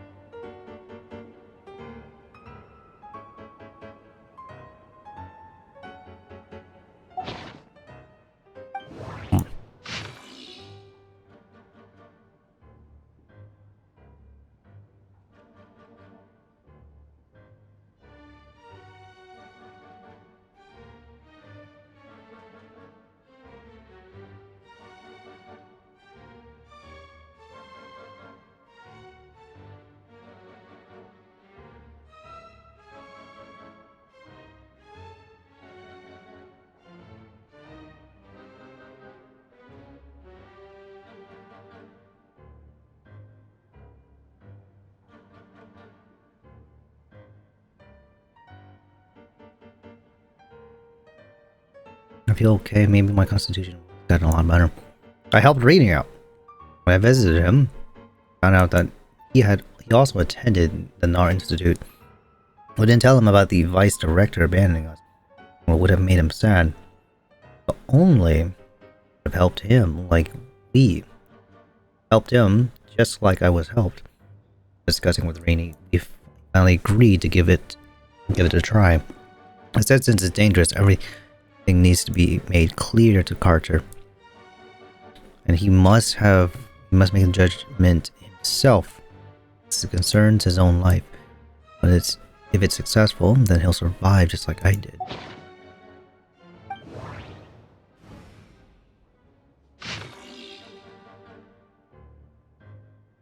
Okay, now we're doing this.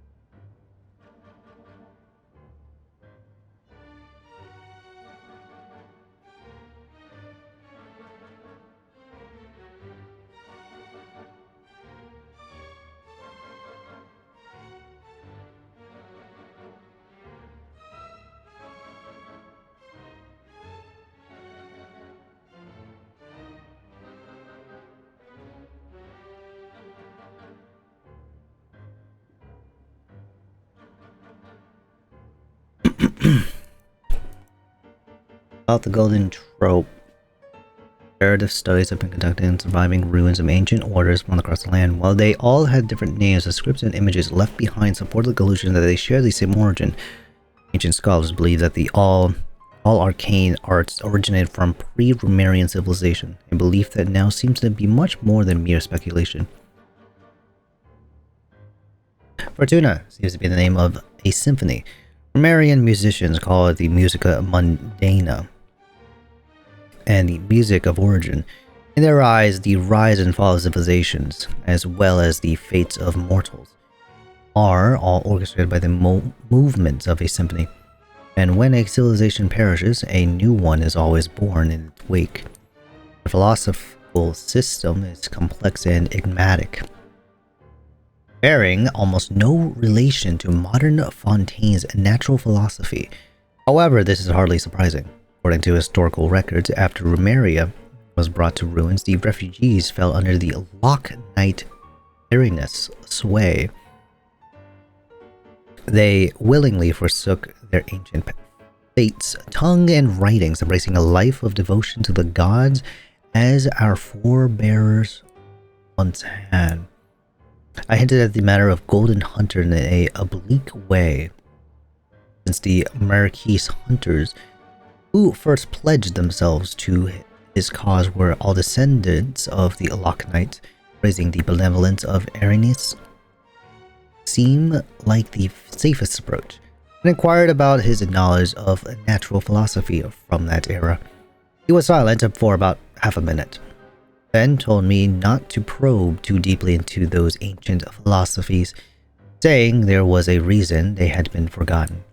Still, a gesture of gratitude, the Golden Hunter was willing to tell me the names of these patterns. Yeah. The seal of chemical marriage. According to him, this symbol is even older than the Romarian civilization itself, and was one of the gifts bestowed on King Remus by the Golden Bee. What exactly those were remains unclear. The rise and fall of empires and civilizations, the ascension of mortals, and the emanation of light. What is it? Even dreams of surpassing the gods? What is this?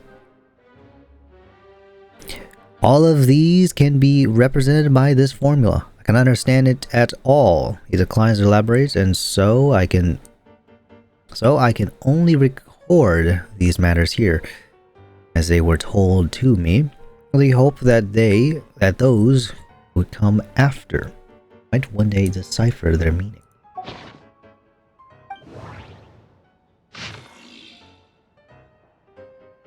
It seems the ordinary Dari no longer satisfy him. As a result, the director used national resources to obtain something truly horrifying. Rumor has it that someone was nearly killed. Hope this will help him achieve his research objectives. They even got him some rare Dari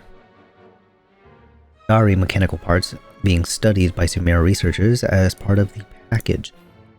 Things went out of control for a third time. Guilty may be willing to risk his own life, but that doesn't mean the rest of us feel the same.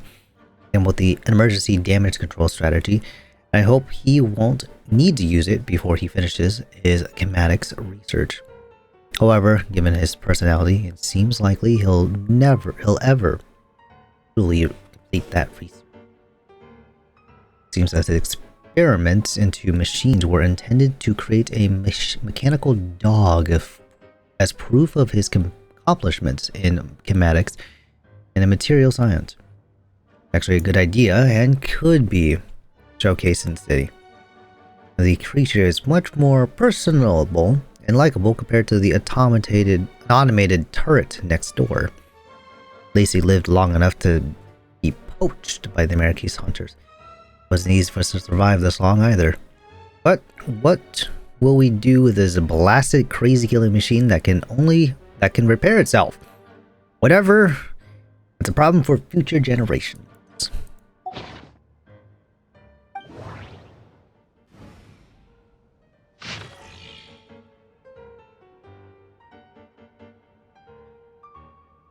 Fundamentally, the ancient order designated as marriage was, in its essence, an interpretation of ontologically distinct orthants. As you can see, it is a magic set of motion by the three particles above the kingdom. Yet its metaphysical origin lies in the emanations of four particles beneath the firmament. The alchemists of Conria are prone to disregard metaphysical sediment and effect, pursuing instead the gold of the ignorant in the material world. It is for this reason that their crude inquiry cannot be compared to the great undertaking we are to achieve today. One is founded upon ancient Romarian style theory. 3 pertains to appearance, while 4 pertains to intrinsic. 7 obtained through their overlap constitute the number of paths for vertical transcendence. We designate the process of overlap as marriage, for the union of the two through a meditating medium is akin to matrimonial covenant of those bound in mutual love. Observe and commute the pathway displayed in the guidance diagram. Deconstructing and reversing its effects could generate potential ideas. Nevertheless, there is one thing everyone must keep in mind. Solve the first half of the equation. Leave the second unattacked. But you have all in the clear light and some, though not all in the dark. This is not because they possess any sanctity that renders them untouchable, but because they offer no benefit whatsoever to the world formula. Only mediocre minds, foolish beyond a certain measure, would actively seek to trespass upon such prohibitions. Because in the eyes of the ignorant, taboo and precious are semantically identical. They fail to recognize that, in most cases, taboo, like convention, lacks merit for deeper inquiry. Take heed. What we speak of is the act of overlapping your dream upon the dream of God, of overlapping your law, your will, and the starry sky upon ineffable sacrifices and despair. We do not speak of following emanations to achieve ascension to the rank of gods. This is base a stream doomed to perish within eggshell. What I aim to teach you it all is the principle of transcendence, the infinite expanse, and the innumerable stars within it. You too must act in this manner, unbound by any constraint. Use division for the sake of convergence is the necessary path of marriage. At its core, magic is the science and art of affecting change according to the consciousness. Marriage is the instrument through which the art is realized. It is neither the subject that creates art, nor the object that art is created upon. The subject is always, and can only ever be, consciousness itself. One who is free from all weaknesses of consciousness bows neither to the gods nor death.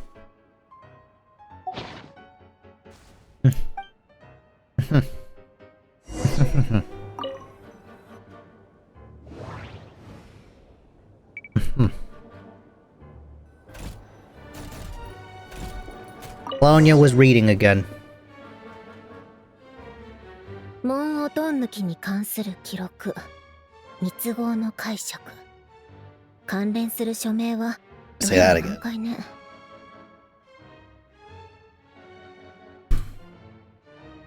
図示したルートを観測し計算する。その用途を解析し転換することで新たな創造の可能性が開けるだろう。これルネの後期の原稿じゃない。ルートを解析するだなんて随分とぶっ飛んだ考えね。What more?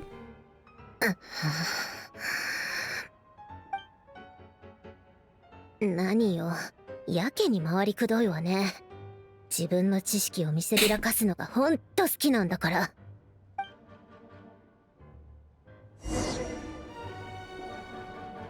プロンニア、樹上で検索して関連性の高そうな本を探してきて。Tree model. Onward.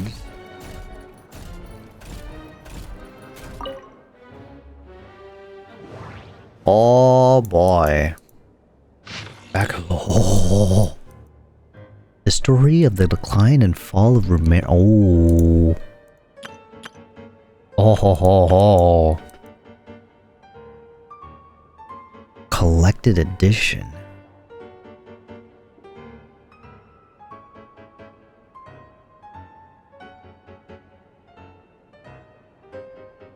It's not just yapping, it's also walls of text. It's wall of text if you want to read it. But yeah.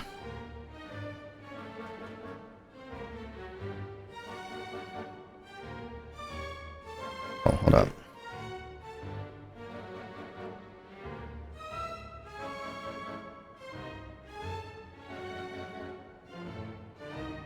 They're not necessary to know the plot, but it does shed some light on some of the side quests that you did, like world quests that you've done.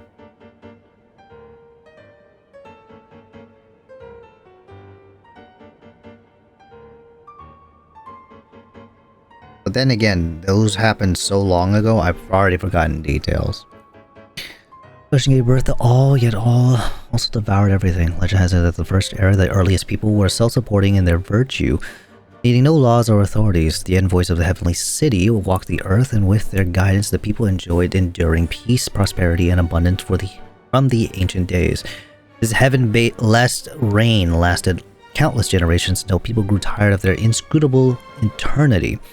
Their offspring ceased to listen to the oracles. Instead, they desired things never promised to them by the divine, trying to break free from their fate. Enraged by their behavior, heaven sent gigantic waves to smash these settlers' cities. 100 days of rain came afterward, and the roaring tides drowned all sin and irrigation. And thus were the early peoples brought to an end. When the tide receded and the earth was revealed again, no cities nor civilization now stood above the high waters. Survivors and the newborn alike lived amidst the forest and rivers, shorn of all knowledge and wisdom. Human lives were no different from those of wild animals of the earth or in the sea, driven on by the laws of nature, muddling through time with neither beginning nor end. Untold years passed, the throne of Gurubad was established and overturned the far south, and a noble kindred of the east once reached the rim of the high waters, all while our ancestors remained bound by ignorance and superstitions. Civilization and order were finally restored to the land named Fontaine the day the great king Remus descended upon Meripus in his golden fortuna. He taught people how to farm and raise crops in the land, and build temples and cities with giant rocks to house the people. More importantly, it was he who spread the beauty of music and art, which differentiated humans from other living things, causing them to see themselves as masters of all things. With his immortal fleet, Remus conquered all the islands in the high waters. Even with the great dragon beneath the abyssal depths submitted to his power. Those were the best days since the end of the earliest peoples, and its eternal prosperity seemed to so near at hand.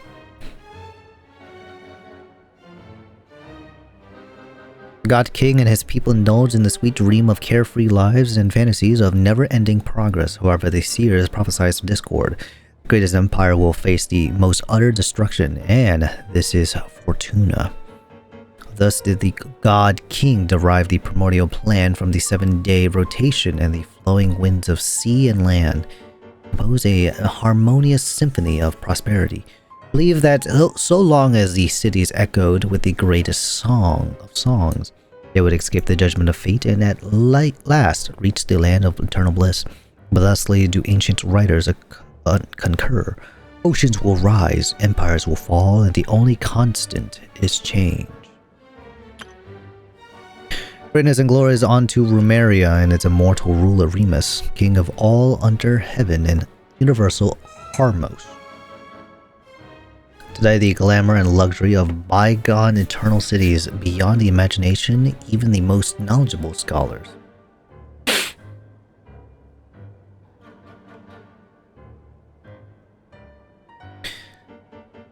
As you sail past the ocean pillars along the royal fair line to the giant port, playing host of Fortuna imperial ship, you would have first seen a lofty tower. The Tower of Rumeria was not built to receive heavenly oracles, but to guide ships traveling between islands in the high waters. It is said that the tower stood at the border of reality and dreams. Even if sailors were to be lured into a slumber by sirens, they could follow the sound of the bell to break through the mist and find their way to Rumeria. Going along the royal fairway leading to Machimos, where the brave Rumerian warriors lived, the great temples and arenas were built with giant carved rocks to commemorate the city's glory and victory. The solid and towering walls are decorated with glaze and gold, bronze and marble. Statues arrayed the land in gold and spices, specialties from the world overpiled in the markets. Traveling to Machimos, you would arrive at Capitolium, the center of Rumeria. Overflowing with delightful aromas and beautiful melodies, it was paradise for artists, where only the most outstanding intellectuals and musicians were allowed. Even among them, however, only a small fraction enjoyed the privilege of serving the God King. Here, all the theaters and palaces were established in shape most harmonious, their beams and domes adorned with the most sumptuous and intricate carvings, and centered on a golden palace of towering copper pillars, king resting peacefully at the heart of the palace. Listened closely to the ever melody and every note coming from every corner of the empire. On hearing any discord, the God King would correct it immediately with a pluck of his strings, bringing perfection to the symphony of his empire. Keep all people upon the high water from destroying the symphony of universal harmony, King Remus promoted 4 humans to great capability to high post. He shared his power and the authority with him, making them his partners in governance. The Harmos of all cities eliminate all discordant sounds to spread the harmonious symphony throughout the world. He built far-reaching fairways which conveyed the melodies of never-ending ripples of Capitolium to every corner that sat above the high waters. Hold up, I just remembered. I haven't finished the one world quest that involves the underground castle or area in Fontaine. Is this talking about that?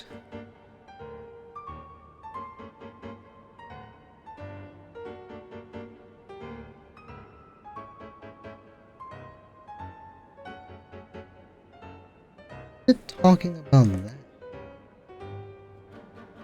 Yet fate's decree was not even such as gods to defy, and to even attempt to escape destiny's judgment was a mortal sin. Amongst the gods' king's sin, the most terrible was the attempt to pass power that should have been reversed for godly domain to humans. Thus his power and status led to corruption and decadence, leading to violence and revolts. Such is fate's cunning that it uses the very powers that rebels against it to its own ends. On the day of destiny arrived, Rumeria, the grand immortal city, faced an inevitable end. Today, the God King's melody is played only in Capitolium, and his mighty reign has ended. Thusly do the ancient writers concur. Oceans will rise, empires will fall, and the only constant is change.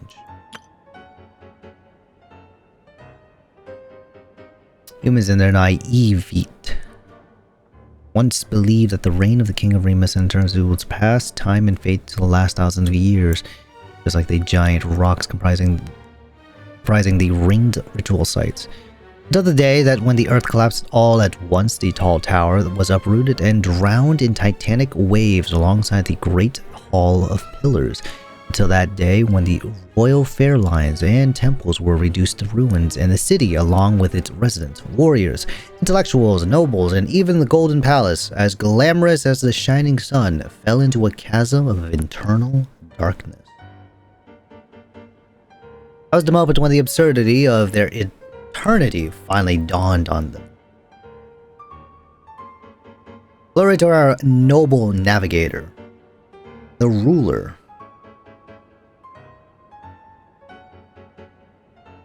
The ruler of rivers and seas, and the queen of all waters. May she defend the law, and may her reign be long. Peace be upon all the realms of Fontaine, and all the people under the heavens. When the royal city collapsed, the great power shattered, and the people above the high water were perched on the precipice of barbarism and annihilation. It was our noble queen who settled the conflicts between the tribes. Around the flowing springs, we established cities anew. It started a world guided by laws that had endured. Lady Scarlet says he and Kitten finished first half of Fate UBW. Got Takeda taking Saber. He wants to punch Shinji in the face.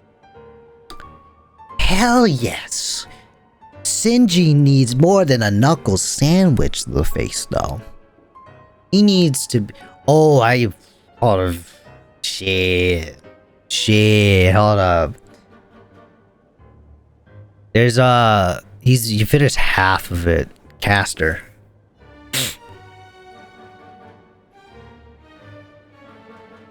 Wait, is that halfway through?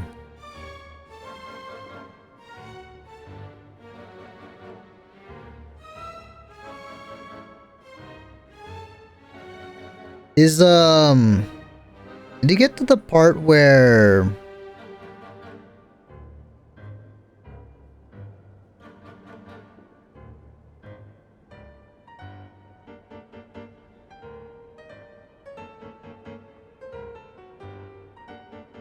No, I'm not gonna say it. It's more like so much big shit to do.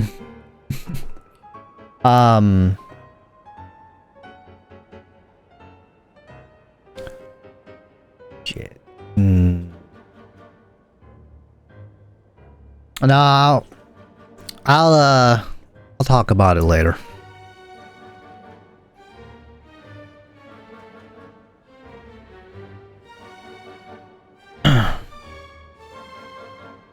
Rin is his favorite? Yes, sir. Yes, sir. He's not sold on it yet.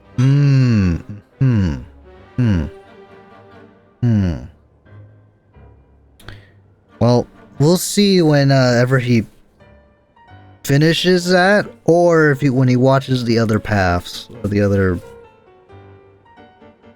like the movie, the series, the rest of the series.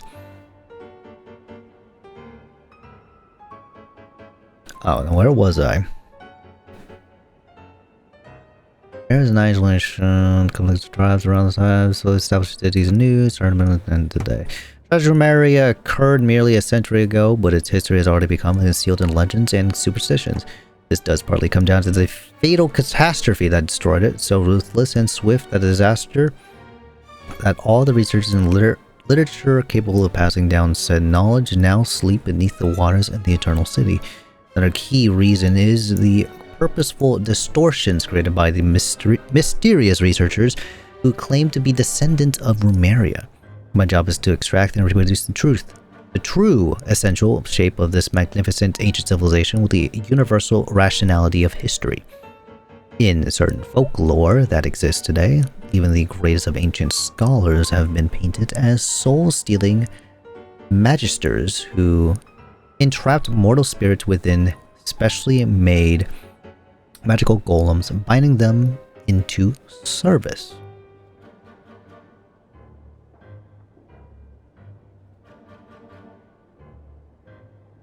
I'm forcing the movie. Oh, you're not forcing the movie. Okay. I see. I will enjoy Gimpy. To be sure, the Romarians did make such terrifying golems, which is to this day may be found ruined or ruined out in the wild. But this may only be blamed upon the moral degeneration that came upon them in Rumaria's latter days. Its people have forsaken these noble duties and embraced hedonism and debauchery, accepting the violence they inflicted on others, and thus were they also violently destroyed. Just as the ancient writers concur, oceans will rise, empires will fall, and the only constant is change.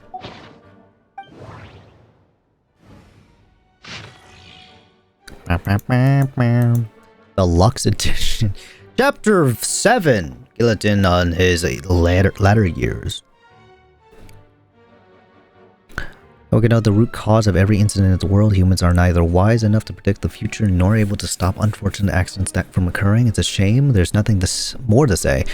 Lane Gillitan is responsible to question about his early years from Nelly Karan, a chief editor of the Steambird. After retiring from the Fontaine Research Institute, Gillitan declined all invitations from the Palace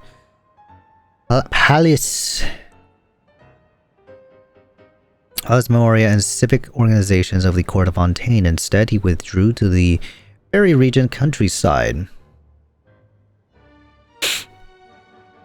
Started living in near total isolation from society. Notwithstanding, even prior to this, the reclusive old man had never formed any deep connections with others. If we were to take Madame Nelly Caron at her word, Catron at her word, Elaine Gillitan was at heart a lonely shut-in, always burdened by a profound sense of insecurity. It was for this reason that he maintained a detached attitude toward others, as if by pretending to be unperceptive, he would hide the keen insensitivity of his spirit. He could not ease his own pain, nor share it with anyone. All he could do was enclose it like a pearl within the shell of his heart. shaping and polishing it like his very own flesh and blood. Of course, Guillotine's students would not accept such claims, dismissing them as attention-seeking nonsense and nothing more than a sneer on their master's reputation. This was the main reason why Roger Coates, the third director of the Fontaine Research Institute, filed a lawsuit against the Steambird. He never employed any servants to tend to his daily needs. There were rumors that in his youth he had created a mechanical device capable of independent thought and had used it to assist him in his work with Marianne Guillotine at the Marquis Phantom. As a result, he had no need for servants. He only needed to create more of the same device. However, such claims were clearly at odds with the facts. The personal effects that Guillotine left behind after his death included nothing of this nature, and so-called mechanical devices capable of independent thought are entirely inconsistent with the ideas he expressed in his manuscripts, as he wrote in Article Calculating Machines and Intelligence.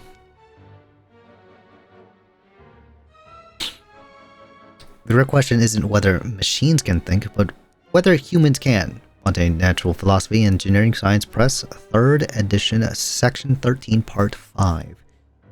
We have every reason to believe that whatever contraptions Guillotine crafted in his workshop in his later years were deliberately destroyed long ago. After all, it was hardly uncommon for an engineer to discard their designs. Popular fiction has often made flights of fancy about these contraptions, yet all such tales contradict the surviving evidence. Nevertheless, we must recognize that, as a cultural symbol, Elaine's Guillotine's posthumous work has been instrumental in stirring the imaginations of the youth.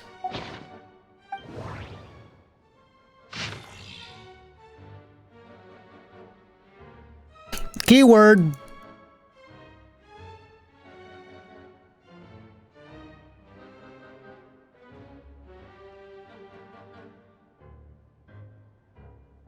Great Detective Herlock, the Alchemist, and the Clockwork Saint, Chapter 6. The story ends like this. Clock sat down, lit his pipe, and the rest of us, whether ancient Gina, Miss Jacoba, or the Commissioner, Miss A. Chi. In one other confusion, you must still remember the location of the 4 previous cases of the Quissident. The symmetrical pattern between the time and space, and even the 4 letters of the 4 victims' names, Herlock said. This was why Gina's deduction was completely off the mark. The murderers knew that she, possessing some basic knowledge of mystical arts, would assume that the followers of the Lady Crucis Ordo would treat the patient as a necessary ritual sacrifice, so the culprit let her believe that her assumptions were entirely correct. But when Duke St. Germanus departed, he clearly said that everything was beyond redemption, and the next case would also. Agent Gene protested somewhat reluctantly. He's only a genius when it comes to mechanics. As everything else, he's just an ordinary person. Murlock paused and continued. He's always been the type to like things he couldn't fully understand. Just like you, Gina. Ah, I get it, Miss Jacoba.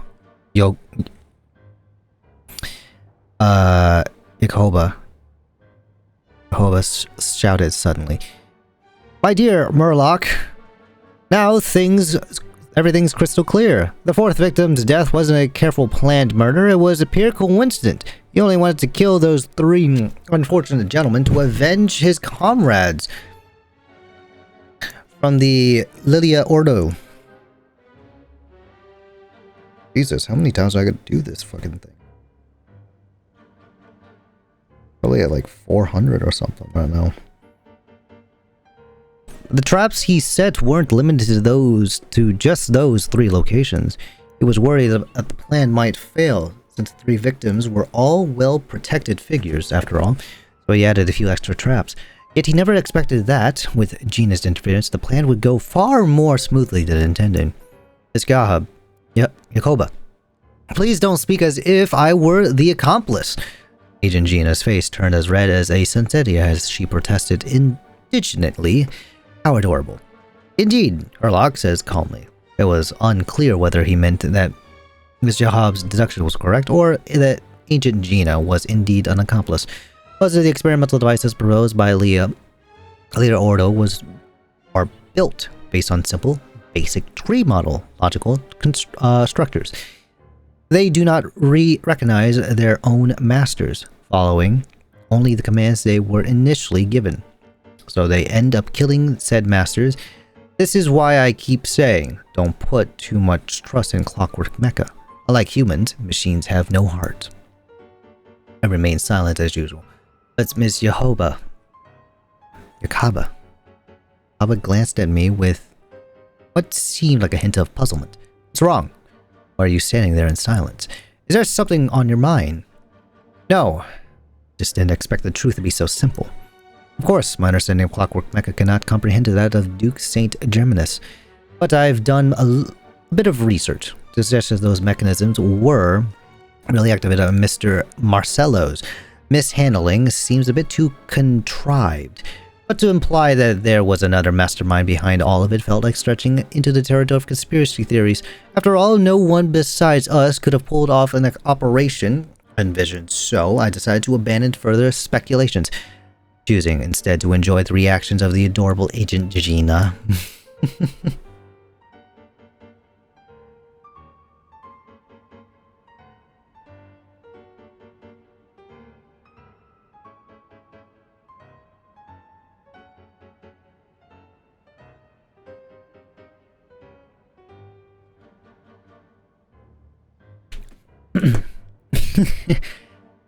This is why you don't understand deduction. Agent Gina seemed to have regained her confidence, not to mention her mild sense of superiority over me.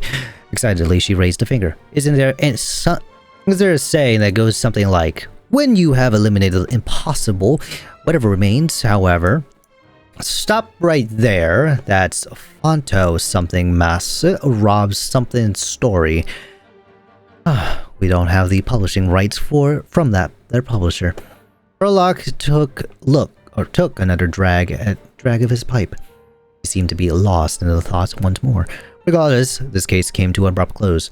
A person who did not manage to witness the end, a person who did not manage to achieve his ideals, a person who indulged in fairy tales, who dreamt of following the hero he admired, yet never saw his dream fulfilled.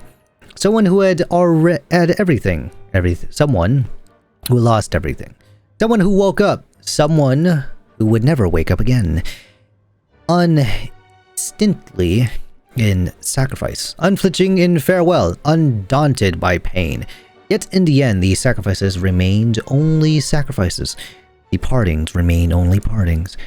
Clocks tick through tranquil years. Fish swim in crystalline springs. No matter how grand a dream is, it will fade away like this. Forlorn, wordless, silent. And after that, nothing. Nothing! That is one thick-ass book, man. Time Tracker! Holy shit. Everybody goes after the event's evening banquet. Ms. Aviva. Today would be Lady Nino.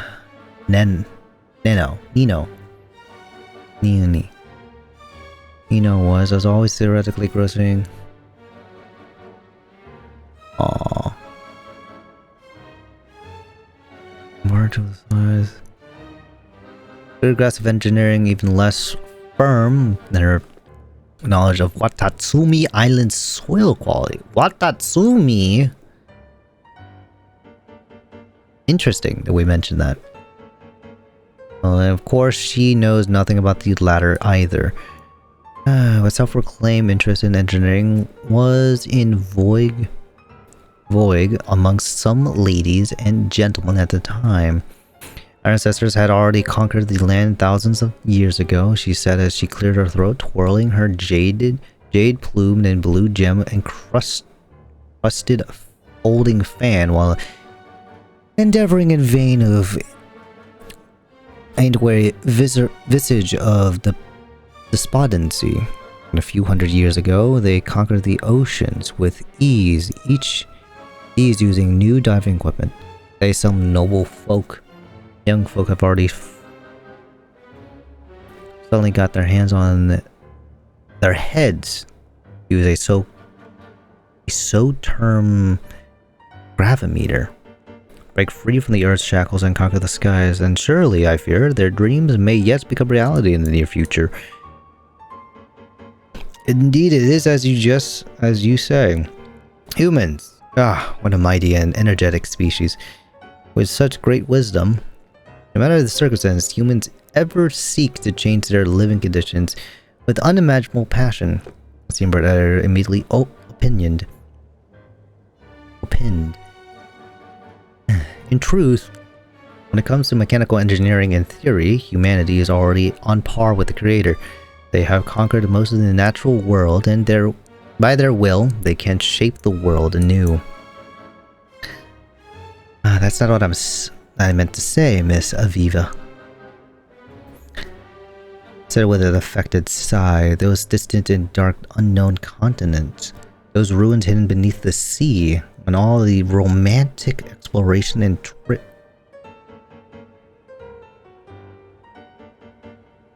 trailblazed. I know there's no connection, but why use those two words specifically?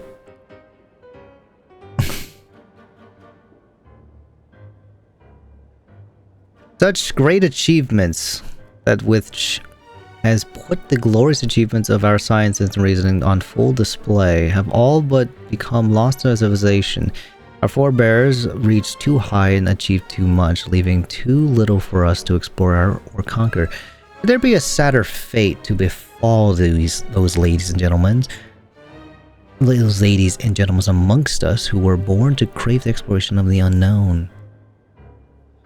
Those distant and dark unknown continents, those ruins hidden beneath the seas, all that romantic exploration and trailblazing. Aha. Is Aviva? There's just no connection between the two. I can't prove it.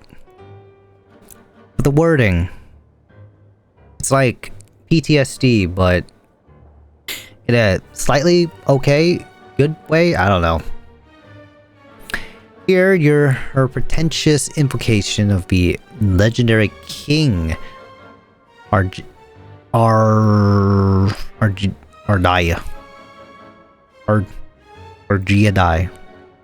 Words seemed an attempt to prove how truly this state of affairs hurt her.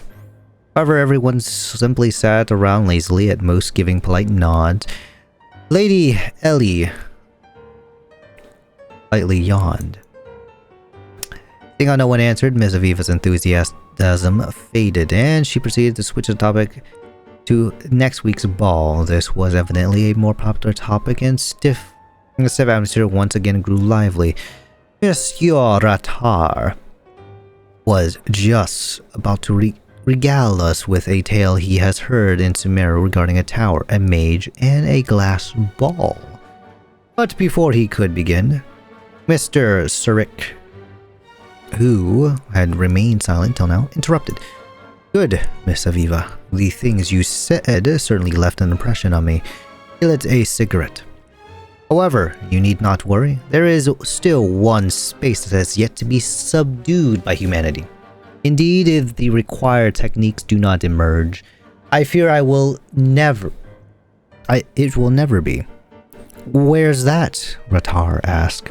A sullen look on his face. He had been so very confident about his monkey story after all. Time. The room fell silent momentarily before all present broke out into laughter.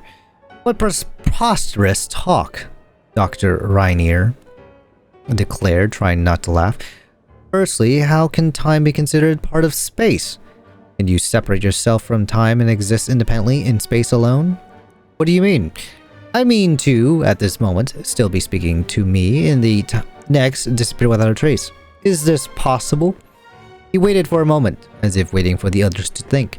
Obviously, anyone with the capacity for rigorous thought would know for certain that much, like length, width, and height. Time is also a dimension of space. As such, it is part of nature, and can thus be conquered. Utterly preposterous, the doctor muttered. Did not refute this statement. I have been involved in research of this sort for some time, he continued, and I have come up with a machine that can allow people to travel through time as they please. This machine will be ready in 2 months. At that time, Miss Aviva, I invite you and all ladies and gentlemen present here to my workshop to bear witness to humanity's next great achievement, the conquest of time. Miss Aviva did not speak. In fact, from her expression, our noble friend did not understand Mr. Surek's words at all. 2 months later, we, the Steambird editor, the doctor, Mr. Revillo, Oliver, and others have attended the evening banquet.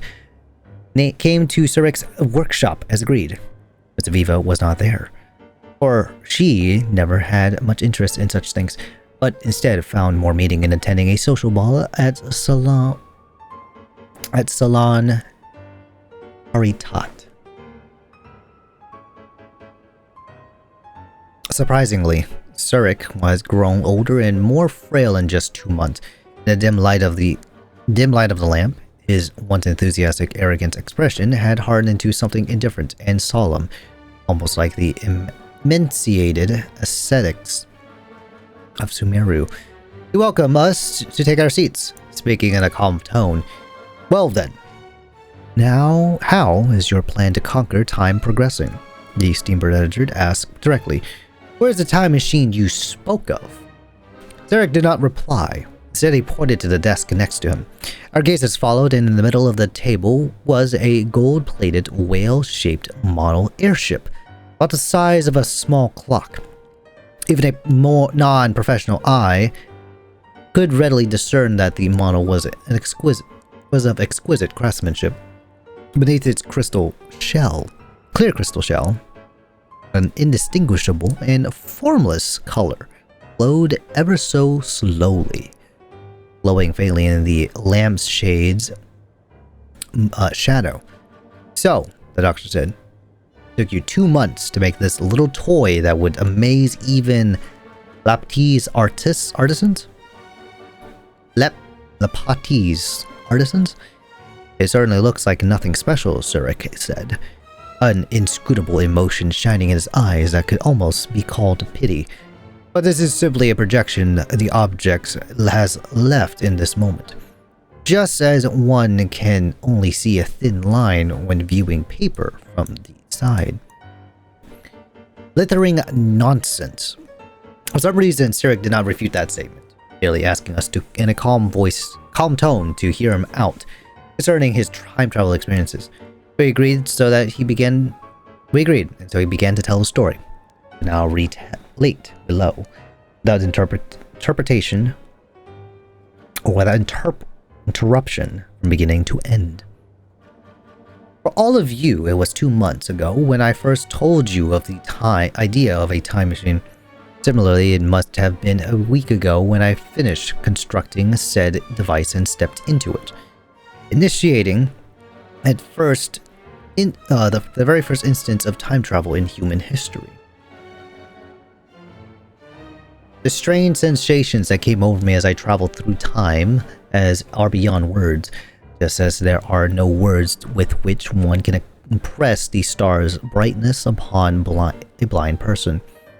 About 20 minutes after this, though describing the time travel by using subjective time is quite meaningless, the machine ceased operation. I looked about me then and realized that I was in a Romarian imperial settlement. The grand temples and arenas carved of titanic stone would make the eclipses hang its head in shame. while the creations of Elaine Guillotine would be little more than a child's wind-up toy before the towering Romarian golems. Just as I was beside myself in awe, few patrolling troops discovered me. Seeing my strange style of dress, they took me to be a spy for the barbarian tribes. They seized me, named me a lowly slave, and a degenerate believer in a false god, and threatened to throw me into the deep cistern to feed the vipers. Fortunately, the local Aedile, I later found out that her name was Adia Anavana, realized that my identity was anything but ordinary, and had me sent before her. She endured my calamitous grammar and catastrophic accent. At the time, I could not even pronounce Rumeria, with it coming out something more akin to Emuia. While asking me many questions, which I answered truthfully, quickly she accepted the fact that I was from the future and showed me a stone slate that the slaves had recently dug up. The slate was a perfect square, each line and column engraved with 6 symmetrical sequences of symbols. These were not in Drumerian script, or rather the characters we use today. Oh. Regardless of the manner in which the text was read, or the order or direction, the information within the text did not change. It was an elaborate riddle involving dogs, pastries, cyan finches, and summer rains, Song of the Roses, a Rishbolin tiger's stripes, and the ordered patterns of rocks. Despite my long-time love of wordplay games, this endless cycle of riddles made me terribly dizzy.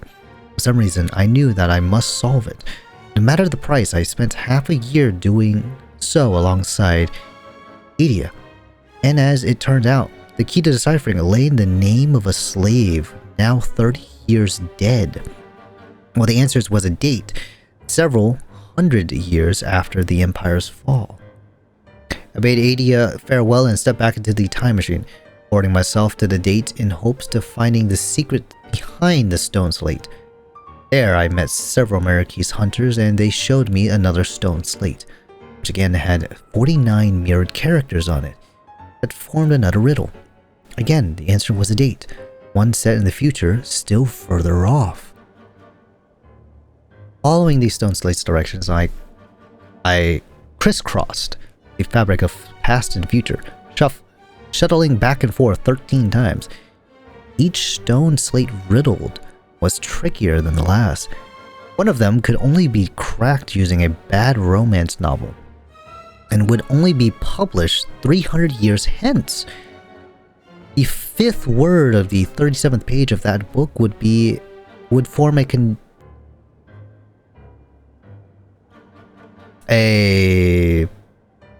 conjugate with the full name of 370th Mason Guardian Officer from 375 years ago. Another riddle cipher was based on a white flower that will only bloom several millennia in the future. I know now not its name, and its pistil structure is very strange indeed. It might be a mallow of some sort, but I cannot be sure. The flower is nourished by skylark calls, and so one of the clues to its cipher was the number of ribs on a skylark during the Romarian times. I suppose that is, generally speaking, just how the riddles worked. A final stone slate came from the underground storeroom of the Bastille Elton Memorial Museum and had not but one number on it: 0. I do not know what I was thinking at the moment. After all, setting my destination to 0 is an action utterly devoid of meaning. But I punched the number into my machine, all the same, and pulled the control lever. After who knows how long, the machine stopped. I sensed that I was floating atop a sea with no waves or tides, for even the wind did not exist at that moment. The sky that loomed overhead was not blue, The dark red adorned with countless stars, pale and distant, like salt frost lining the shore. I stared at this very first of oceans, transfixed, and several minutes passed before I realized that there was something shadowy hidden beneath the placid surface. It was the Palace Memoria, which should not be there. At that moment, I could hear someone call me by my name. Devin Surik, the voice called. I turned, and it was like looking into a mirror. A man identical to myself, looking at me dead in the eye, just as I did to him. Devin Surik, he continued. You wish to conquer time. No one can do that. It was you who left those riddles behind? It was you who left those riddles behind, he repeated my question. My question as if it was an answer. Those riddles are part of time, and every matching symbol is time itself. But the final answer to the riddle of time is 0. 0 is not an answer. Instead, it is another mystery, for the answer cannot be found in the riddle, he said. The answer to time's riddle is a mirror. Or perhaps I should say that this is the answer that is simplest to comprehend. When two mirrors faced each other, time is the infinite reflection of light therein. Countless converging, and parallel lights form the illusion we call time. There is no past or future, but the past is the future. As you stand here at moment 0 and look forward along the gap between the two mirrors, all beams of light fall along the same plane, and no one may escape. Palace Memoria had already sunk long before it was ever built. The sunken palace will be raised anew. Joy, sorrow, tears, and death must indefinitely recur, or it is the nature of a mirror. Similarly, you can never conquer time, just as you can never grasp your shadow in your hand.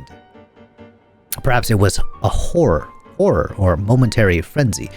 When he finished, I whipped out the firearm I kept for self-defense, leveled it at his head, and pulled the trigger. The room was silent. I do not expect you to believe me, Sirik said as he stood up, his eyes sweeping the room. Just take it as a bunch of bunk that I made up to cover up for my inability to make a time machine. Make of it some lame tale. A dream born purely of delusion. In any case, ladies and gentlemen, I shall take my leave of you. My future self awaits a riddle that I must set him. I never saw Sirik Nevin again.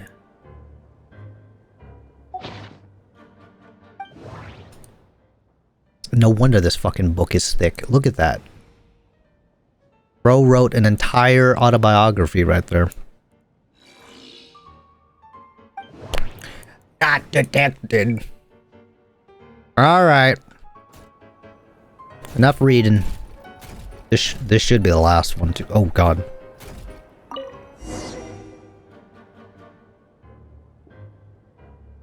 Suzuran 十字結社が提唱している実験機体の多くは基本的かつシンプルな樹状のロジックで構成されており。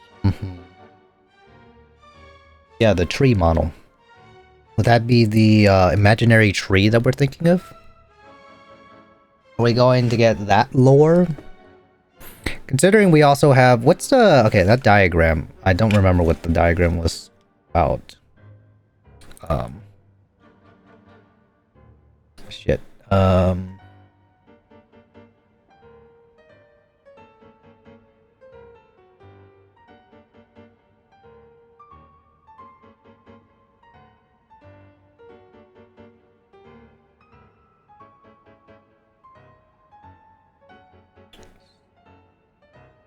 What is this thing called? Ah, the Quefault tree. Tree of Quefault. That's what it's called.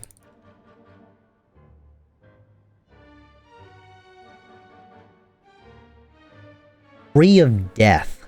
That's it. It's a sacrifice. Is that what he's doing? He's gonna sacrifice me? I'm a needed sacrifice. That's what's going to happen. スズラン水戦十字結社の本当の名を隠すためかしら。サンジェルマン公爵は去り際にもう取り返しがつかないと言っていたが、やはり彼は機械に関しては天才だったのだ。しかしそれ以外のことに関しては凡人であった。はあ？何よこの言い草。笑っちゃうわ。これ結局何の本よ。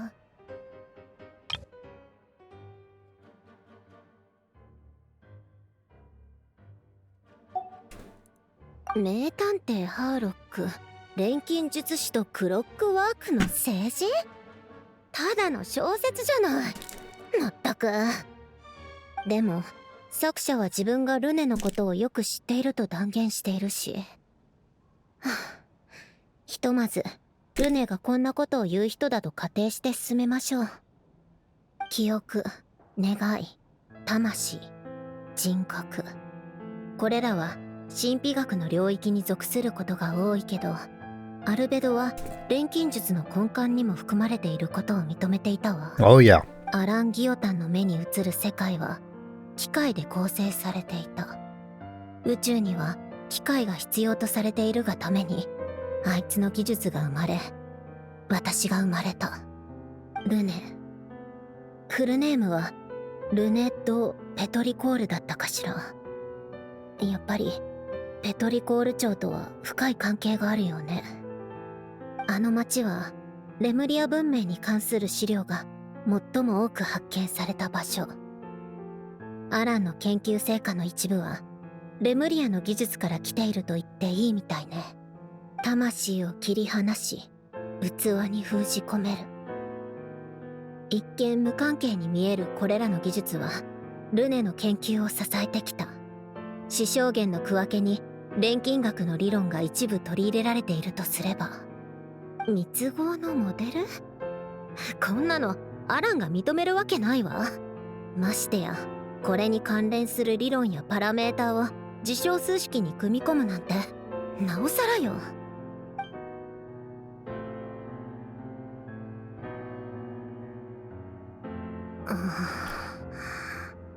そういえばアランはルネのことをどう評価していたかしら。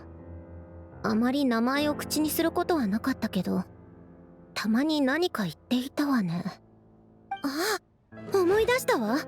確かここにルネのことに一度だけ触れた古いメモが。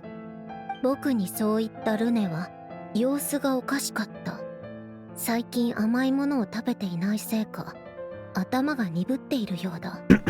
信用できない。いかにもあいつらしい物言いね。私のグズな部下たちったら意外といい仕事をしているじゃない。ちゃんと資料を持ってきてくれたのね。ご苦労様。アランの残した資料の一部はこれらの記録と完全に一致しているわ。ゲシュタル島から入手したものみたいだけど、そんな昔からルネの記録を抑えていたのね。それなのに一度も信用せず使いもしなかった。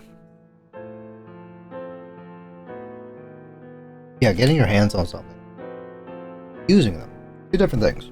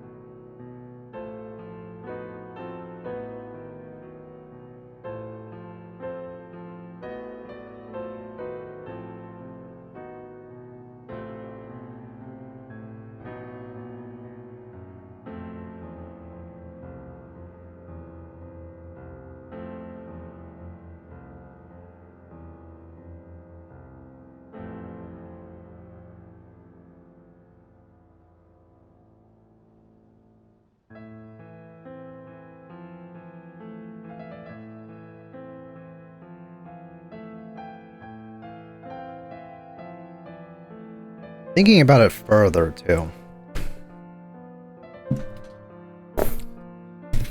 If time travel, considering that COLUMBINA situation is also, I wouldn't say time travel, but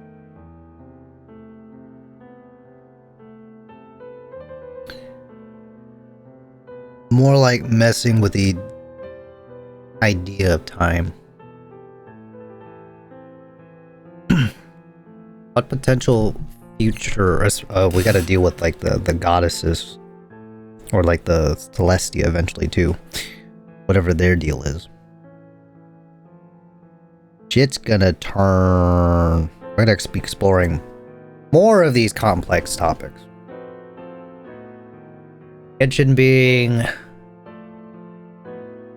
one of their older games too now. We're reaching that end game.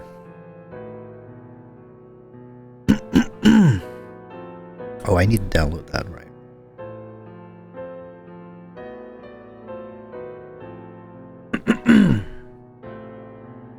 よく考えてみれば、ルネの世界式は定数を扱う計算ばかりね。これは世界の運命が固定されているという決定論を信じていたことの表れかしら。対するアランの理念は、随分と昔のことだし、あいつが何を言っていたのかなんて全然覚えていないわ。強情さに欠けて機械技術だけを深く信奉していたあいつは何て言っていたか。確か世界は変えられる、そして努力には意味があるだったかしら。少なくとも昔のあいつはそう考えていたわね。世界を救いたいと願ってあの術式を作り上げたけど、世界の運命はあまりにも巨大で、その終焉は計りがたかった。結局成果を得ることなく生き、そしてこの滅びゆく夢の中に私を残した。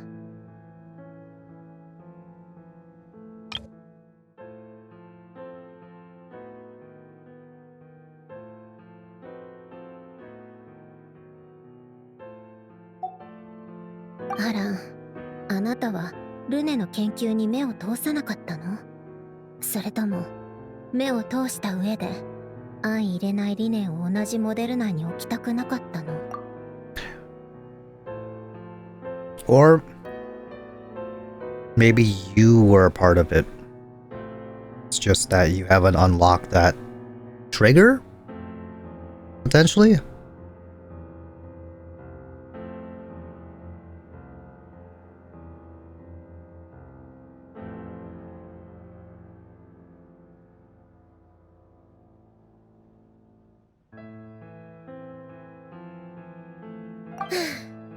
どれだけ嫌ってたのよ。今やドットーレっていう狂気の塊みたいなやつが現れてしまったわ。私に願いがあるかなんて聞いてもしょうがないでしょ。その問いを投げかけるべき相手はドットーレよ。あいつが憧れているものをあなたは見たくもないでしょうけど。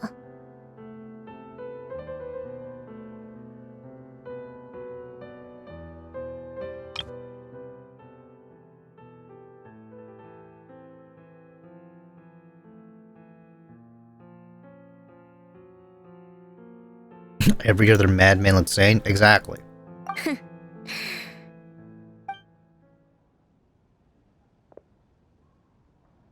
取るに足らない変数にも洪水のような現在を無限に作り出せる。始めましょう。この相入れない破片を一つに組み合わせてみせるわ。まず大きな輪の存在とその解明を確立する完全なる虚無と完全なる実在、その二つの間を探り条件を構築する。変数、文明の灯火は消えかけている。外から変数を取り入れることを検討しない限り、変数を代入して世界、時空、文明をめぐり記録から必要な節目を抽出し、それが指し示す変数を明らかにする。虚無から切り離された原初の力、光の力、光、記録、ヒュペルボレイヤ。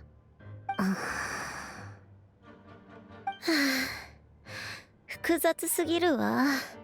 まだいくつかの変数が埋まっていないし、もう少し慎重に考えないと。どう？このモデル。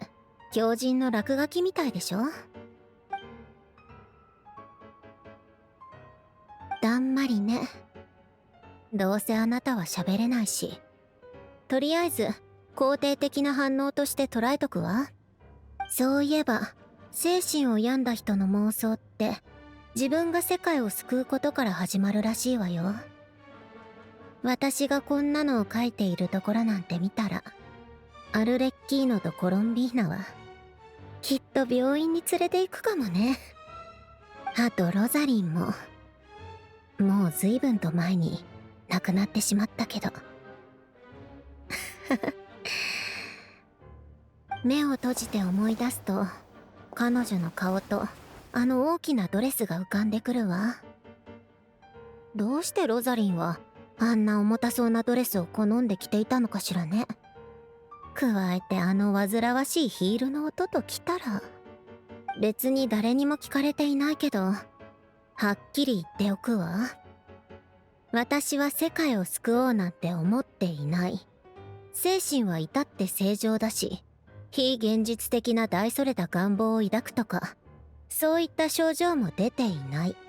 世界が答えを必要としているのであって、私が世界に認められようとしているわけではないの。そして世界が私に懇願しているのであって、私が世界に懇願しているわけでもないわ。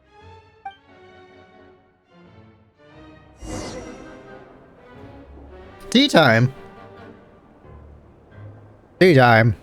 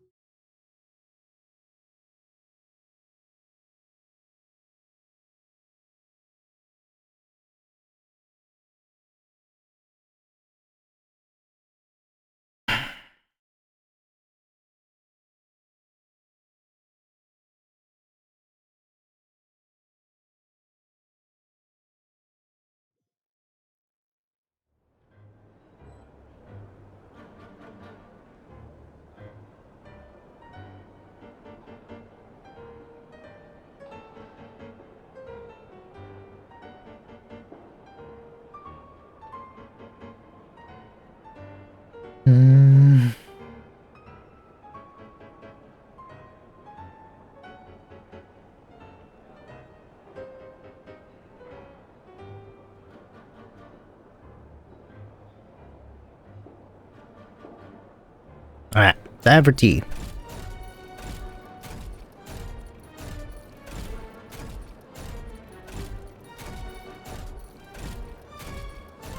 I was gonna say higher up. Literally right here. Take out the refreshment. Oh. Prepare tea.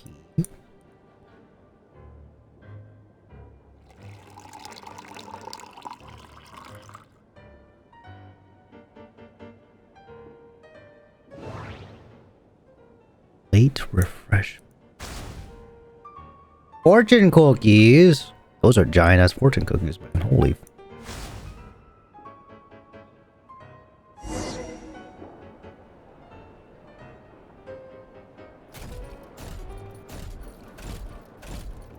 Look at my man go.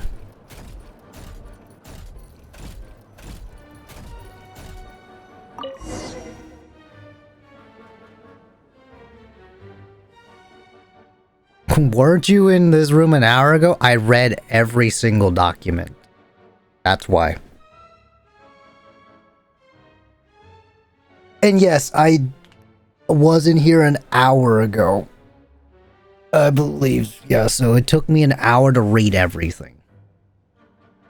I'm insane, yes, I am insane. What's new? あら、お茶菓子？確か書類を持ってきてくれた部下が買ってきたんだったかしら。ホテルドゥボールのお土産ね。Wait. 箱にはメロピデ要塞の楽しい食事システムに敬意を表してランダムフォーチュンクッキーを皆様にお届け。今日の運勢を占ってみましょう。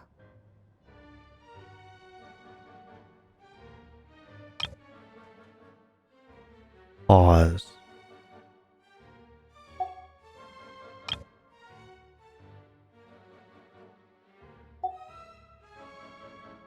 「どうせ大したことなんて書いてないんでしょ？どれどれ？早寝早起きして太陽を浴びて十分な水分を取ればすべてうまくいくでしょう。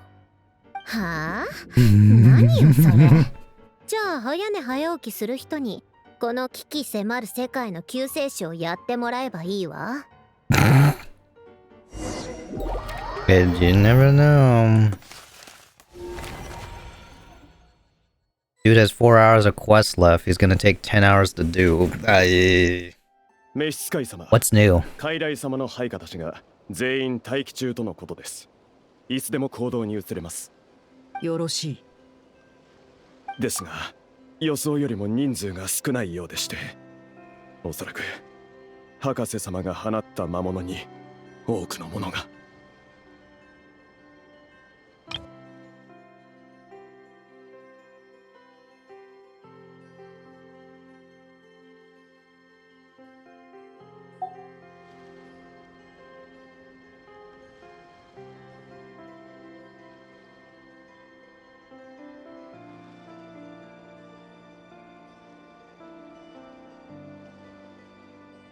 仕方あるまい。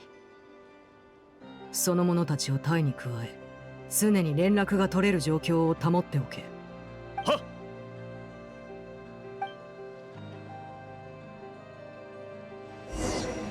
Hello, child. Oh, that don't look good at all. That don't look good at all. Look at all the members.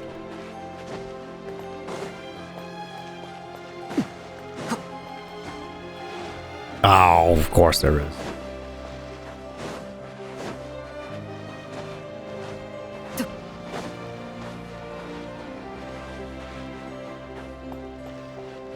Child getting an appearance after how long?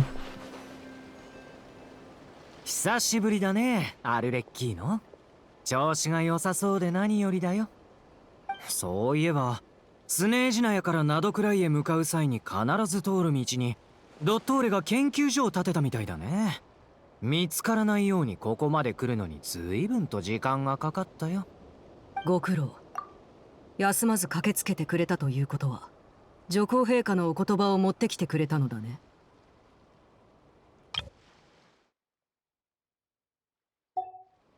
そりゃもちろんこれも俺の任務だからね。ドットーレのことだが、女皇様の命によりファデュイ内務局が審判を下すことになった。あいつが裏切ったか否か、スネージナヤに対する脅威であるか否かは内務局が公平に判断するよ。そして結果が出るまでの間、女皇様は俺にナドクライの避難民の受け入れ対応をするよう命じた。避難民たちは近くにいる。後ほど私の部下が案内するから引き取ってやってくれ。ああ、わかった。それと陛下から君とサンドローネに伝言があるんだけど。サンドローネはどこに？外で働く者がいれば内務に勤しむ者もいる。君との引き継ぎのために私が来ているということは、もう一人は基地にいるということだよ。サンドローネのやつ、まるで重鎮みたいだね。じゃあ後で上皇様のかっこいいお言葉を伝えておいてくれ。きっとサンドローネも気に入るはずだ。でも一体何が。待った、どうなってるんだ。部下たちが魔物になった。倒すぞ。That's not.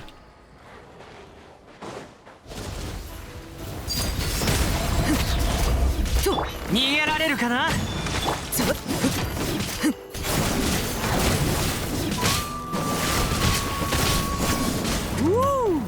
アルレッキーノ、前よりも強くなってる。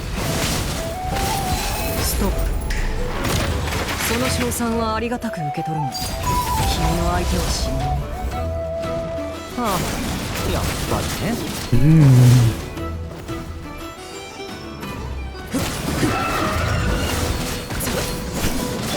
狂乱怒涛。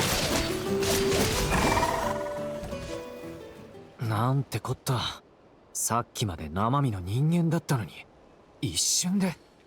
きっとこれも我々の素敵な同僚であるドットーレの仕業だろう。などくらいで何が起きているんだ。一言では説明できないが、簡潔に言えば本来コロンビーナのものであった2つの月髄をドットーレが奪い、さらに自分でもう一つ作って3月の力を手中に収めようとしているといったところだ。おいおい、そんなもの人が作れるのか。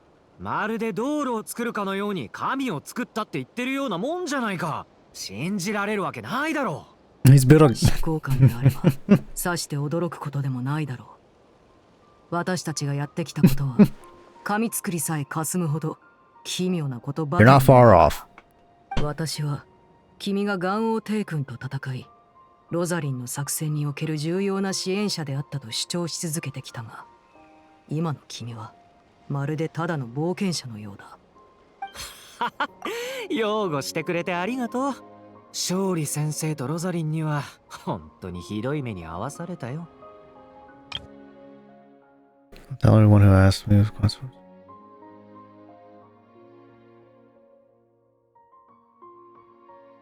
I'm an adventure. でもポジティブに考えれば、あの二人がわざわざ策を仕掛ける冒険者なんてそういない。だってただのなんて言葉とは程遠い存在だろ。また痛い目に遭いたいということかな。であれば君の評価を下げざるを得ないね。違う、そういうわけじゃないって。続けてくれ。現在ドットーレは新しい力の実験中だ。その影響が外に害を及ぼしている。この人々の変異は彼の実験の副産物であって本来の目的ではないはずだ。先ほどの修好の移住はサンドローネの配下だった。実験台にされたに違いない。ドットーレは意図的に生かしておいて利用したのだろう。おまけにドットーレと戦った私たちは全員呪いを受けてしまった。私はなどくらいから出ることができない。ひどい話だな。道理で陛下がこういう指示をされるわけだ。執行官に非常事態時の独断権を与える。ドットーレが脅威と判断された場合、アルレッキーノとサンドローネによる粛清を許可する。陛下に感謝を。サンドローネにもこの良き知らせを伝えておこう。あとまだ研究開発プロジェクトの成果をなどくらいから回収できていないから、撤退した後も現地への攻撃を一時的に控えると言っていたよ。賢明なご判断だ。そうだ、相棒はどうしてる？君たちと一緒じゃないのか？相棒？旅人のことか。残念ながら彼女は私たちがドットーレの研究所に突入した際、どこかに転移させられてしまった。捕まったのか？どうして？ドットーレとそこまでの確執はないはずだろう。同感だ。だからドットーレには何か別の思惑があるのだろう。ダメだ、助けに行かないと。場所もわからないんだ。できることは何もない。くそ。けど何もせず手をこまねいているわけにはいかないだろう。サンドローネの方でも対策を講じている。今の君にできる最も意義のあることは任務を完遂することだ。分かってるさ。じゃあ任せた。ああ。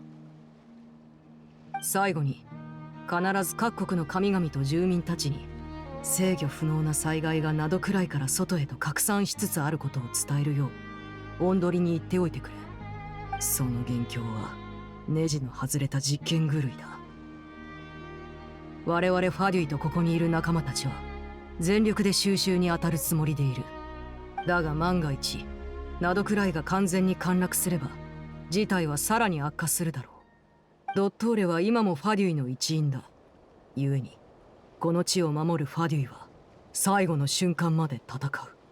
そんなに悲観的になることはないさ。それにもし本当にそうなったら陛下も黙っていないはずだ。ああ、最悪の事態にならないことを祈るばかりだ。Am I inside that thing?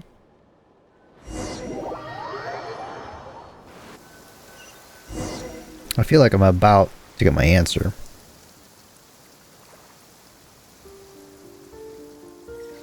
ちょうどいいところに戻ってきたね。うん。僕って飛行免許の試験免除してもらえるかな。モンドでは街の外に着陸して歩いて入るよう気をつけるから。僕が申請しておくから安心するといい。今は目の前の新しいものを観察しよう。博士のエネルギー領域ってどんな構造なんだろう。空爆機の引力と積力の原理に当てはまらないみたいだけど。ああ、不思議だね。でも突き詰めれば結局は3階の力から成り立ったものだ。魔女界都市省の研究によると、テイワットの元素力は原初の公開の力から変化したものだと分かっている。そして公開の力と巨海の力は対立関係にある。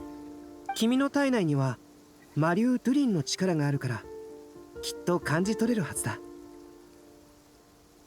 このエネルギー領域にはアビスのエネルギーが存在しないことを。アビスの気配はないね。とても純粋でけど荒々しい力だ。そこである仮説を思いついた。コロンビーナさんと一緒に月の狩人と戦った時、トリーさんが教令員から持ってきた増幅装置を覚えているかい？あれは僕が知る中でも極めて精巧な装置の一つだ。構造、製造技術、材料、すべて完璧だった。特に目を引いたのが動作原理だったよ。トリーさんは詳しく語らなかったけど、僕なりにいろいろ推測してみたんだ。なぜドゥリンの炎の元素力をコロンビーナさんが扱えたんだろうか。決心の彼女は公開の力を使うはずなのに。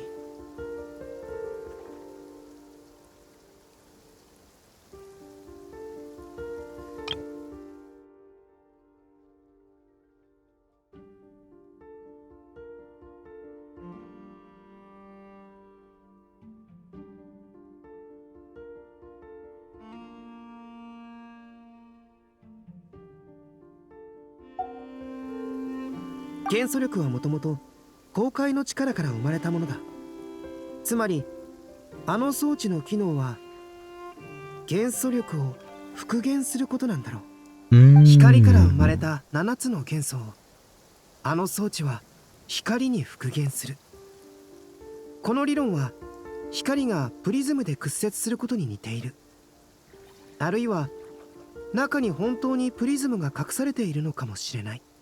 その構造はプリズムの観測から着想を得たのだろうか。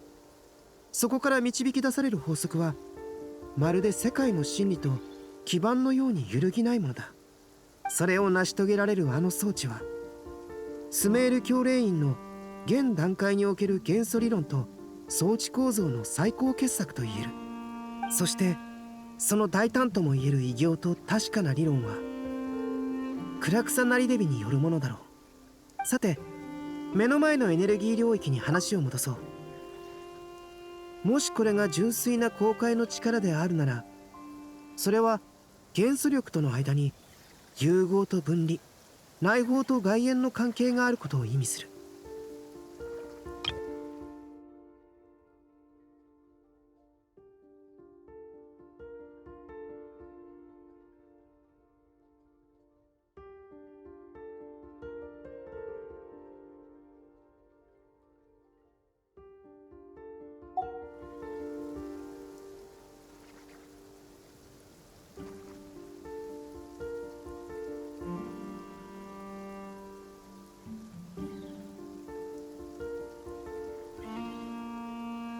噛み砕いて言えば、元素力で公開の力を薄められるかもしれないということだ。試してみる？あ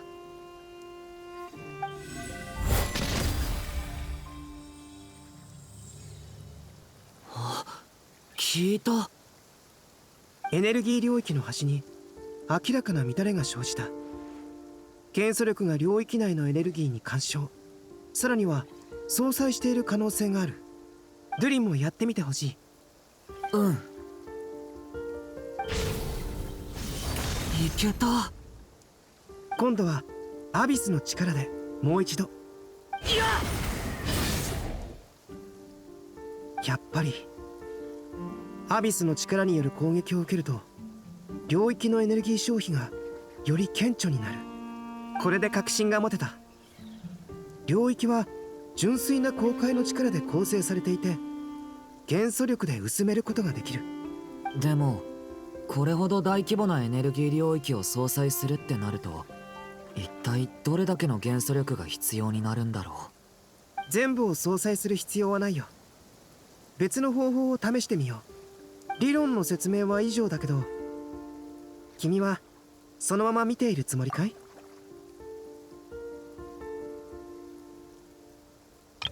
？Is he talking to us?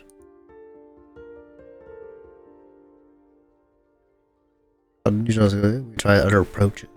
Would you like to continue watching? Why is he staring at the camera? なんだ。Oh. 気づいていたのか。Ah, hi. いつの間に？しばらく前から見ていたよ。アルベドがまるで学会の登壇者のように話すもんだから、ついな。スメールじゃ誰かの発表を邪魔するとその人生を壊しかねないんだ。だからなかなか出られなくってね。お気遣い嬉しいよ。ついでにちょっと手伝ってくれないかい？何をすればいい？風元素を操って円形の刃のような風を放ってほしい。一点に集中させるんだ。聞いた。しかも引き裂いた。よかった。これで大きく前進した。入るの？力が拒み合うかもしれないから、ドゥリン、君はここで入り口を見張っていてくれ。僕とカサッチさんで中を調べてくるよ。それが妥当だね。警戒は任せたよ。うん。二人とも気をつけてね。助けが必要になったら合図を送って。すぐ駆けつけるから。いつの間に合図なんてもの？先月新しく調合した錬金薬を持ってきているんだ。2本一緒に地面に投げると眩しい光が発生する。もし本当にそんな事態になったら傘で目を覆ってほしい。ああ。ご忠告どうも。覚えておこう。It's a flashbang. He made a flashbang. It's crazy.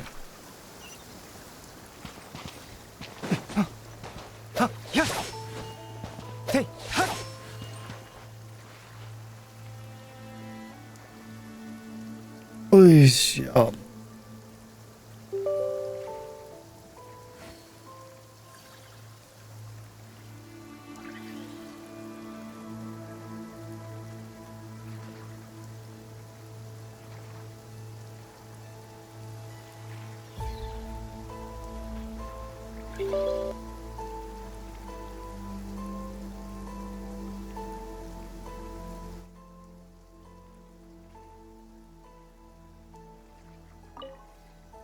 やはり少し奥まで入ると裂け目が見えなくなる。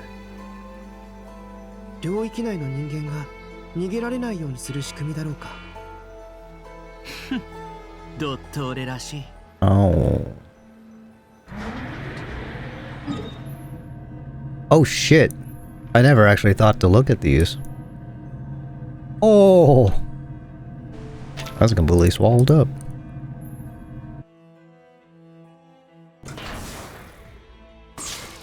Captain on bridge.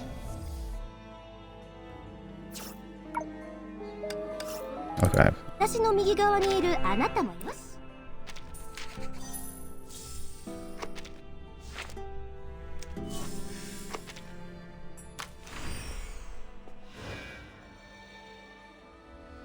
So many fucking loading screens.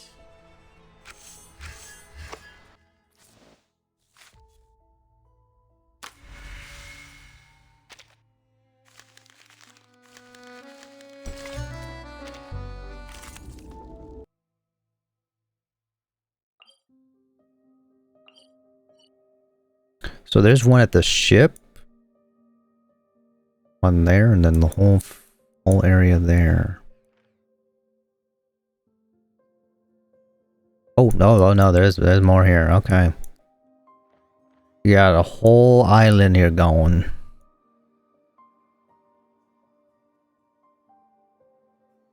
What are these places that we jumped to during the vision?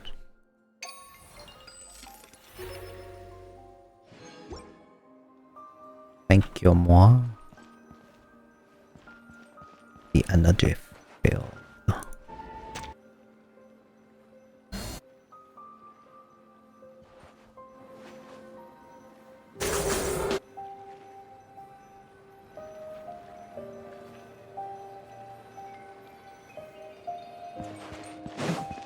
中は飲み込まれる前とあまり変わらないようだ。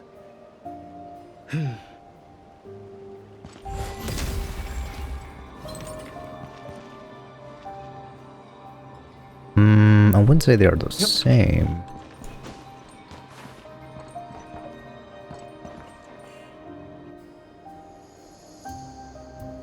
脈も呼吸もない。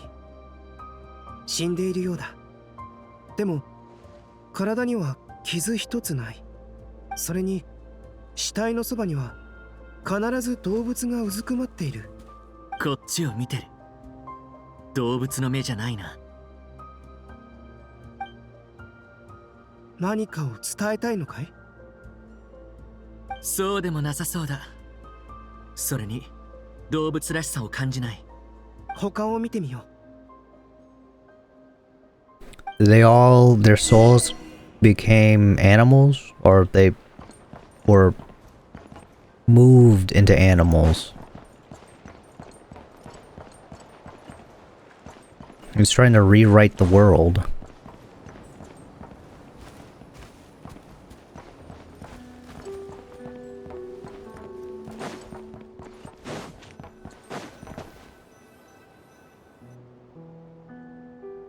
どこも同じだね。生きている人間は一人もいない。ただ無数の死体とそのそばで見守る動物だけがいる。まずは動物たちがペットだった可能性を除外しよう。結論を直接言わないのは僕の気持ちを考えてのことかい？慎重なだけだよ。君なら真実を受け止められると信じているさ。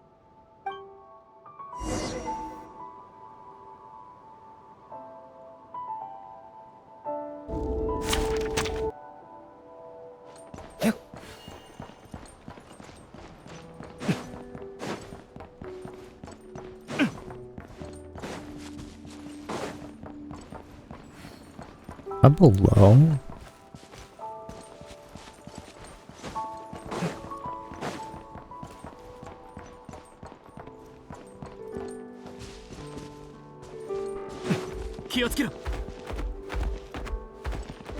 I don't like the color. Also, the screen's changing.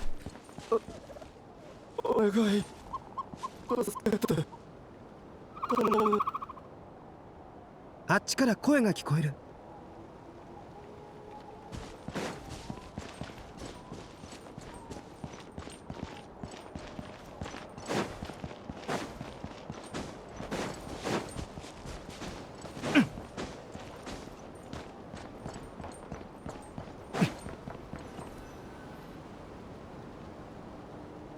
お願い助けて。お願い。ここで何があったんだい？わからない。突然みんな倒れて、目線が低くなって、まだ少しだけ意識がここから出たい。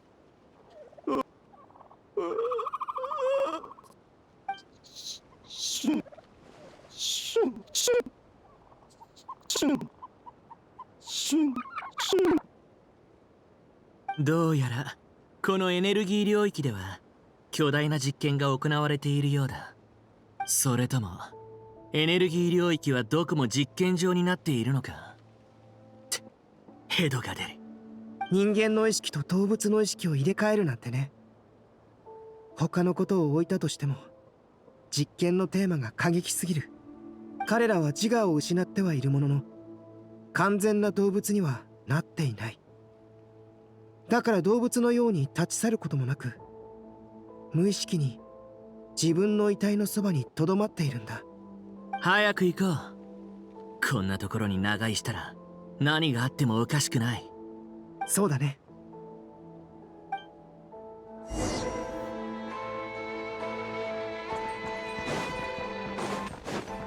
Time to get out of here.「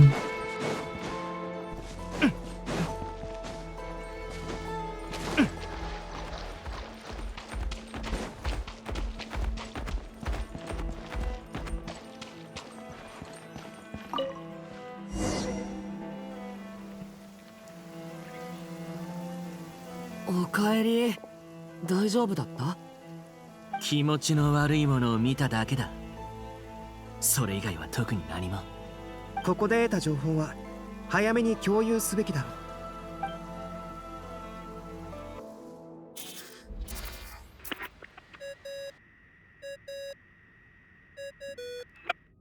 う。ん？呼び出し？ネフェルさん、アルベドだ。エネルギー領域を突破する方法を見つけたよ。十分な検査力を適切に操れば領域を破れる。それからドットーレは領域内で残虐な大規模実験を行っている。中の住民を早急に避難させないと悲惨な結末を迎えることになるだろう。私たちの予想通りか。胸くそ悪いったりありゃしない。それでそっちは順調かい？これから始めるところさ。結果が出たらまた連絡するよ。うん、気をつけて。もちろん。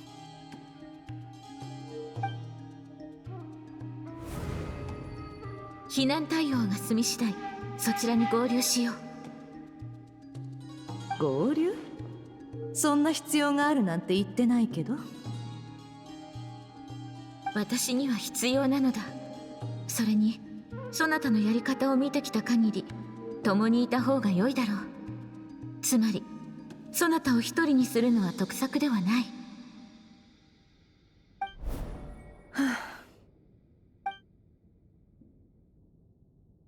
さて、演算状態に入るとしよう。だだっ広い荒れ地だ。これが旅人の意識空間なのかい？もっと豊かな心の持ち主だと思っていたけど、あっちに誰かいる。何を見てるの？いいよ。じゃあ私も一緒に見る。お兄ちゃんが出会ったこと、経験したこと、全部知りたいの。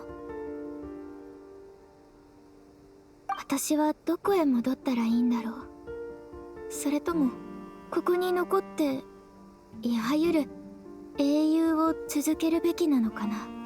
走って戦って任務をこなして生活のために汗を流してパイモンのためにも稼ぐ。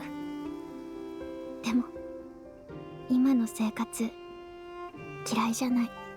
唯一の不満はお兄ちゃんがいないことかな。この意識層は人の本心を映す。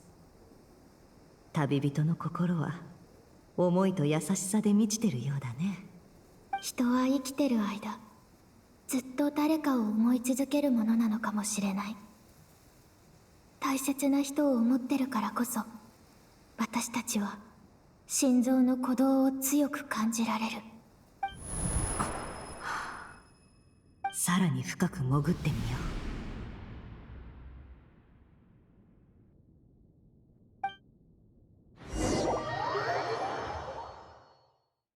Saving。ナシャタウンは生活する場所としては決して便利とは言えない。だが雰囲気は悪くなく人口も多い。何が言いたいの？そう構えるな。別に深い意味などない。ただお前の冒険の始まりにふさわしい場所を考えていただけだ。それともカーン・ルイヤに送ってほしいか？カーン・ルイヤはもうこの世界に存在しない。3つの月が何を意味しているのかまだ理解できていないようだ。過去に消えたものでも今の私になら再現できるのだよ。お前はただ見たくないだけなのだろう。そこにどんな答えがあり肉親がどう思っているのかを。であるならば私がどうこうするのは控えよう。協力関係を築くには多少なりとも温情が必要だからな。後ほど。まずい。何を？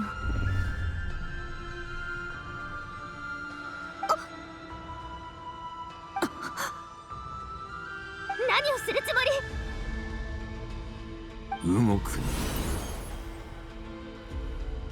異物がいるようだ。ほう、逃げ足が速い。OK。あんたが助けてくれたのかい？早く接続を切らないとドットーレがあなたを捕らえて壊してしまいそうだったから。そういうのは一度で十分よ。あなたは勇敢だったしよくやったわ。ありがとね。でも今はそんな話をしている場合じゃなさそうだ。Oh, Jesus.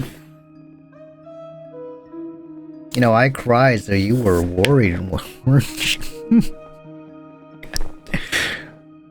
Fuck.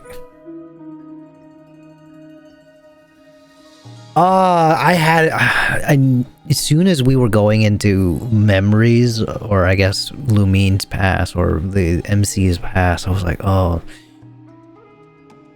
Nefer's really risking it here now.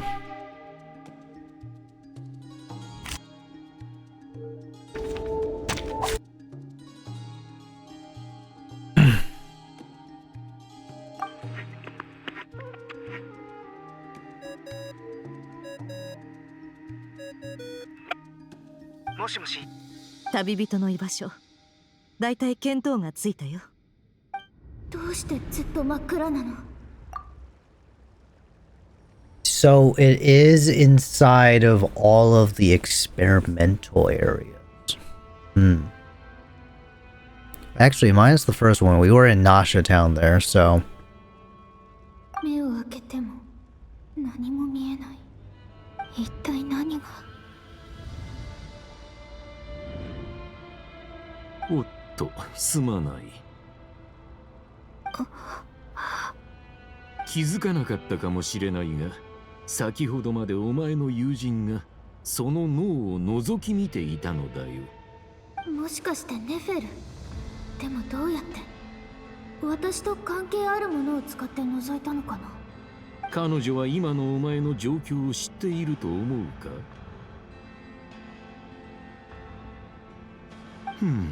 だんまりか。私はただお前の時間を遅くすることで侵入を妨害し、盗み見するような不届き者を捕らえようとしただけなのだがな。時間を操る、この能力は実に面白い。お前が目を閉じた瞬間、時間は厚みを増し、最も重い媒質よりも粘性を帯びた。その目を閉じてから開くまでの間に1ヶ月もの時が過ぎたのだよ。しかしその1ヶ月は他人に何の影響も与えず意味も持たない。これは神のみに許される所業だ。また自分の力を見せつけられて嬉しいの？いや、今回のはただの試運転に過ぎない。私は実践派でね。それに何を隠そう、まだ制御しきれていない。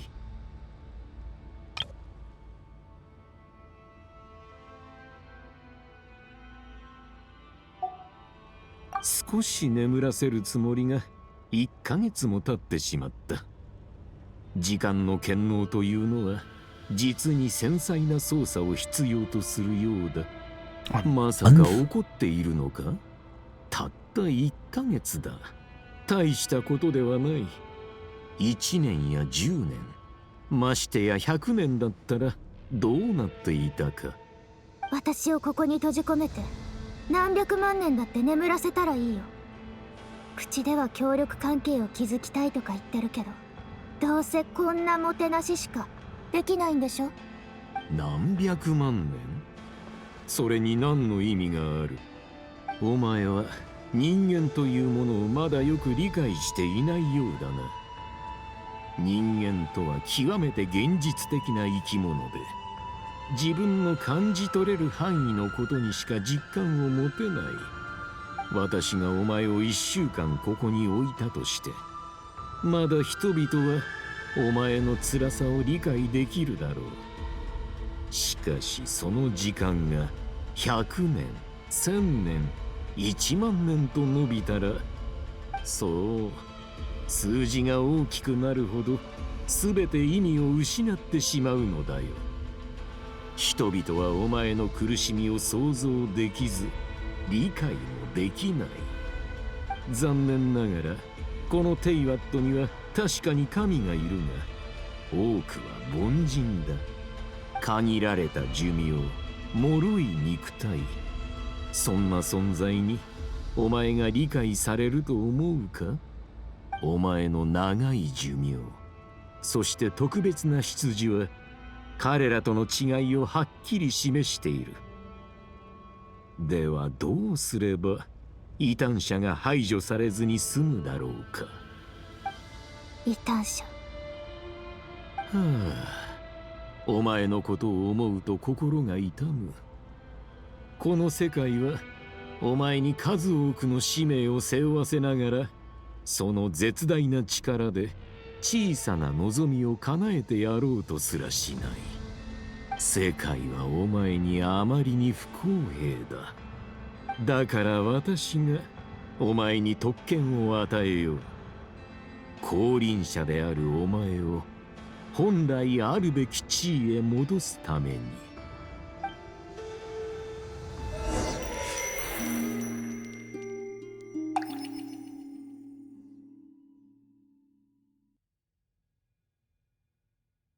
あの空間には3回入ったけど、まだわからないことだらけ。私が戻った過去は時間をどんどん遡ってる。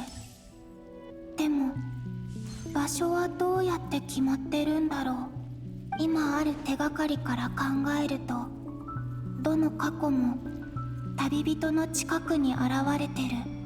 確かに旅人の周りからはどこか知ってる気配を感じたけど、一体どういうことだろう。ひとまず考えながら先に進もう。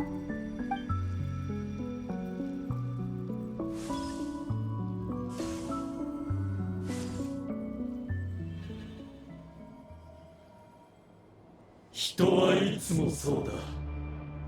本質を理解しないまま力を欲す。制御もできないくせにな。ここはスターダストビーチ。月の狩人が自分の体を取り戻す前かな。また大砲になんか仕掛けたんだろう。今度こそ思い通りにはさせないからな。大砲。あの時私は銀月の庭にいて、ナシャタウンから伝わってきた空爆の異常な波を感じ取った。その後スターダストビーチから不穏な力が届いて、かつての俺は幾千万もの破片に分解され、混沌とした時間の中に投げ込まれた。それでも俺の命と意志が消えることはなかった。もしここで月の狩人の復活を阻止できたら。でもどうすれば。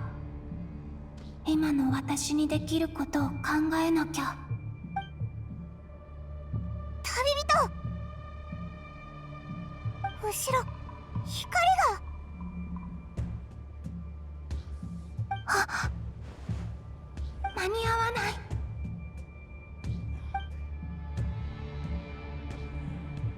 あれって私が前に旅人に教えた空爆のシールド。まさかレーザーを防ごうとしてる。旅人の力なら耐えられるだろうけど、空爆同士がぶつかったら多分他の場所にも影響が出る。あ、瀕死と蒼月の子たちに被害が出るかも。ちなみにコロンビーナさん、一つ伺いたいのですが、先ほど空爆のレーザー砲がそれた時、飛散したレーザーのいくつかが瀕死島に向かいましたが、何かによって防がれていました。あれもあなたが？はあ、まさかあれって私が、未来の私がやったの？ Future present. 今の力じゃ。そ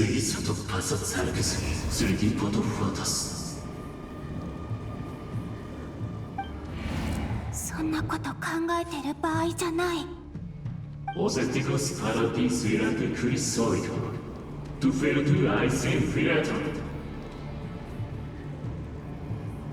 絶対間に合わせなきゃ。蒼月、大地などくらいに眠る月光よ。この呼びかけが届くなら、感じられるのなら、もう一度だけ答えて。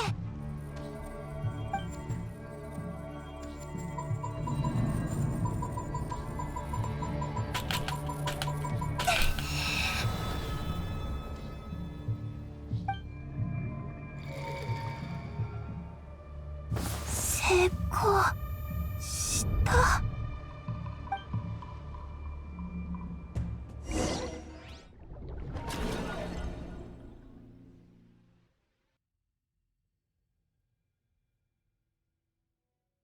ねえ、起きなさい。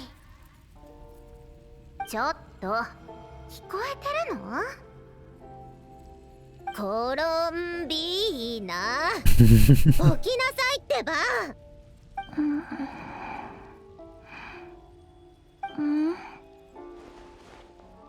おはよう、サンドローネ。今午後の3時なんだけど、人の部屋で昼寝しないでくれる？ここ落ち着くんだよね。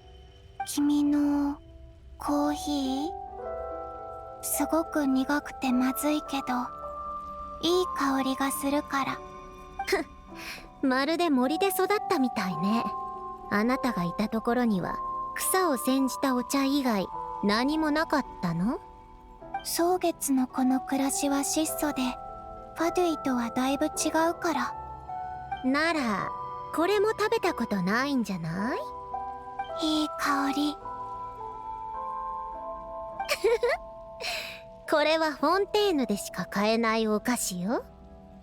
今日は暇だったからちょっと作ってみたの。後でロザリンも来るけど、あなたがどうしても今すぐ食べたいってんなら食べさせてあげないことも。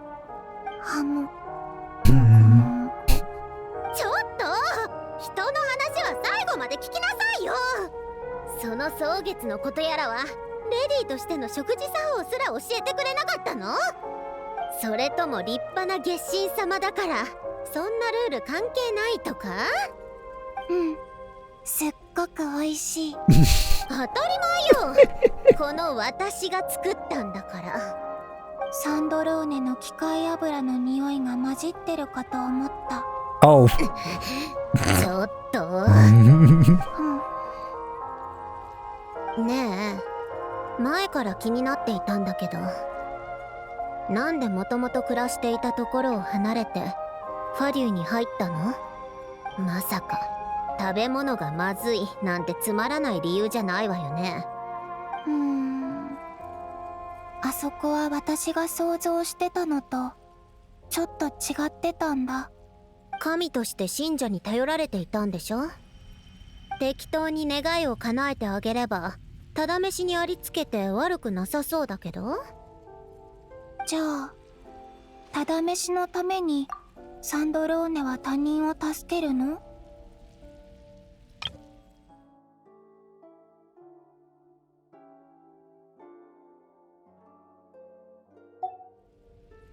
どういうこと？博士から聞いたんだけど、サンドローネって偉大な機械一個に作られたんだよね。機械工よ。あいつ余計なことを。その機械工は推薦なんだっけ？推薦十字結社よ。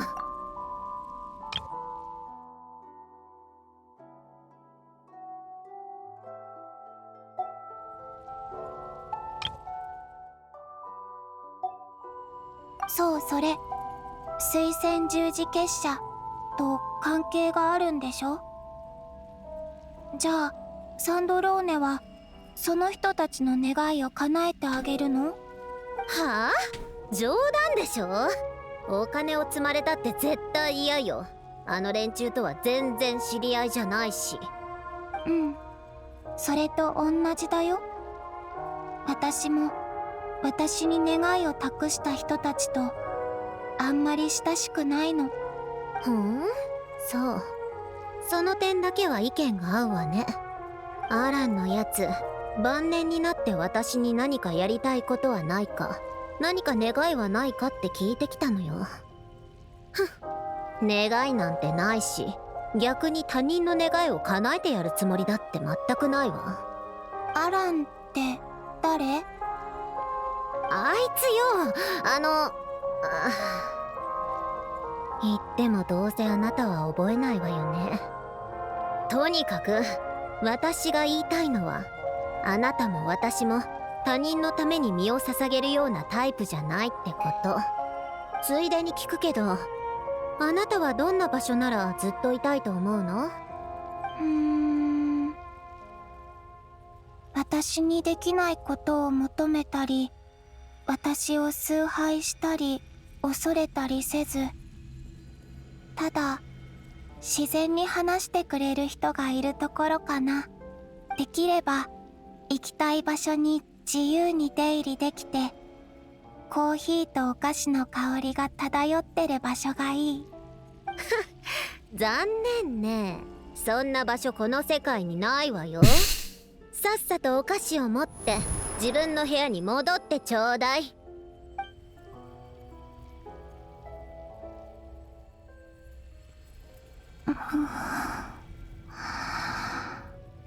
私、気を失ってたの。やっぱりここに戻されちゃった。それに昔の夢を見た。サンドローネ、旅人、みんなに会いたいな。さっきキシ島の空爆機を借りることができたみたい。でもなんでそんなことができたんだろう。ここの時間は確かに遡ってる。そしてどこか覚えのある力を借りて過去の空間に入ることができる。みんなが言ってた謎の助っ人って私だったんだ。もうあんまり力が残ってないみたい。この空間の終点はどこなんだろう。時間は永遠に流れ続けるの？みんなのところへ戻る方法を見つけられるかな。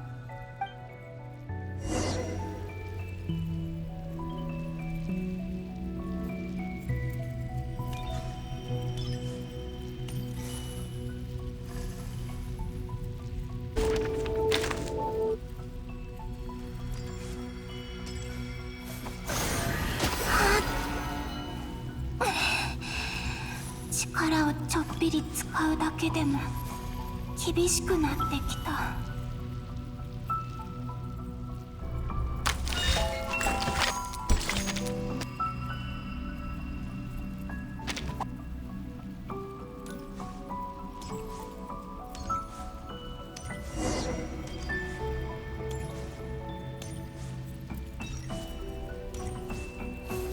今の私じゃアビスの力は打ち消せない。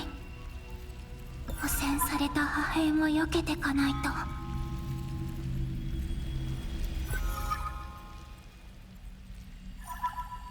Wait. Oh. Okay.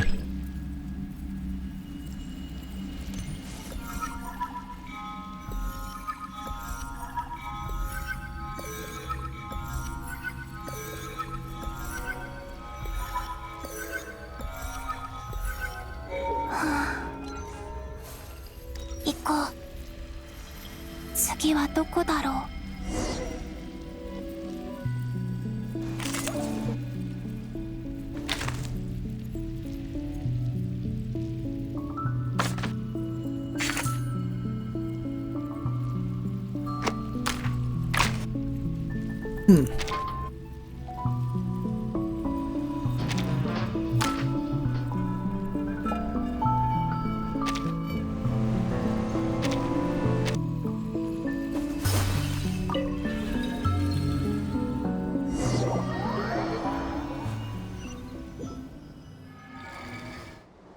夜明かしの墓。ここってフリンズが普段いる場所だよね。こんなにたくさんの資料を全部読むのか？仕方ありません。現状ではこれが最善です。みんな資料を探してる？あ、確かフリンズとファルカがワイルドハントの資料について何か言ってた。この時のことも私がやったってこと？などくらいの歴史に深く入り込むことで月の狩人たちの本当の目的を暴くのです。私のしてることは過去を変えられてるのかな？それとも過去をなぞらえてるだけ？これは必然なのか、それとも私が決めてることなのか。もしここでみんなを助けなかったらこの後の物語はどう変わっちゃうんだろう。頭がおかしくなりそうだぜ。それでもやっぱり私は友達の力になりたい。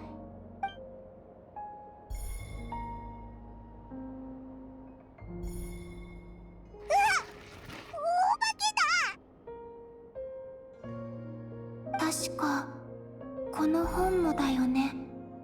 今度は他のが動いた。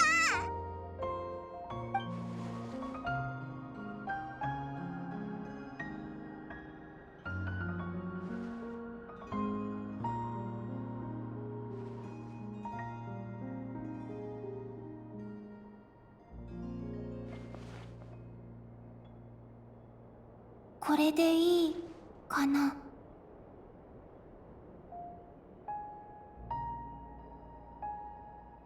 あれ、ルオンヌタル私の存在を感じることができるの？あ、待って。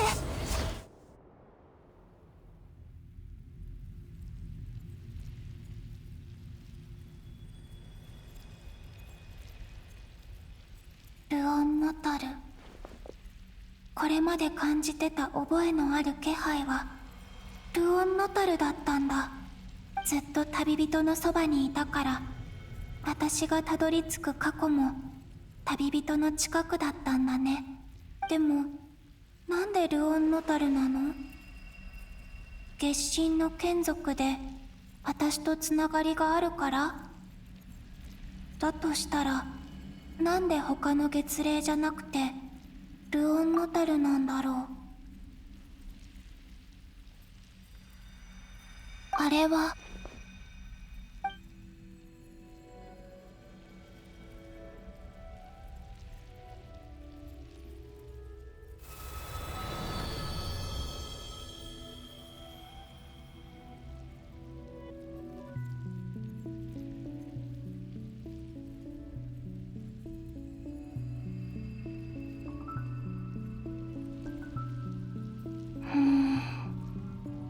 この先からは力を全く感じられない。果てしない虚無が広がってる。多分これが過去へ行く最後のチャンスなのかも。次で戻る方法を見つけないと。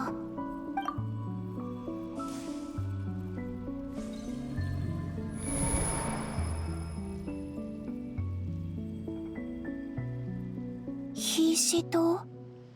これはどこの過去とつながってるんだろう。ルオンヌタルは今回は気配を感じない。 When we first arrived. アイナの生活って見ててなんだかほっこりしたな。あ、旅人パイモン、落ち着かなきゃ。残された力でできることは限られてる。この空間に残された時間ももう長くない。戻る方法を見つけるにはどうしたら。戻る。でもどこに戻るんだろう。期月の夜のあの瞬間？それともその後の未来？この状態のまま戻るの？ドットーレが期月の夜にあれほどのことを成し遂げたのはずっと計画してきたから。私のを除いて月髄の力も2つ奪われてる。たとえ戻れたとしても今の私じゃ3月の力を手に入れてるだろう彼には太刀打ちできない。むしろドットーレの計画を早めることになる。奪われた力に対抗する方法を見つけないと。逆行する時間、3月の力。あ、まさか月の影の行き着く先って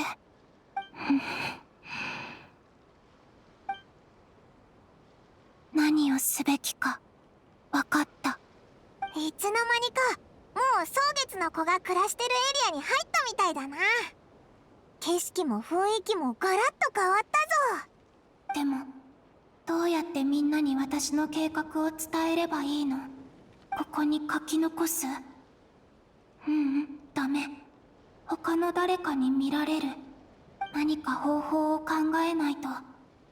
私とつながりがあってみんなに何が起きたのか伝えられる手段を。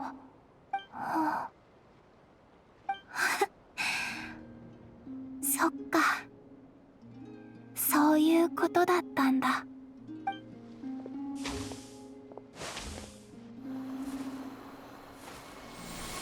Right?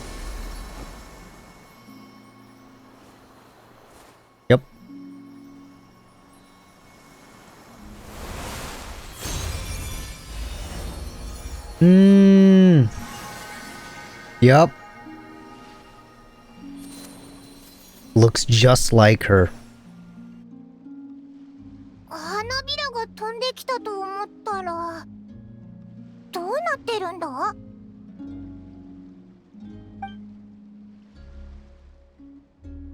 私がルオンノタルを誕生させたんだ。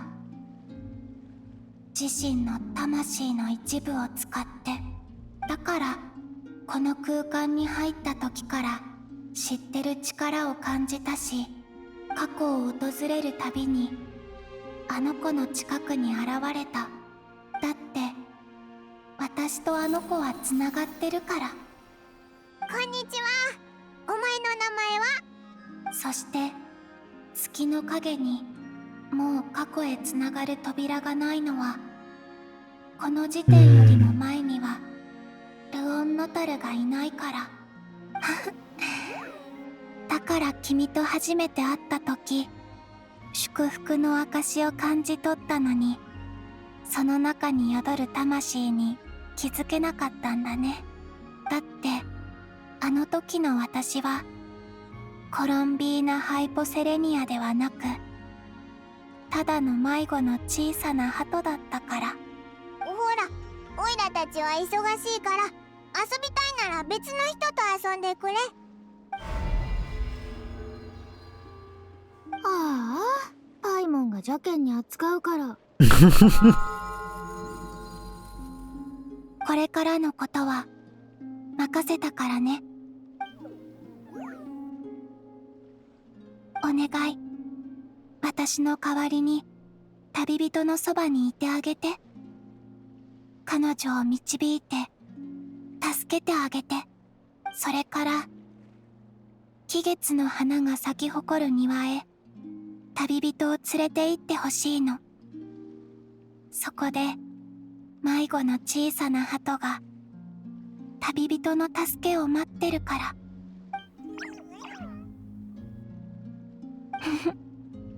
お願いね。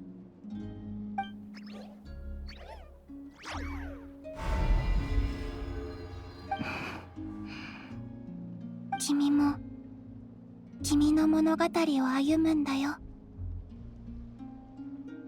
私は別の道を歩まなきゃ。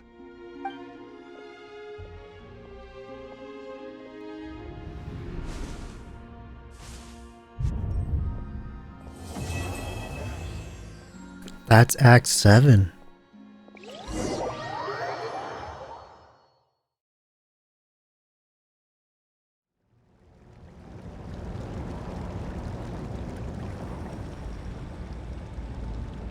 何をしても責任を問われない快感を味わってみないか？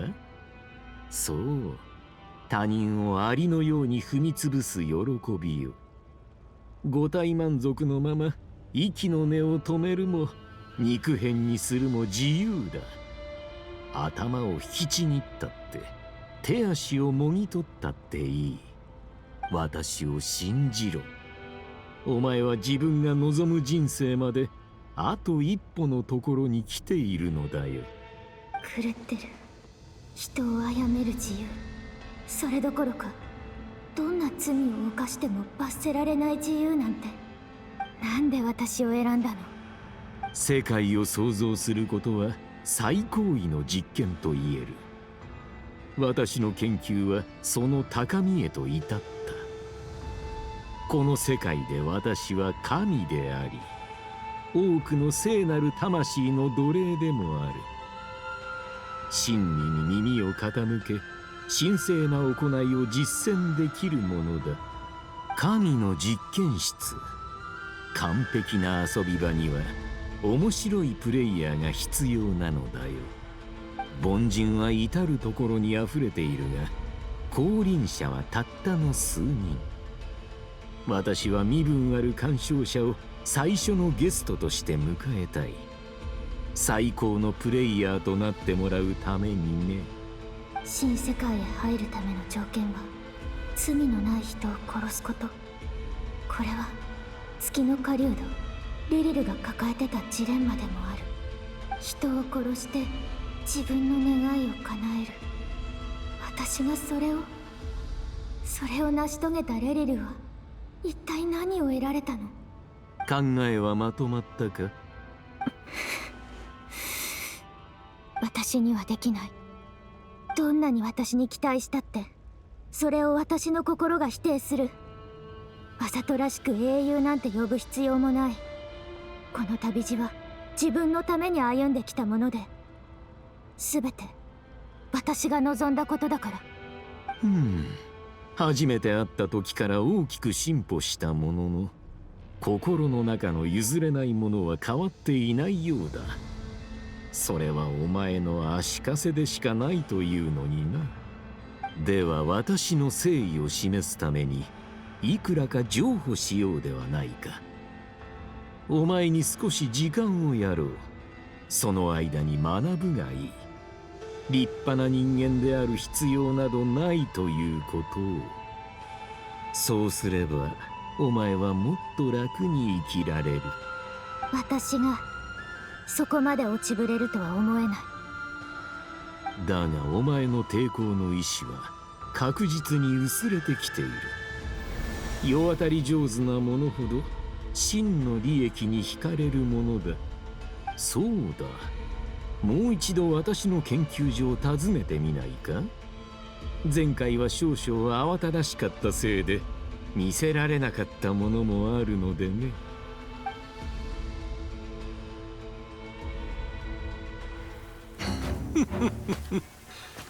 お前のことについて私は背後から襲うなんて英雄ならしないよね。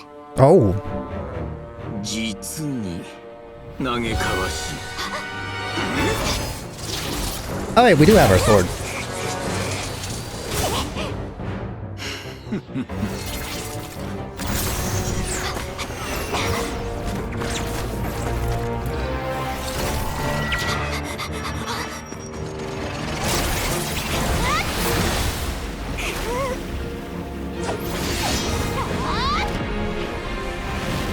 Nice.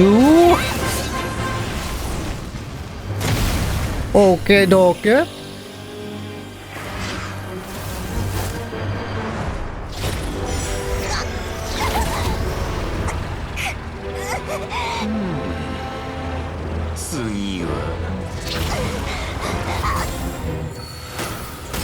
Yo!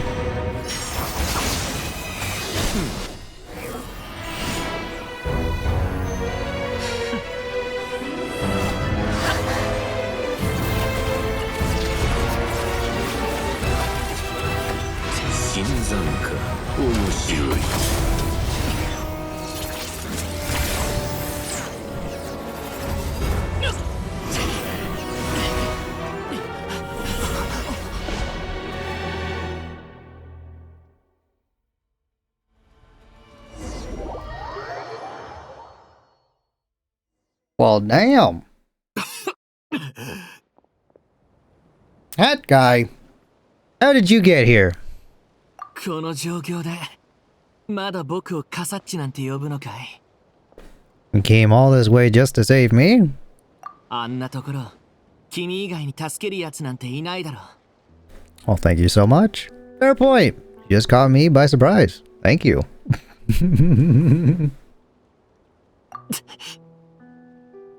Wait, you're injured. Why is his name not Nathan? Cause I didn't name him Nathan. That's why. 大したことじゃない。なんでそんな顔で僕を見るんだ？僕が君を助けたことがそんなに意外なのかい？ Oh, wait a minute.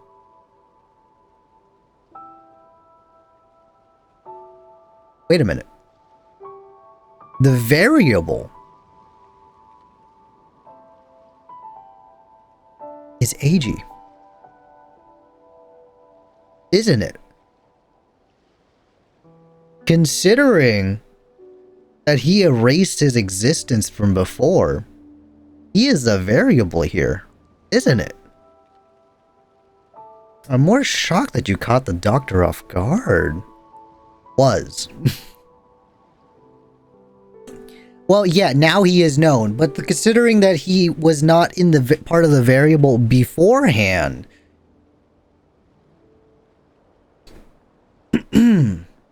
How much can the doctor change now, huh? 以前スメールで君に借りを作ったからね。そろそろ返すべきだと思っただけさ。まあドットーレの不意をつくことは正直簡単とは言えない。あの技はもう通用しないだろう。本当は奴を倒す時のために温存しておきたかったんだけどね。考えれば考えるほどいても立ってもいられなくなってくる。Same. ドットーレは僕のことを知らないけど、彼の断片たちは僕の動作原理を元に作られていた。少し時間をかければ僕が何者なのか気づくだろう。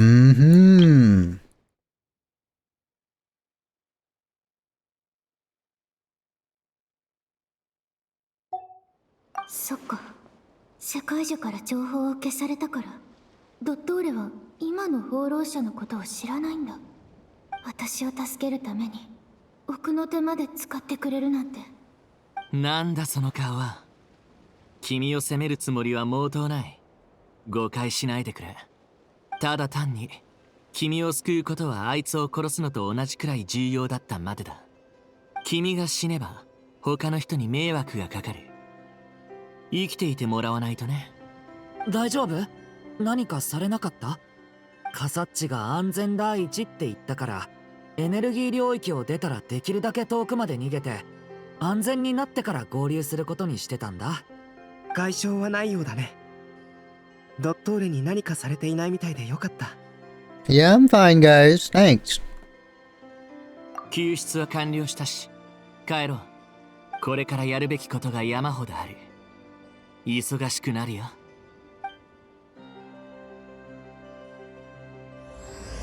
True Moon.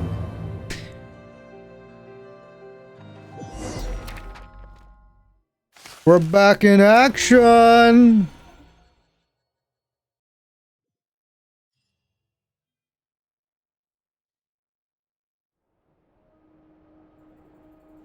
女皇陛下のお言葉、確かに受けたまわったわ。でもタルタリアの言うかっこいいってどういう意味？まさか自分基準で判断した上に私を同レベルだと思っているのかしら。そう言うと思ったよ。それでそちらの進捗は？少し手がかりをつかめたわ。錬金術師のアルベドからいくつかヒントをもらったの。私が調べてほしいって言った水仙十字院ルネ・ド・ペトリコール、ジェイコブ・インゴルドの資料のことを覚えているかしら。アラン・ギオタンはルネの理論も実践技術も嫌悪していたけど、一生をかけてもその域には届かなかったわ。だから私はルネの考えを一部取り入れてみることにしたの。アラン・ギオタンは君にとって父親のような存在だったと思う。ルネは彼の生涯の敵だったというのに、そんなことをしていいのか？あなたにはこういった憎しみを抱く相手がいないかもしれないけど、もしリネたちがあなたの最も意味嫌う相手から大切なことを学んだらどう思う？それはもちろん喜ばしいことだ。子供たちが私を超えより成長したということだからね。はあ、アラン・ギオタンがそういう人間だったかどうかは誰にもわからないわ。でももうそんなことは関係ないの。彼は死んで私は生きている。だから全ては私が決めればいいのよ。どんなに偉大な人物でも死んでしまえば終わり。生きている者だけがこれからの道を決められるの。二人とも来とくれ。あの子たちが戻ってきたよ。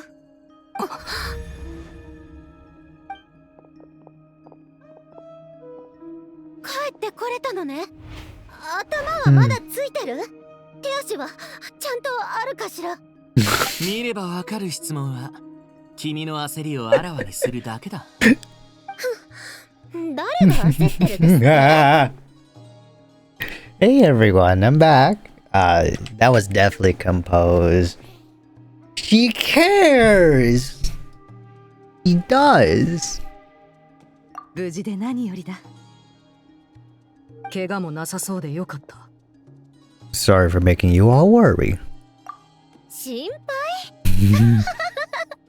冗談でしょ。私たちファリュイがあなたのことを心配するわけ You ないじゃ can't ない hide の。 it from me. 心配していた。ちょっと私はもともと旅人とは友人同士だ。君も今は好きな立場を選べばいい。まるでお茶会にでも参加するかのようにね。面白い冗談だ。アルベドさんから助っ人はもう必要ないと聞いたときは正直驚きました。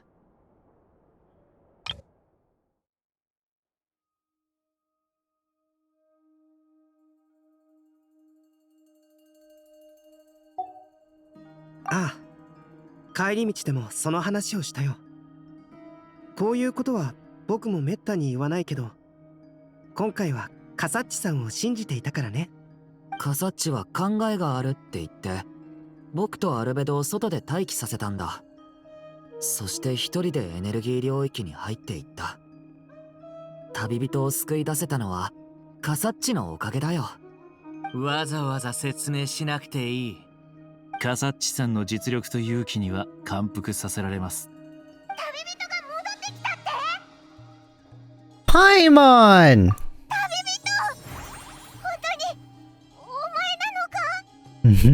It's really me, Paimon. I'm back.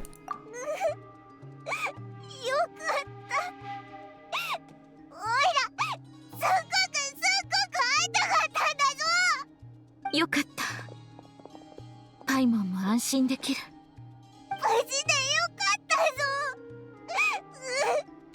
おいら心配で毎日怖い夢を見てたんだ。あたいくらいの年のやつって友達同士が抱き合って大泣きしてるシーンに弱いんだよな。年なんて関係ないだろ。俺だってそうだからな。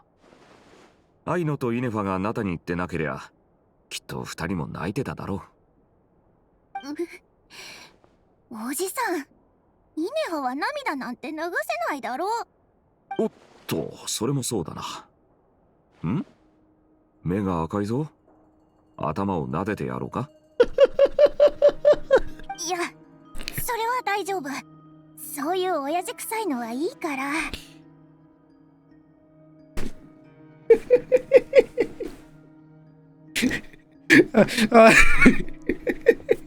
Come here, give me a hug.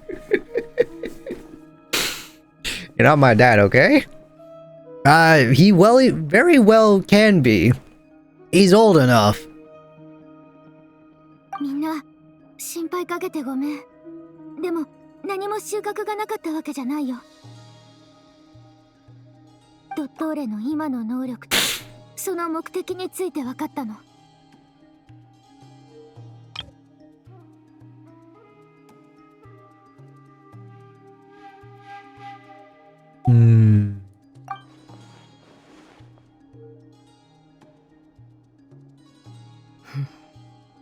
月の三女神の力は私たちの予想をはるかに超えているようだ。ドットーレが自らを神々と並ぶ、いやそれ以上の存在だと思い込んでいるのも無理はない。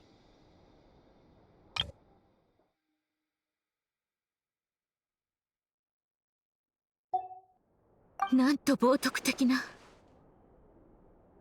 皆さんが不在の間にこちらでも新たな発見がありました。サンドローネさんからも別に共有したいことがあるようですので、合わせて説明していきましょう。Dora explains COLUMBINA's situation and shares the findings of her research so far. あのトラブルメーカーの厄介者がひっくり返されたケーキのようにおとなしく潰れるわけないわ。Columbine is alive! I knew she wouldn't give up.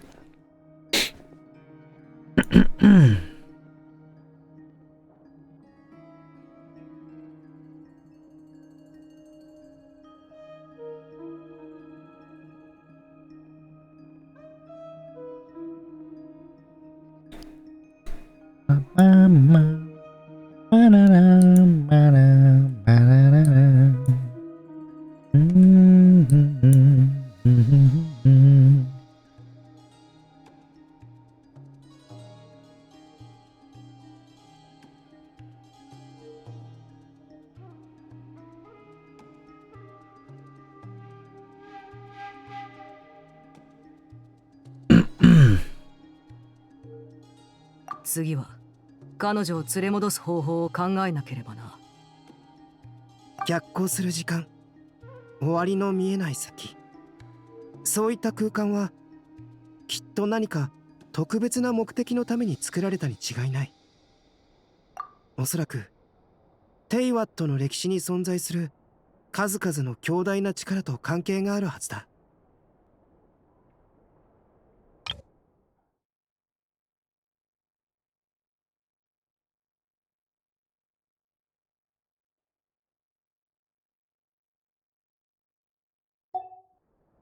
コロンビーナさんは僕たちの時間とは逆向きに進んでるんだよね。なんだか特別な道を歩んでるみたい。その時間は一体どこへ向かってるんだろう。終点はないのかな。僕たちもそれについて考えていました。時間は無限ではないはずですからね。終点ならあるわよ。ニコ、いつの間に。私はいつもこうやって現れるの。魔女のお茶会でもこんな感じで登場していたわ。静かで神秘的で説得力があるでしょ。時の終わりについてのお話ね。ええ、世界には終わりがつきものよ。そして時の終わりとはテイワットが誕生した瞬間のこと。でもコロンビーナさんがどこに行き着くかはその時を逆行する川がどこから始まっているかによるわね。では月神、月は神々にも始まりがあるのだろうか。ええ、万物にはそれぞれ起源があるわ。最初空に月なんてなかった。竜王ニーベルンゲンが3つの輝く月を昇らせたことで月の神々は誕生したわ。星々の影はニーベルンゲンに代わって権能を持ち、世界を司るために生まれたの。彼女たちはニーベルンゲンの意志の延長であり、意向の体現だった。けれどある日、月の三女神は生まれた時と同じように静かに姿を消した。そしてその行方を知る者はいなくなったの。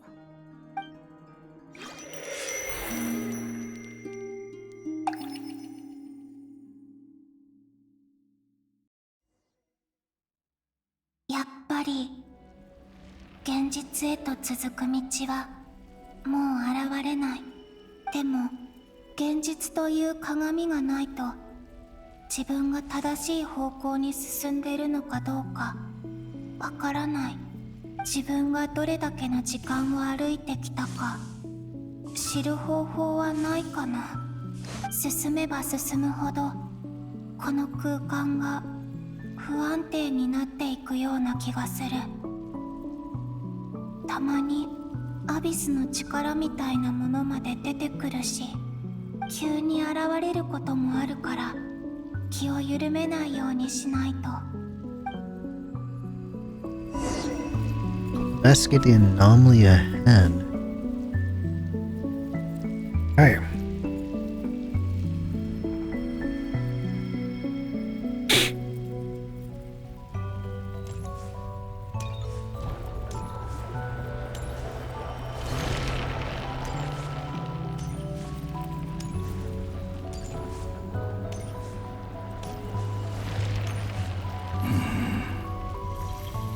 Oh! まさか月の狩人、この空間でまだ生き延びていたなんて。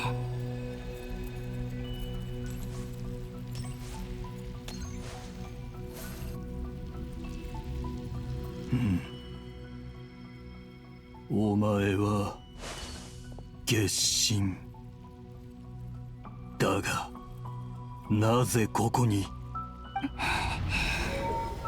その必要はない。俺はもう争いに巻き込まれたくないんだ。君の言葉は信じられない。だろうな。俺自身ですら信じられない。俺の力で俺を打ち破る。実に巧妙な戦術だった。この空間に入る直前、古い友人を見た。ダインスレイブ。ああ、本当に古い友人だ。憎悪、後悔、怒り。俺の心はそれらで満ちていた。俺はここにある全てを呪い、飲み込み、引き裂き、外に出て復讐を続けようとしたが、それは無駄なことだった。ここに出口などないのだから。この空間に入るのはこれで2度目だ。1度目の記憶はない。入った瞬間にズタズタに引き裂かれてしまったからな。だが今回は違う。この肉体がナドクライや空爆と深く関わってきたおかげで生き延びることができた。ここにあるアビスの力は君から漏れたもの？俺から発生したのは一部だけだ。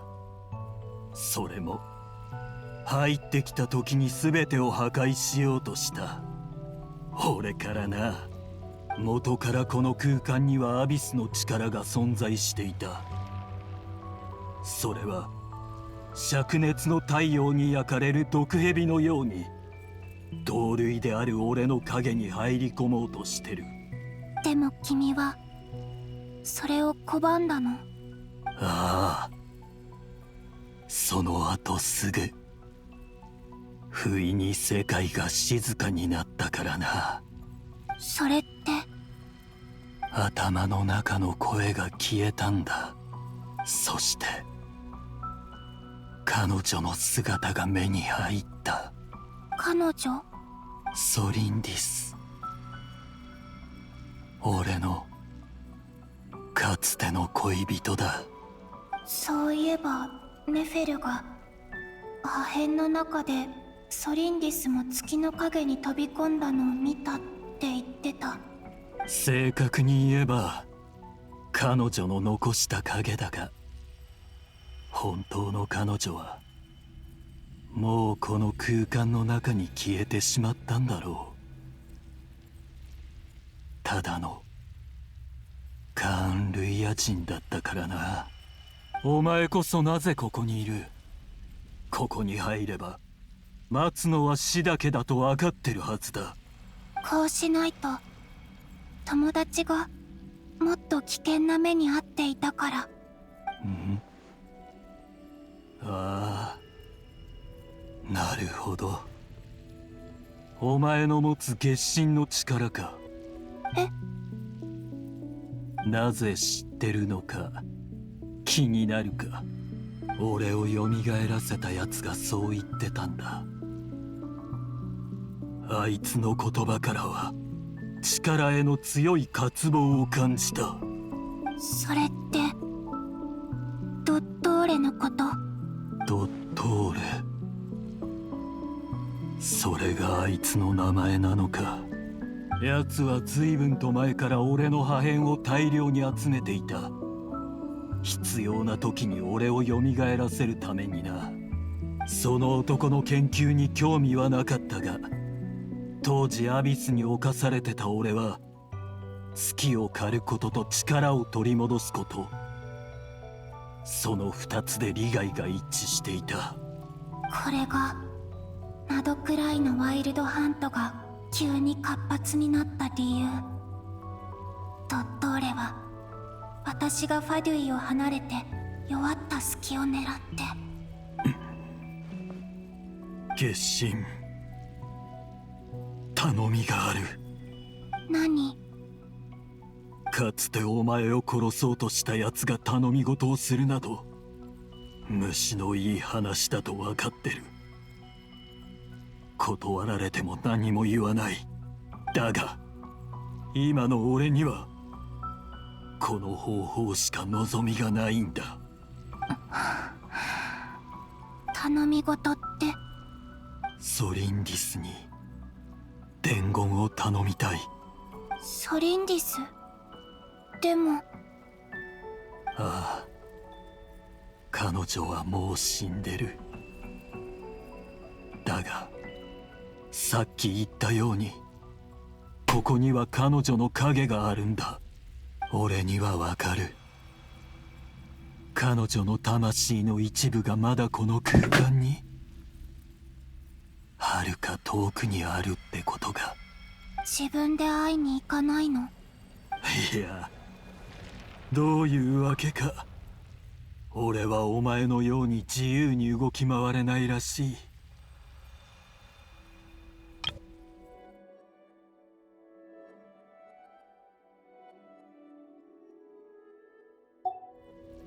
俺が見るのはいつだって彼女が去っていく影だ。まるで最後に別れた時のようにな。その代わりこの先のアビスの障害を排除しよう。いや、たとえ断られても障害は取り除く。そうすべきだと思ってるんだ。どうして？さあ、なんでだろうな。最近ずっと自問してるんだ。俺はなぜこんなことをしてるのかと。こんな自分が嫌になったんだ。人を利用し利用され傷つける。もしかしたらずっと前からうんざりしてたのかもしれない。それでも認めなかったから今みたいになってしまったんだろう。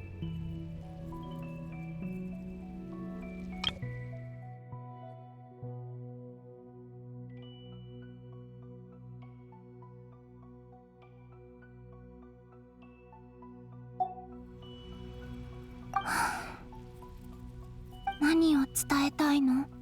すべてだ。俺の過去も犯した過ちも、そして彼女と別れてから起きたことすべて。もう少し絞れない？ではお前が大事だと思う内容だけ伝えればいい。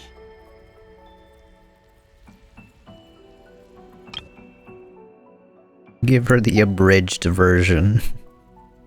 私たちに危害を加えたことも話すの？お前の好きにすればいいさ。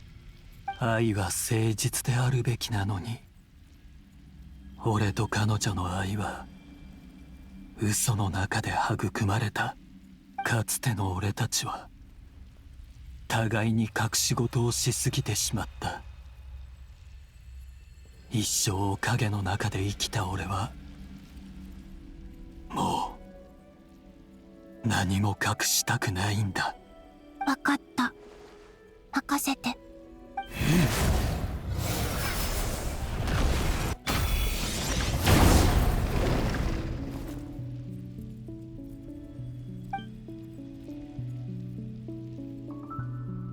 さあ、これでもうアビスの力が邪魔をすることはないだろう。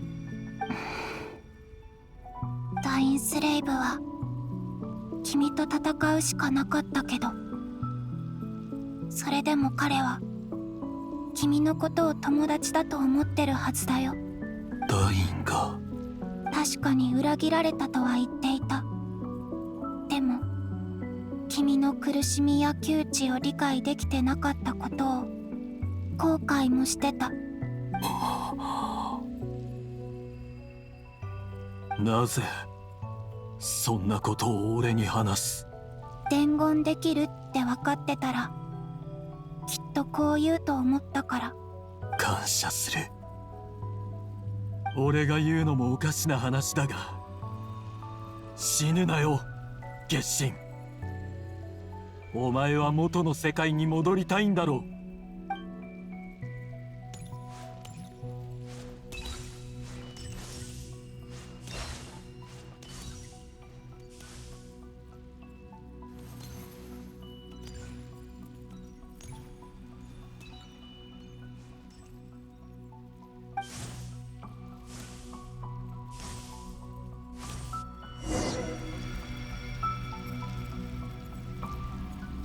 彼の言った通り、アビスの力の妨害がなくなった。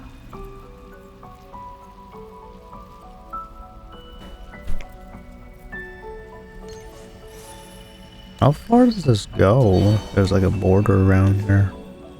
Oh, there is a border. Figures that much.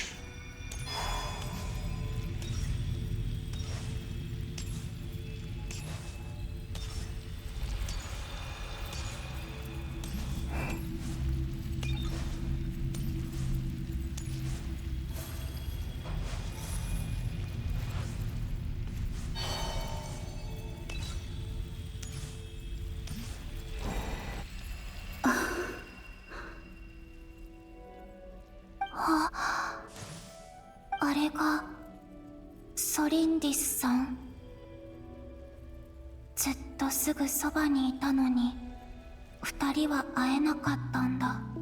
こんにちは、ソリンディスさん。あなたは誰？どうして私の名前を知ってるの？ここにはずっと誰もいなかったのに。私はコロンビーナ。レリルに頼まれて伝言を伝えに来た。レリル？レリルですって？彼は今どうしてるの？少し前よりは良くなってる。そう。かなり辛い日々を過ごしたみたいね。そして彼もたくさんの人に辛い日々を過ごさせた。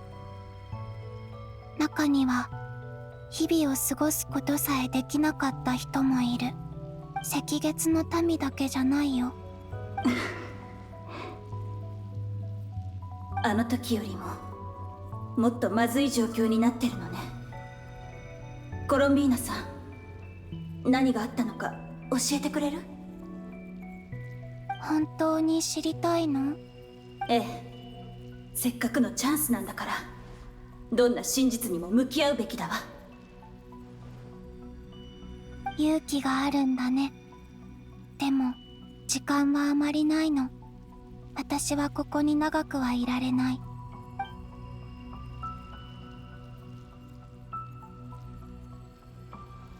レリルの心に宿ってた憎しみの火種はたくさんの人に利用された。そしてその大元は君にまた会いたいっていう彼の思いだった。でも今は彼は自分の過ちを悔いてる。隠してきたことを謝りたいって。何を伝えたいのか具体的な言葉では口にしなかった。でもきっと彼はずっと君のことを思い続けていた。君こそが彼の踏ん張る理由だったんだと思う。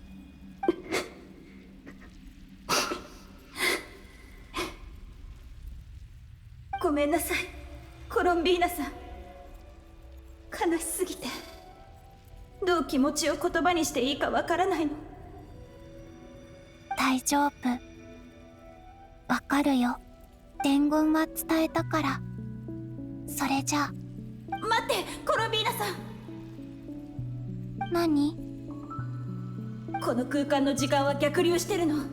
先に進んでもさらに遠い過去にしか行けないわ。わかってる。その最果てまで行くつもり。月髄がなければ、3つの月の力なしではこの空間の奥まで進むことはできないはず。ということは、あなたはもしかして月神様？一応ね。そうでしたか。よく考えるんです。命が終点のある列車だとしたら、どうして私はたどり着けないのかしら。一体どこへ向かってるのかしらって。私だけじゃなく、この永遠とも思える空間、どこにあるのかもわからない謎に満ちた空間はどこへ向かってるのかしら。笑えますよね。そんなことすら知らないまま飛び込んできて、そして飛び込んだ瞬間、力の本流に引き裂かれて魂だけの存在になったんです。あの時突然強い恐怖に襲われました。今にして思えば私も何かに惑わされていたのかも。アビスがレリルを操るための駒の一つと化していたのかもしれません。かつての私はカーン・ルイヤの神秘院の研究員で、光月の月髄の研究を担当していました。さまざまな方法で調査を重ねた結果、ここの時間が絶えず巻き戻されているという結論に至りました。レリルは国王の臣下で、私のことでいつも困ってた。彼には不幸から逃れてほしかった。彼に幸せになってほしいから、ここを通じて過去に戻ろうとした。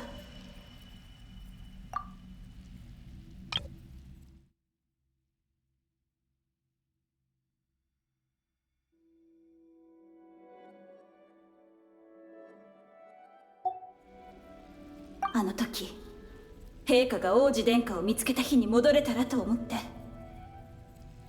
殿下の力は陛下にアビスの過剰な研究開発を進めさせるきっかけとなりました。私たちの絶望は全てそこから始まった。だから陛下が彼と出会うのを阻止しようと思ったんです。たとえ国王陛下を退すことは叶わなくても、せめてレリルの全てを元通りにしてあげたかった。だから過去に戻ろうと決めました。きっかけとなった人物を消すために。アビスは私の心の中の卑劣な欲望を増幅し、私は愚かにも全てを変えようとしていた。でも私の力はあまりにも小さくて塵にも満たないものだった。私は生きた状態でここにたどり着くことさえできませんでした。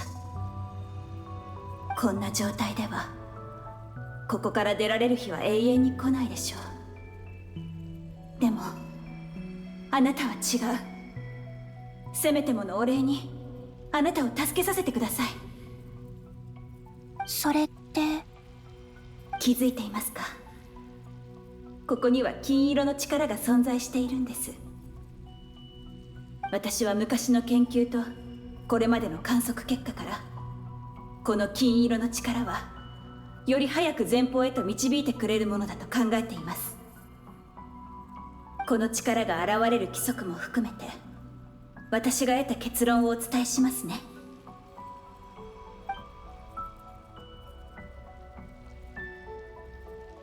もしかするとあなたなら、いいえ、あなたならきっと本当に過去を変えられるから。ずっとこの場所の最果てがどこなのか考えていました。私の知る範囲では、月に関する伝説の中で最も古いのは竜族の王ニーベルンゲンに関するものです。その伝説が真実かどうか、私にはもう確かめる術がないけれど、もし真実ならあなたはその時代までたどり着けるかもしれません。わかった。ソリンディスさん、ありがとう。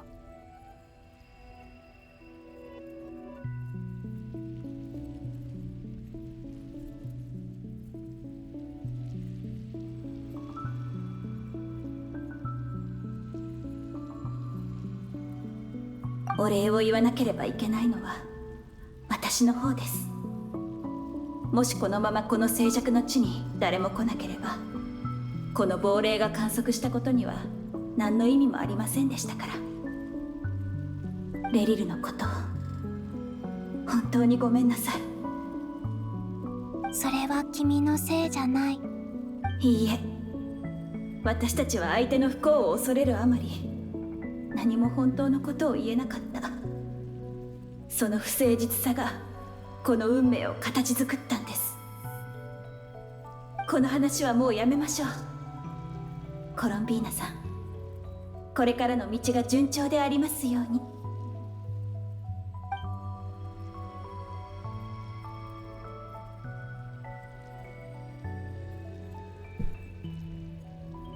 そして現実の世界がもう二度と同じような苦しみに見舞われませんように。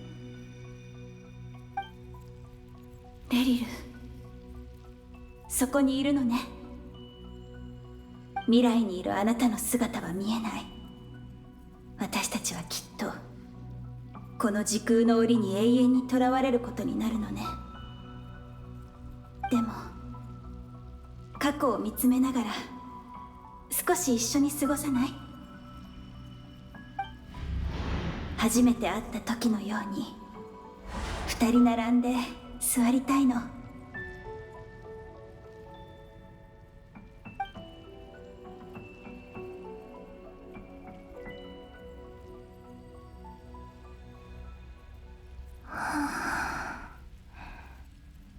一体どれくらい歩いたんだろう。まだたどり着かないの？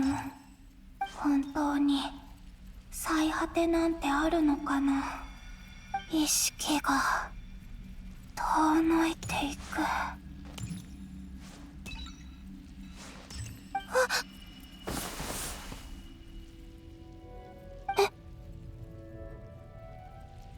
ねえ、大丈夫？あなた、もしかして遠い未来から来たの？ Whoa, whoa, whoa, whoa. You come from the distant future. Hold up! 月の三女神が姿を消したって、なんでだ？どうしていきなり消えちゃったんだ？多分この世界があまりにも大きすぎたんだろうね。どんな命もこの世界にとってはほんの一瞬に過ぎないってことさ。ニコさんが前に月神の話をしてくれたが、月神たちは草加の戦いの最中に亡くなったのだろうか。空の月が砕けた後には蒼月だけが残り、そしてそこから新たな月神が生まれた。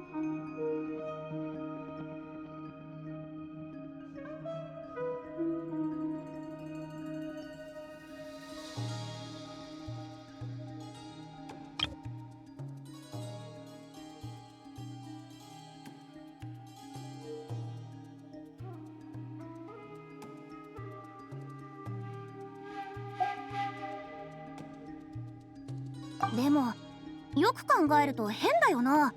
だって物語では月神は月で生まれたって言ってるけど、コロンビーナは地上で生まれたんだろ？そう言われると確かにな。どうして生まれた場所が違うの？二代の月神の間には何か違いがあるってこと？それからみんな覚えてるかい？さっきサンドローネが言ってたけど、彼女の術式では4つの月を検出したんだ。あるいは4つの月髄を。4という結果が成り立つのは月髄が月として認識された場合だけだ。他に情報がない今、これだけでコロンビーナの状態を判断することはできないな。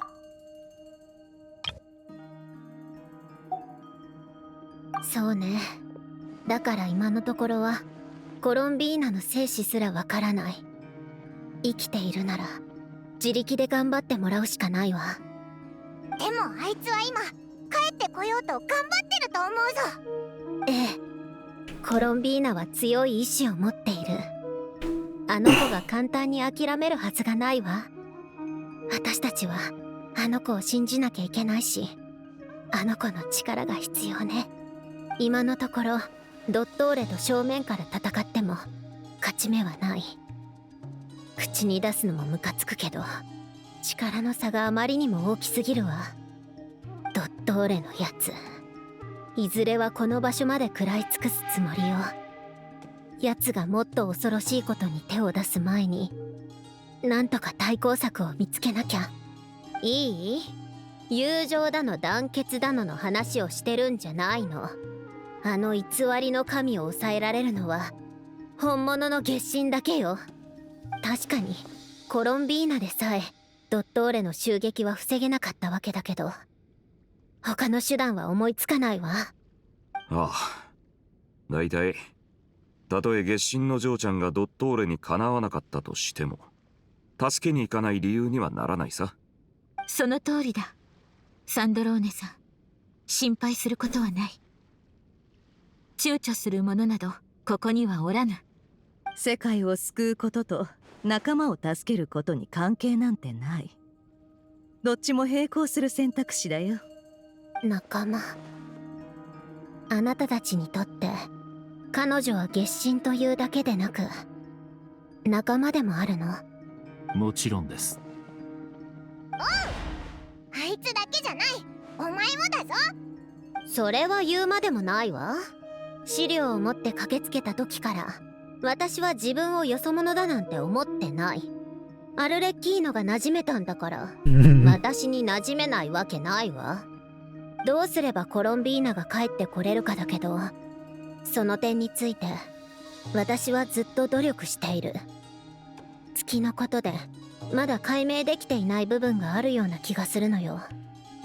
このまま計算を続ければ突破口が見つかるかもしれないけれど、問題は演算力が足りないことなの。演算力？計算に必要なエネルギーのことか？エネルギーじゃなくて総合的なデータ処理能力のことよ。大量の情報を入れたら複雑になりすぎて術式が全然動かなくなってしまったわ。厄介な問題だ。水星十字結社のルネ・ド・ペトリコールも世界の命運を予言したことがあるけど方法はわからない。もしかすると原子大海の力を使ったのかも。でも彼の技術理論は私の今の術式とは全く違うし互換性もない。だから私には原子大海は使えないし、そもそも灘くらいから離れることもできないわ。はあ、めんどくさい。こんな技術の壁があるなんて知っていたら。いや、実験設計局は飲み込まれてしまった。ドットーレのやつ、技術的な逃げ道を一つも残してくれていないなんて。じゃあどうすればいいんだ？いや、まずはちょっと休もうぜ。美味しいものを食べたらいいアイデアが浮かぶかもしれないぞ。はあ、あなたにはわからないわ。この術式が今導き出そうとしている情報は世界の未来そのものなのよ。世界の未来を計算するのにどれだけの演算力が必要か想像できる？それも曖昧な予言じゃなくて正確な結果を出すのよ。どうすれば処理できるのか見当もつかないわ。Food 士気の下がるようなことばかり言って淑女らしくなかったわね。技術的な話はここまでにしておきましょう。仕事も終わったことだし、皆ゆっくり休むといい。新しい情報があればすぐに共有しよう。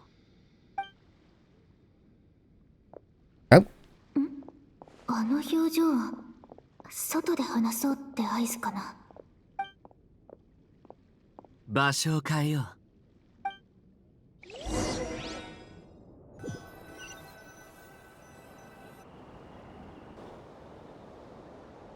君も知っているだろう。ドリーは随分前にスメールシティへ向けて出発した。うん、一回戻るって言ってたらしいね。今のナドくらいの状況はかなり厳しい。ドリーが戻ったのはスメールに情報を伝えてみんなに早めの準備をさせるためだ。ドットーレの性格を考えるなら今行動しない理由は2つあるはずだ。1つ目はまだ新しい力に慣れきっていないから。2つ目は僕たちがどう反応するかを見ているからだ。彼は遅かれ早かれ全てを飲み込むだろう。そして決して焦りはしない偽りの神。前回は僕で今回は彼か。僕にまつわる情報が世界中から消し去られてもなおドットーレの理念は変わらなかった。ドットーレはかつて僕にこう言った。神になる過程はまるで狼や大蛇となって月を飲み込むようなものだとね。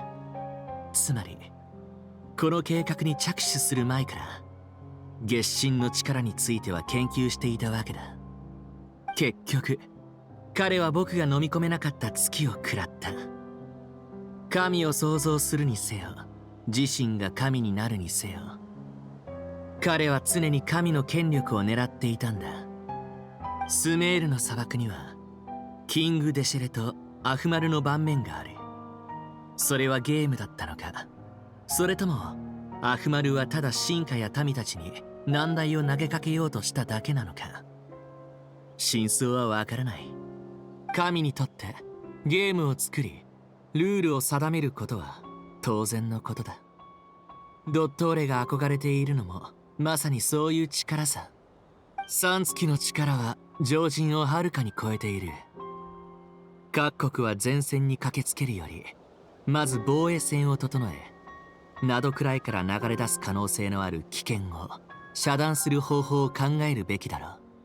ドリーは早急にクラクサナリデビに状況を伝え、他の神たちにも知らせるはずだ。七失星にも多少の手はある。少なくとも神の守護があれば灘くらい以外の場所はそう簡単には窮地に陥らないだろう。灘くらいが消えたとしても君の他の国の友達はそう簡単には消滅することはない。ま、かろうじて朗報だろう。その通りだけど、灘くらいも消えてほしくない。何も失いたくないか。欲張りだね。甘いってことも欲張りなことも分かってる。でもそうじゃなきゃ私最後まで戦い抜けないよ。戦いそのものは一瞬だけど心は長く持たないといけないの。一瞬でも諦めたら意志は崩れてしまう。なぜ全てを完璧にこなそうとする。誰かを救うために生まれてきた者なんていないはずだ。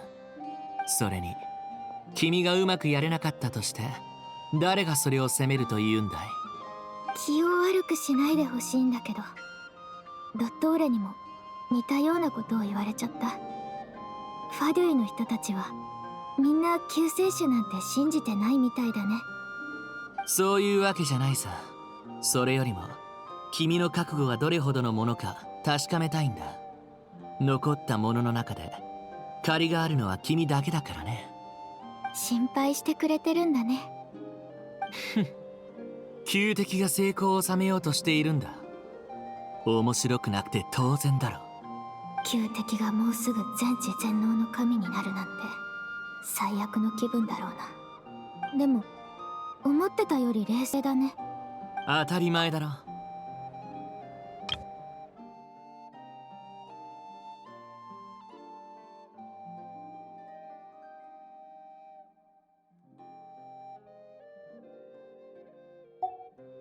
今となっては認めざるを得ない。昔の僕は軽率で愚かだった。復讐の意味と手段を間違えたんだ。今はもう一人で解決できる状況じゃない。もし世界が僕に何かを教えてくれたとすれば、それは自らを顧み柔軟に対応することだろうね。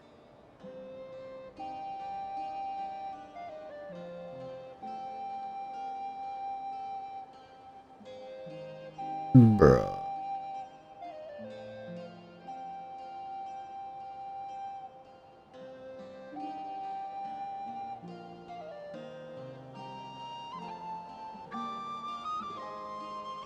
Is that a temple? No, it's not a temple.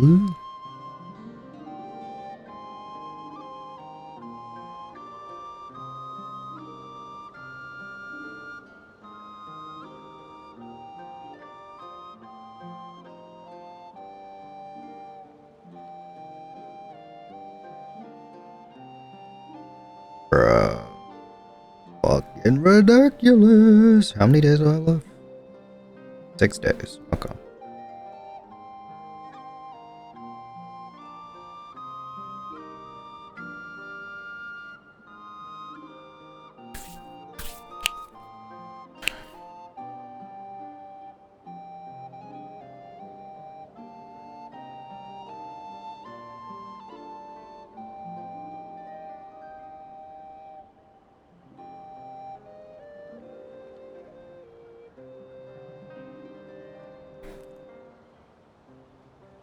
でも世界は僕に他の美徳なんて教えてくれなかった。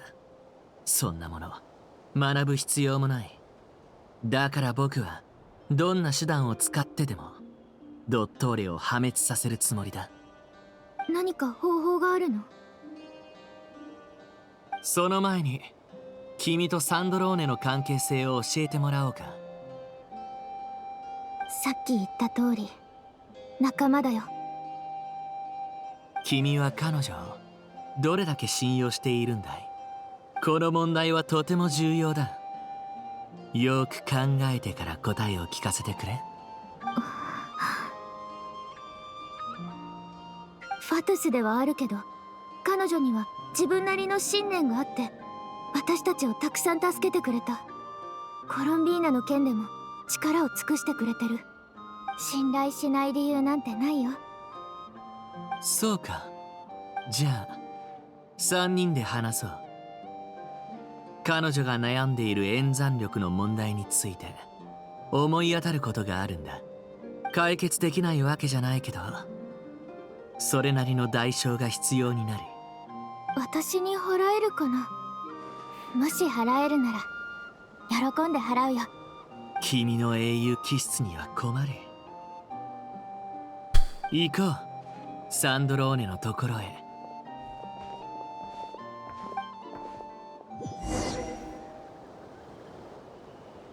I'm clueless.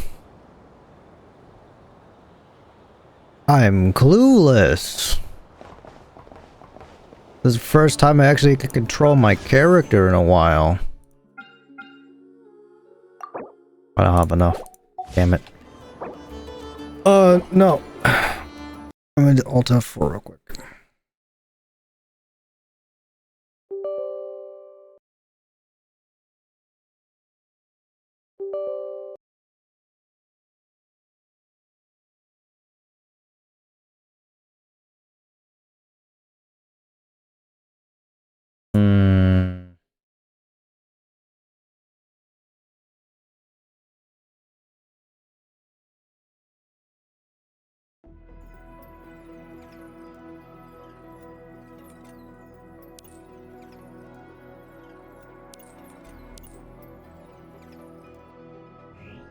いつも一緒にいるはずなのに、なんでだろう。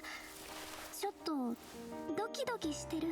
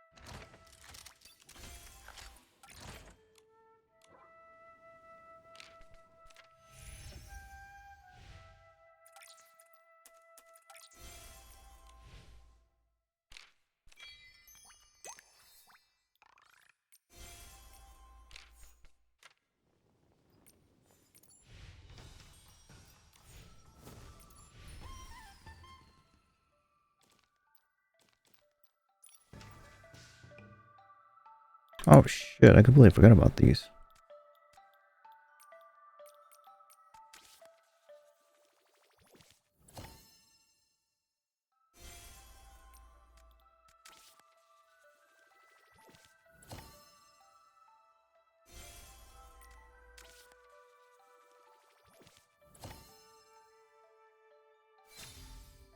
Nice.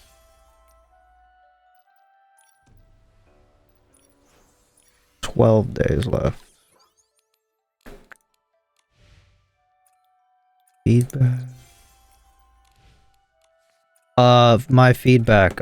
Make the fucking launcher actually bearable to use. As of right now, it is barely usable. Well, more like the game's optimization just runs so poorly right now.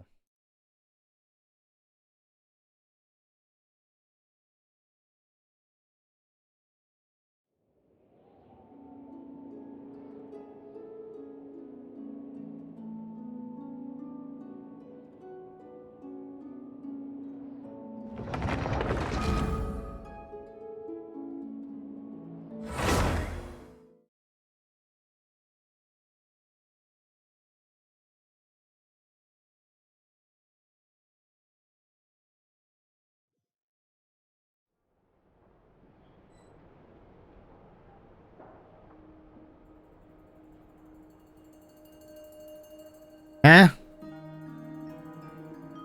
Why the fuck did I get loaded into here? Leave the second floor of the curatorium. I mean, yeah.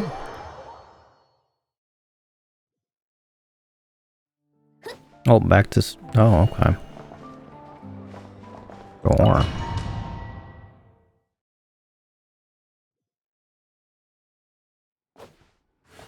Yeah, this is where I was.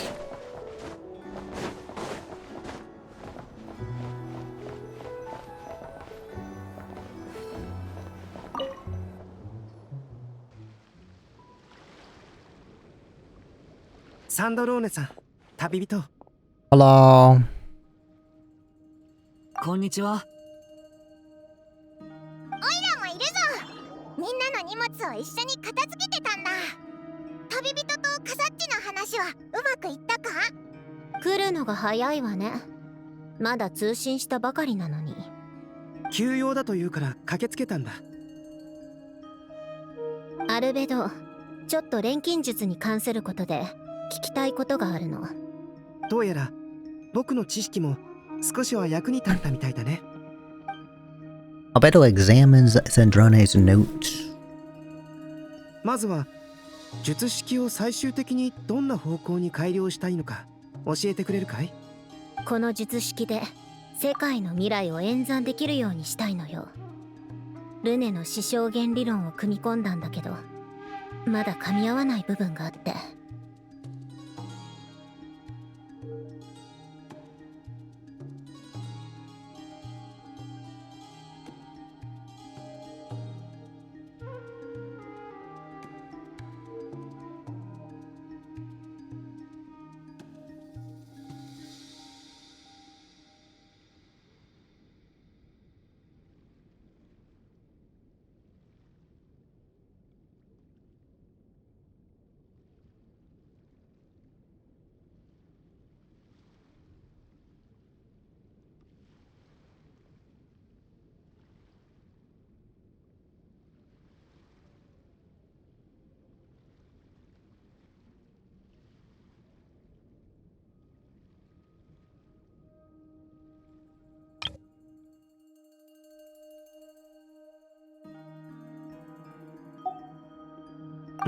手伝うよ。でも演算力は大きな問題だね。どう解決するつもりなんだい？それはもう解決した。旅人が手伝ってくれたのかい？ You overestimate me, Albedo. まあ間違ってはいないわね。彼女が解決策を持っている人を連れてきたんだから。カサッチのこと？ええ、そうよ。おお、教令院で勉強してきただけのことはあるな。こんな面倒な問題も解決できるようになったのか。でもカサッチの姿が見えないね。僕とアルベドを呼んだのに肝心の本人がいないなんて。ついてきて。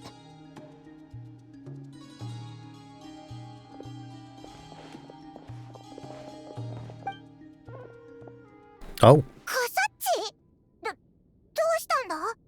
カサッチ、僕たちの声は聞こえる？返事がない。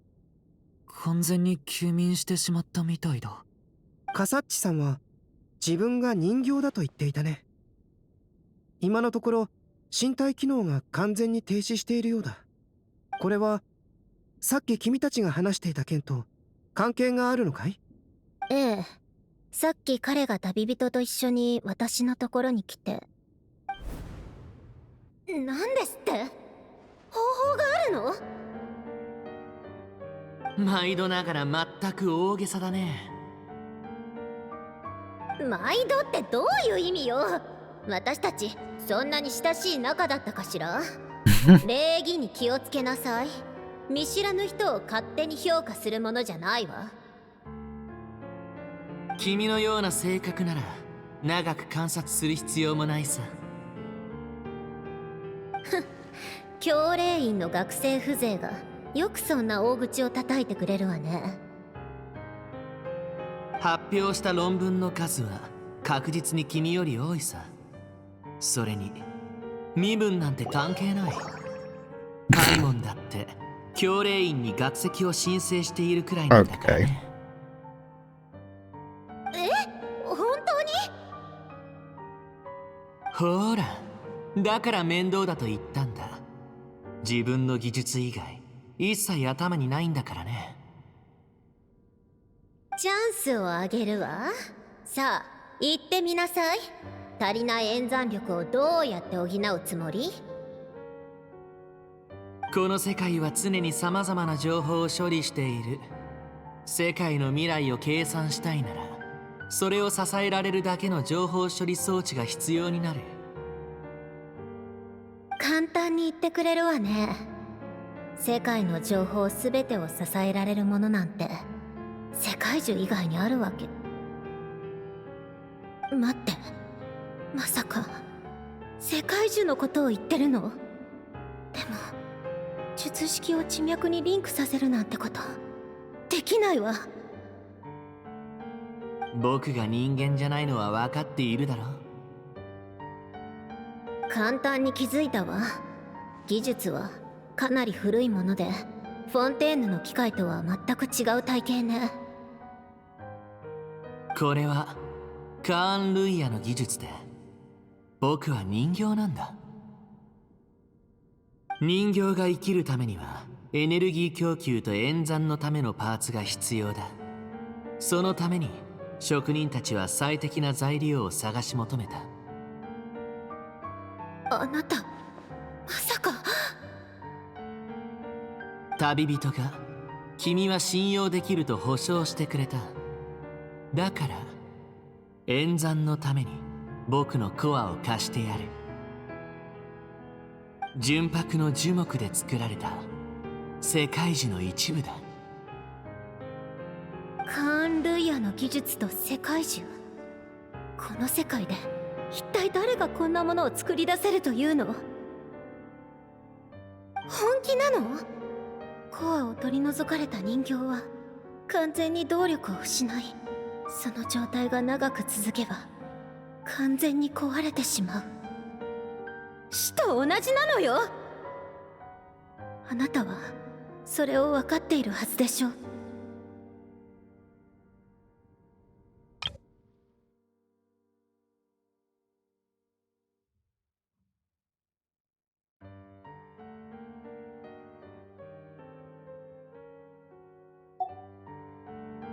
そんなのは常識だ。強調してもらうまでもない。先に言っておくけど、前例がないから安全なんて保証できないわよ。構わないさ。心の準備はできている。本当にあなたも話し合ったの？彼は本当に？うん。彼は私を信頼してくれていて、私はあなたを信頼してる。サンドローネ、試してみよう。一体何者なのかは知らないけど、でも術式のために自分を維持するコアを私に貸してくれた。術式の完成はもう間近。すでにコアは使わせてもらっているわ。だから悪いけど、今見せられるのは手書きの図だけよ。彼のコアはこんな感じ。純白の枝。確かに伝説に語られる世界樹と同じだね。カサッチ、本当に大丈夫なの？あいつ死んじゃったりしないよな。そんなことないよな。理論上コアを時間内に戻せれば大丈夫なはずよ。あとはできる限りリスクを避けて彼のコアが傷つかないようにするしかないわ。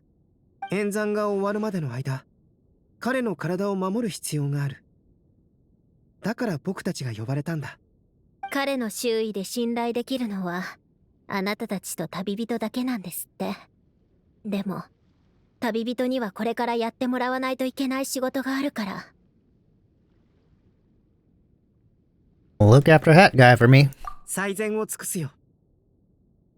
カサッチ。演算は順調に進んでいるわ。結果が出たら全員を呼んで会議を始めるわよ。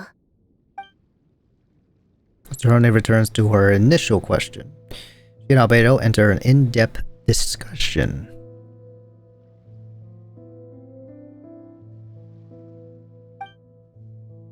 You and Paimon Duran stand next to the hat guy, keeping watch over his silent body. You've never seen him in this state before.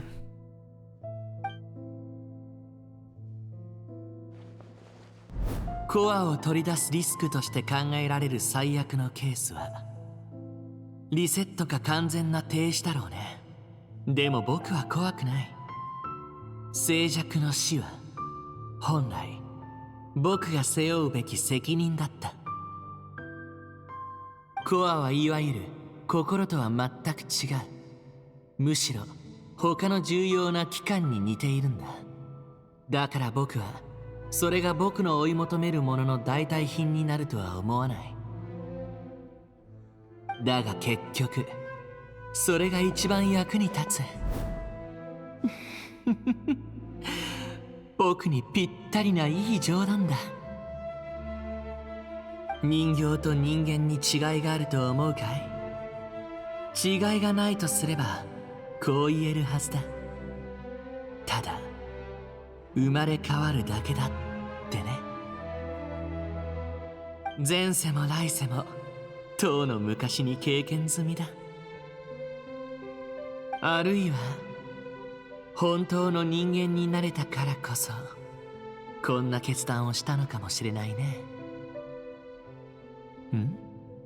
どうしてそんな顔をするんだい？喜ばしいことじゃないか？サンドローネは絶対成功するよな。絶対に成功する。全てが終わるまで諦めずに頑張ろう。うん。勝利の瞬間のために君たちをしっかり守り抜くよ。Suddenly felt like the concept of time has become blurry. It rushes forward for you, yet marches backward with every step that COLUMBINA takes. Silent, yet turbulent. Jotare's words echoes in your ears. These four divisions anchor the world and shackle those who live in it. He may be deranged, but he understands well the rules of the world, which now tests you all.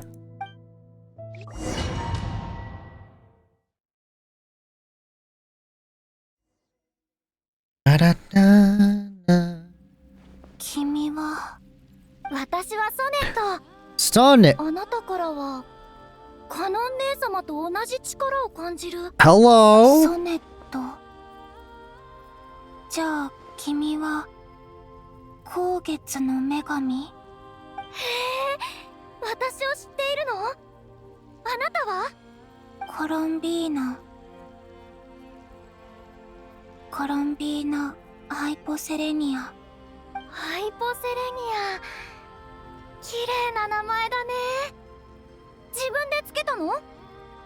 友達と一緒につけた。友達？お空に友達がいるの？え？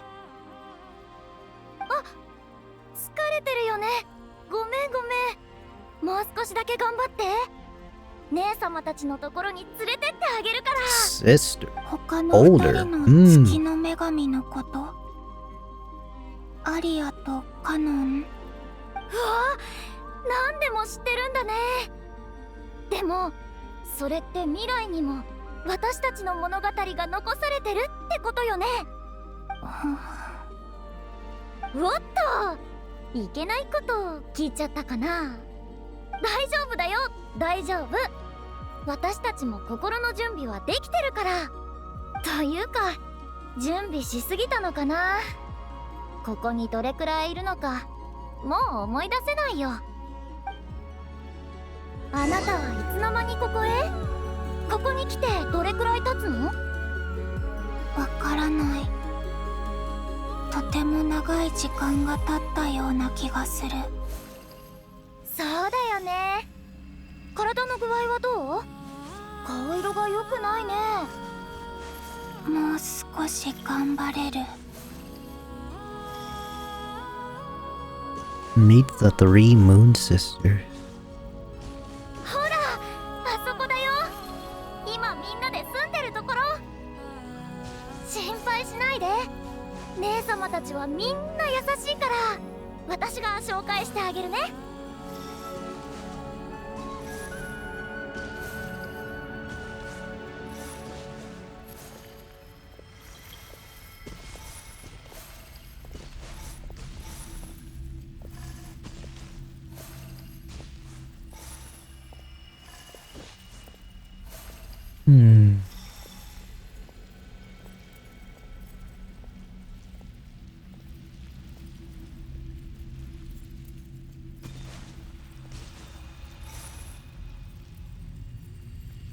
Hello. 姉様ただいま。ねえ、私の後ろにいるの誰だと思う？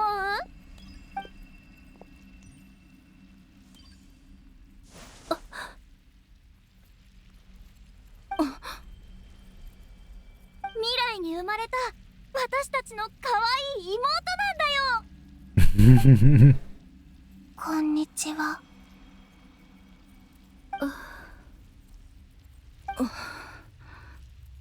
それじゃあ紹介するね。この子はコロンビーナ・ハイポセレニア。こっちはアリア姉様、豪月の女神。それからカノン姉様、蒼月の女神。カノン姉様、ハイポセレニアの力は姉様に似てるみたいだよ。 They're all hot.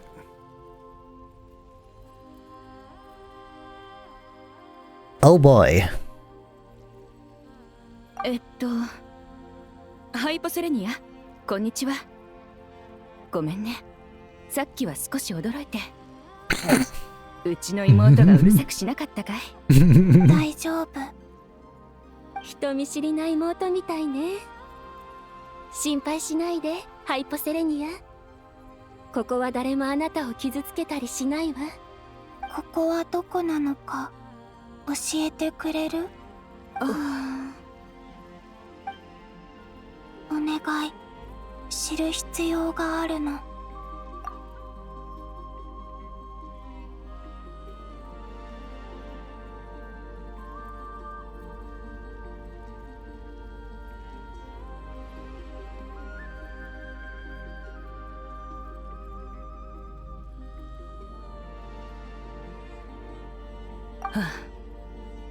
愛しい妹よ、ここはテイワットの元首の主である竜王ニーベルンゲンが月神を幽閉した牢獄だよ。カノン姉様、怖がってるよ。大丈夫。もっと聞かせて。元首の主竜王ニーベルンゲンは太古の昔、私たちを創造しテイワットの秩序を守るよう定めた。でもその後、テイワットを去り、より広大な世界を探索しに漆黒の宇宙へと向かったの。私たちは昼夜を問わず空中で己の責務を果たし続けていた。そしてある日、この世界に最初の降臨者が現れた。またの名を皇天の主、天理。そんな名前が付けられたのか。最初は私たちもその存在を拒んではいなかった。皇天の主もこの世界に対して悪意を持っているようには見えなかった。私たちは平和に暮らしていて、ただ家に客人を迎え入れたような気分でいたんだ。でも次第にこの客人が世界に対して改造と支配の欲望を見せ始めたことに気がついたの。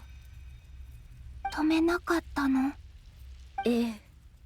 そのルールには竜王が私たちに教えなかった秩序が存在していた。私たちはその秩序がテイワットにとって善なのか悪なのか知りたかったのよ。少なくとも私とカノンは知りたかった。ソネットは反対してたわね。そして私たちは気づいた。皇天の主は一部の生き物たちが力を求める行為に対して異常なまでの敵意を持っていたんだ。あるいは恐怖と言った方がいいかもしれない。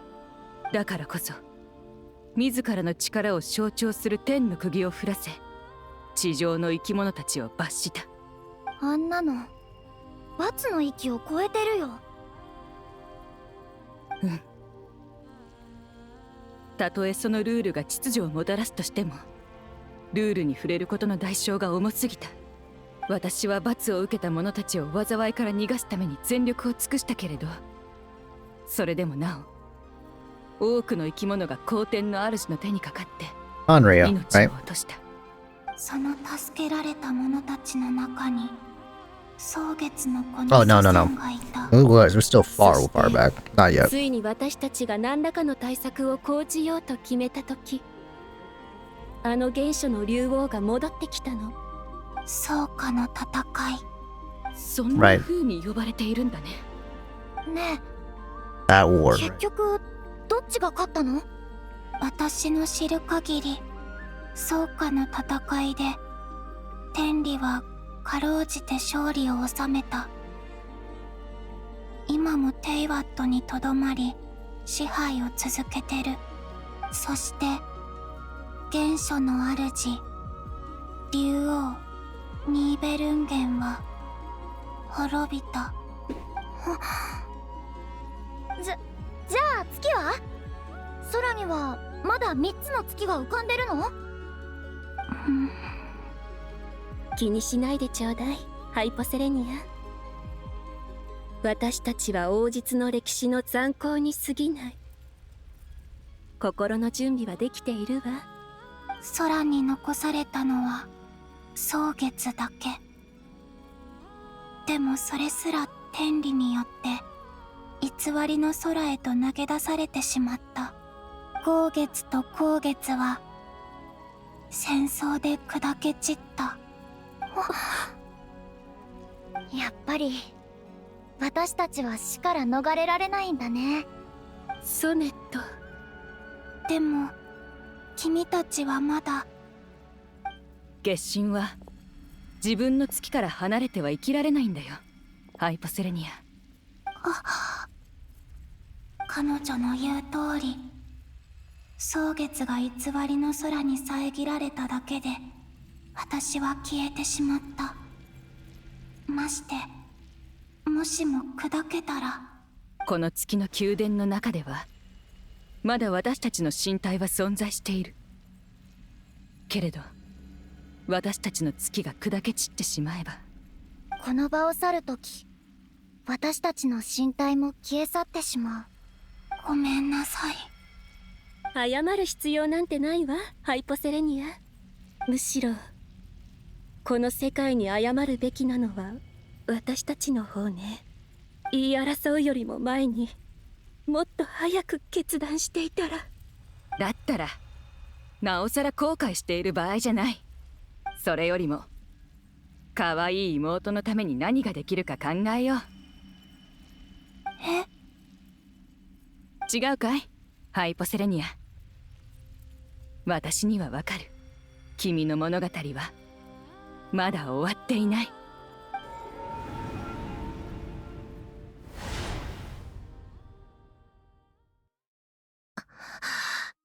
ついに完成した。数比配列起動。メインプロセスはそのままに世界の命運と変革をもたらす濃度の演算を継続。サブプロセス月の検索。Scan for moons.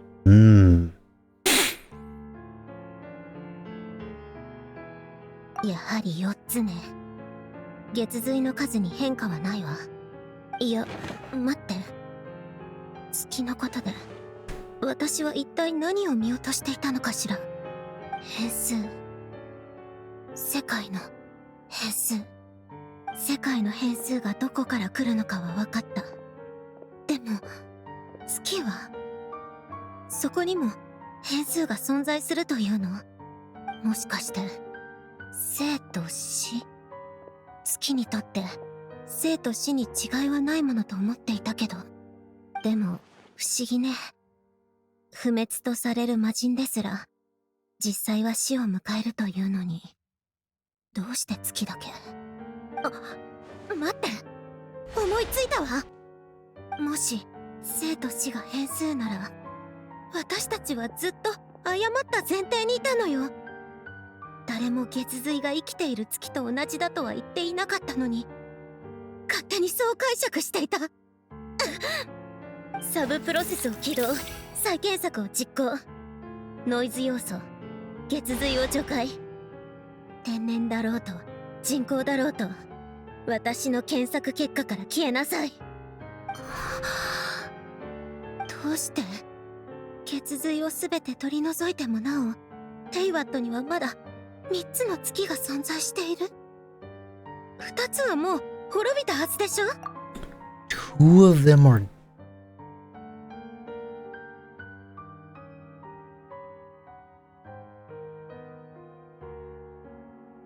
so it's scanning the dead goddesses. Or, I guess, the souls. The souls still exist. So there's still technically 3 of them. 再検索。結果を Living 生きている月、 humans. 真実の月まで絞り込む。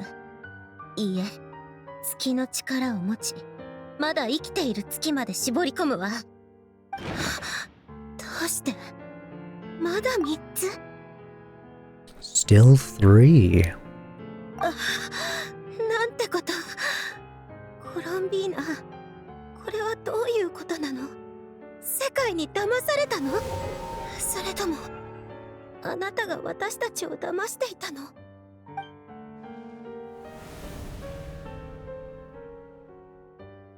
つまりニーベルンゲンが月の三女神を幽閉した空間は月の影である可能性が高いということかい？ええ、それでいろいろと説明がつくわ。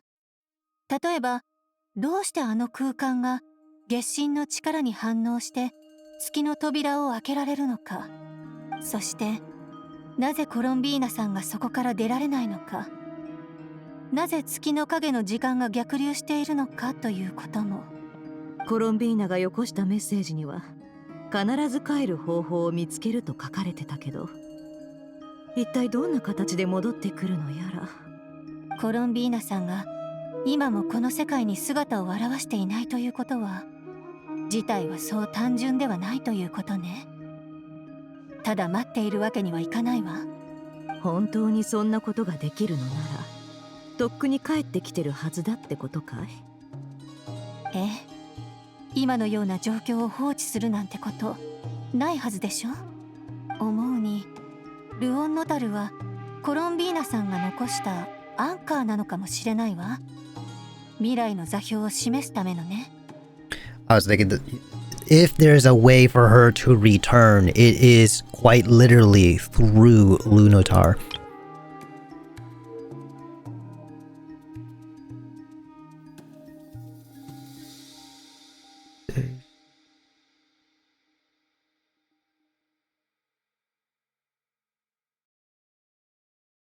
Anchor she left behind.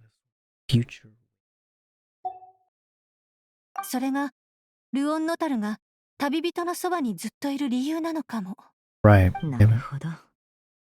つまりコロンビーナが現在に戻るための条件を満たすには、私たちが何かやらないとってことか。でも一体何を。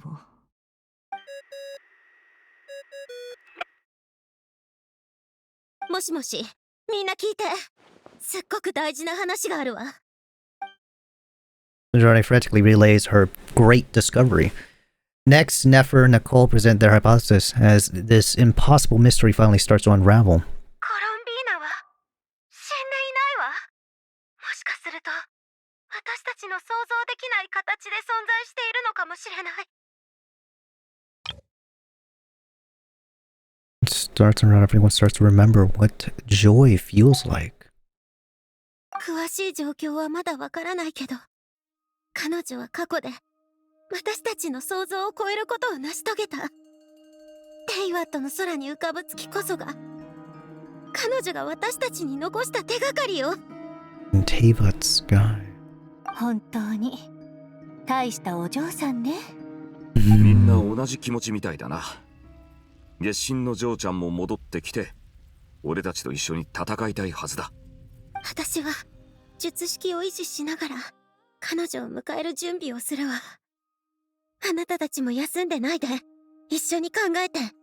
死んだ月がまだ生きてる。それにルオンノタル。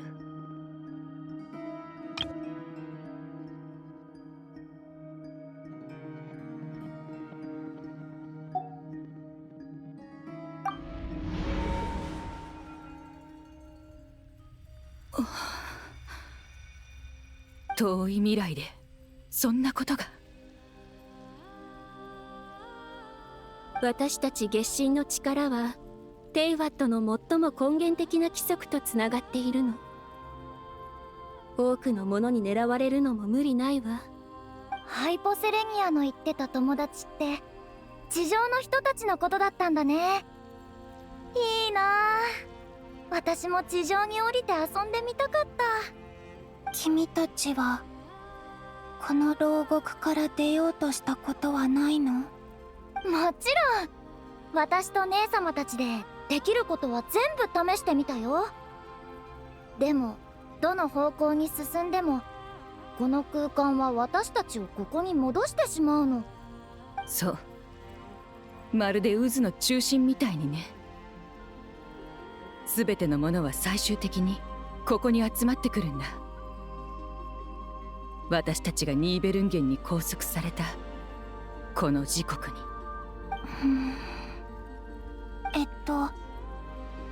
現実とリンクできるトンネルは試したことある？トンネルって？入ると空爆機を使って現実世界に小さな範囲で影響を与えることができるトンネル。それともあのトンネルは私しか入れないのかな？現実世界の私の魂の一部とつながってるから。空爆機？空爆機って何？などくらいこの月の昇る地にだけ存在する特殊な元素力のことだよ。月は確かに君の言う未来ではナドくらいと呼ばれる場所から昇るけど、でもここには他の場所と違う元素力なんてないよ。ハイポセレニア、空爆機を見せてくれない？もしかしたら何かわかるかもでしょ？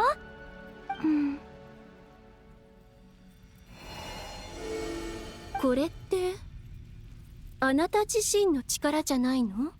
Oh. 違うよ。窓くらいの至るところにある。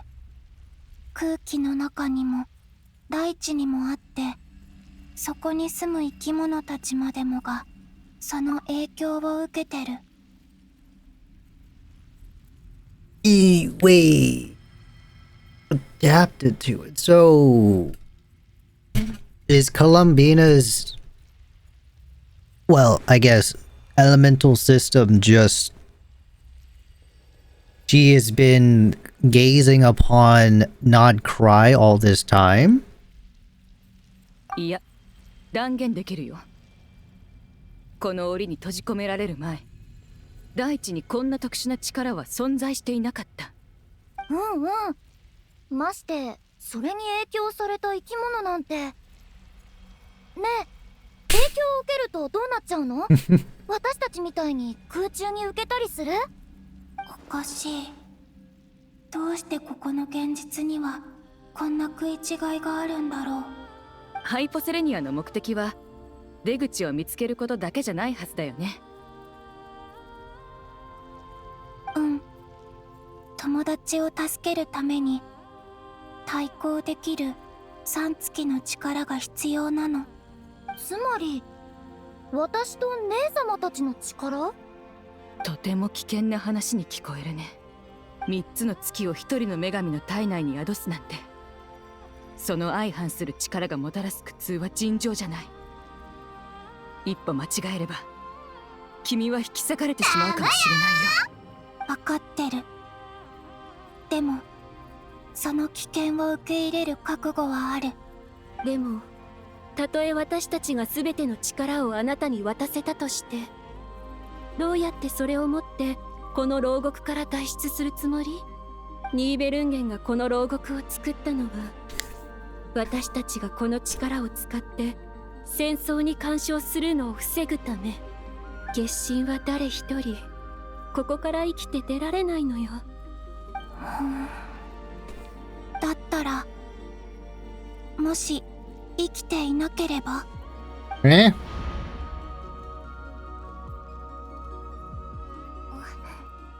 一体どうすればコロンビーナを助けられるんだ？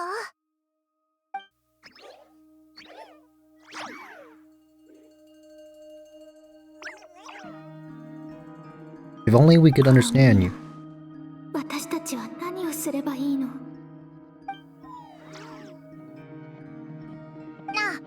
あ、もしコロンビーナが本当にその時間の始まりまで行けたとして、どうやってオイラたちにメッセージを残すんだ？ Guess what? Guess who was woken up again?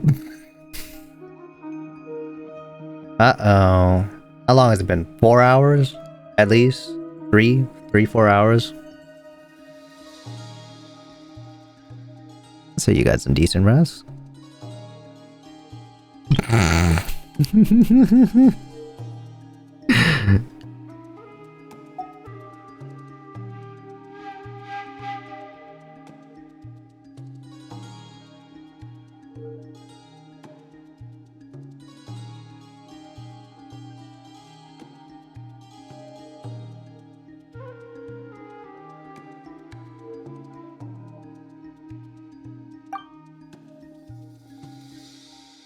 まさか伝えたい言葉を石碑に書いてオイラたちが見つけることにかけるなんてことはないよな。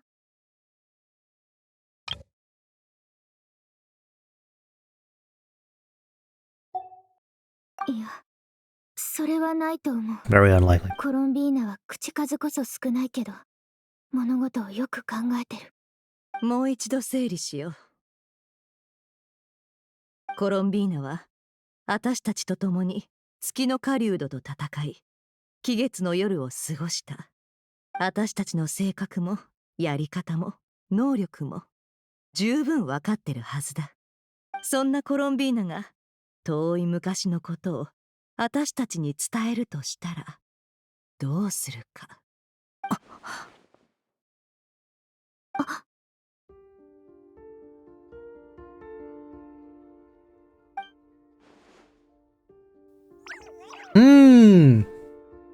旅人、あんた前に言ってたね。ルオンノタルが誕生した時にもあの金色の波紋が現れたって。もしコロンビーナがルオンノタルを残したことに単なるアンカー以上の意味があったとしたら、もしこれがコロンビーナの一部だとして、そして彼女は私がルオンノタルを通して過去に起きたことを見られると知ってたとして、前に月の狩人の心臓からレリルの過去を覗いた時みたいにか。待て、ネフェル。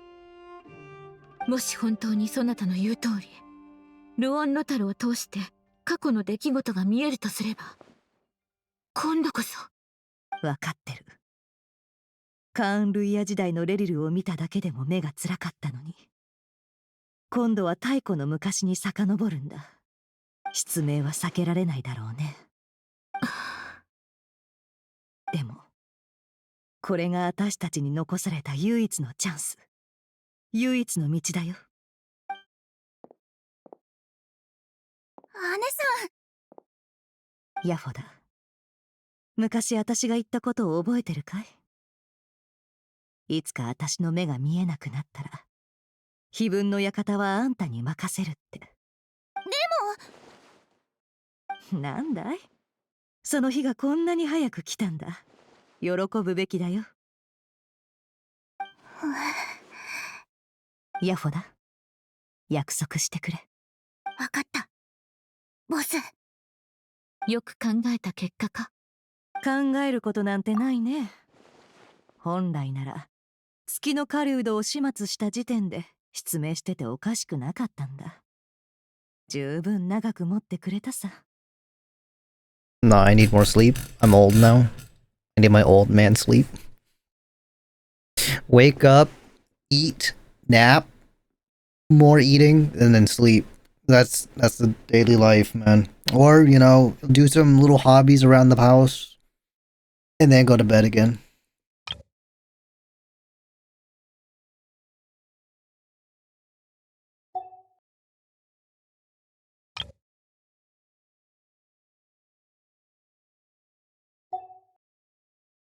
せめて予防措置だけはさせてくれ。それでもそなたの目が見えなくなってしまったら、毎日碑文の館に行ってそなたの世話をしよう。」勘弁してくれよ。やっと決心がついたのに、その言葉で吹っ飛んじまいそうだ。そなたが私の言葉で怯えるとは思えぬな。緊張を紛らわすための冗談か？もういいだろ。ぐずぐずしてないで始めよう。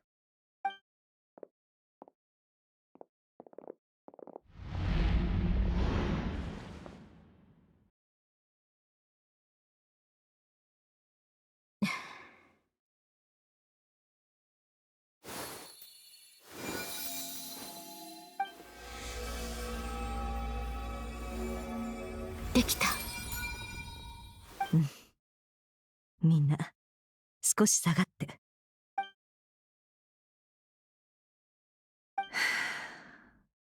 頼んだよ、おちびちゃん。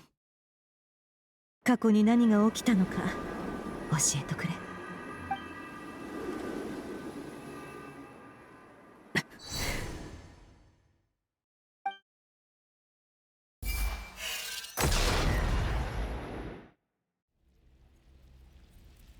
三月の力、空爆き、残された蒼月。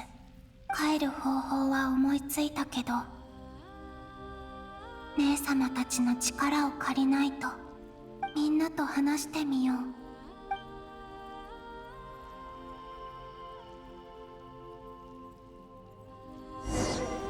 う。Okay. I think this is a good place to stop, though. God damn. That one segment of me reading everything, yeah, that definitely took, a lot longer.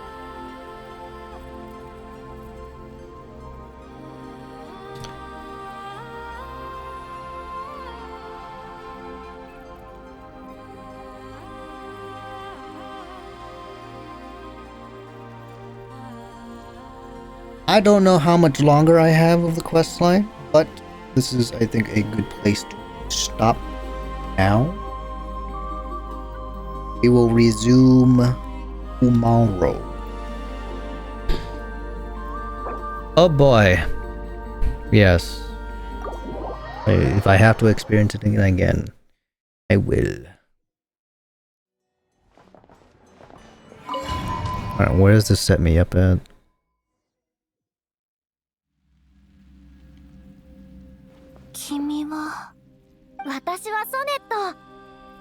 Oh, okay, it's me all the way back here. ソネット。へえ、コロンビ、ハイポセ、友達と友達？え？あ、他の。うわ、おっと、大丈夫だよ。というか。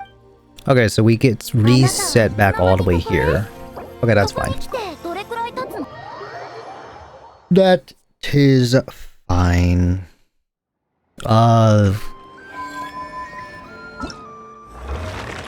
I probably would have forgotten some details, so going over it again wouldn't be a bad idea. After we finish that, we are gonna do Lantern Rite stuff. That's the next thing on the list. Give me the pole. And one more after that. It's not enough. It's not enough.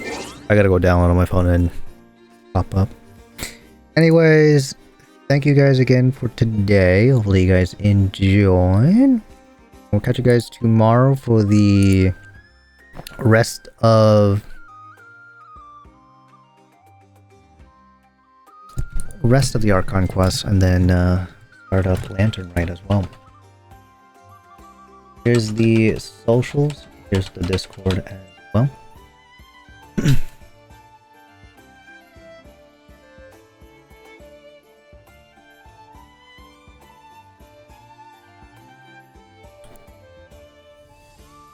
And good. Actually, I wonder, is my system okay? I think it's fine. Okay. He's alright.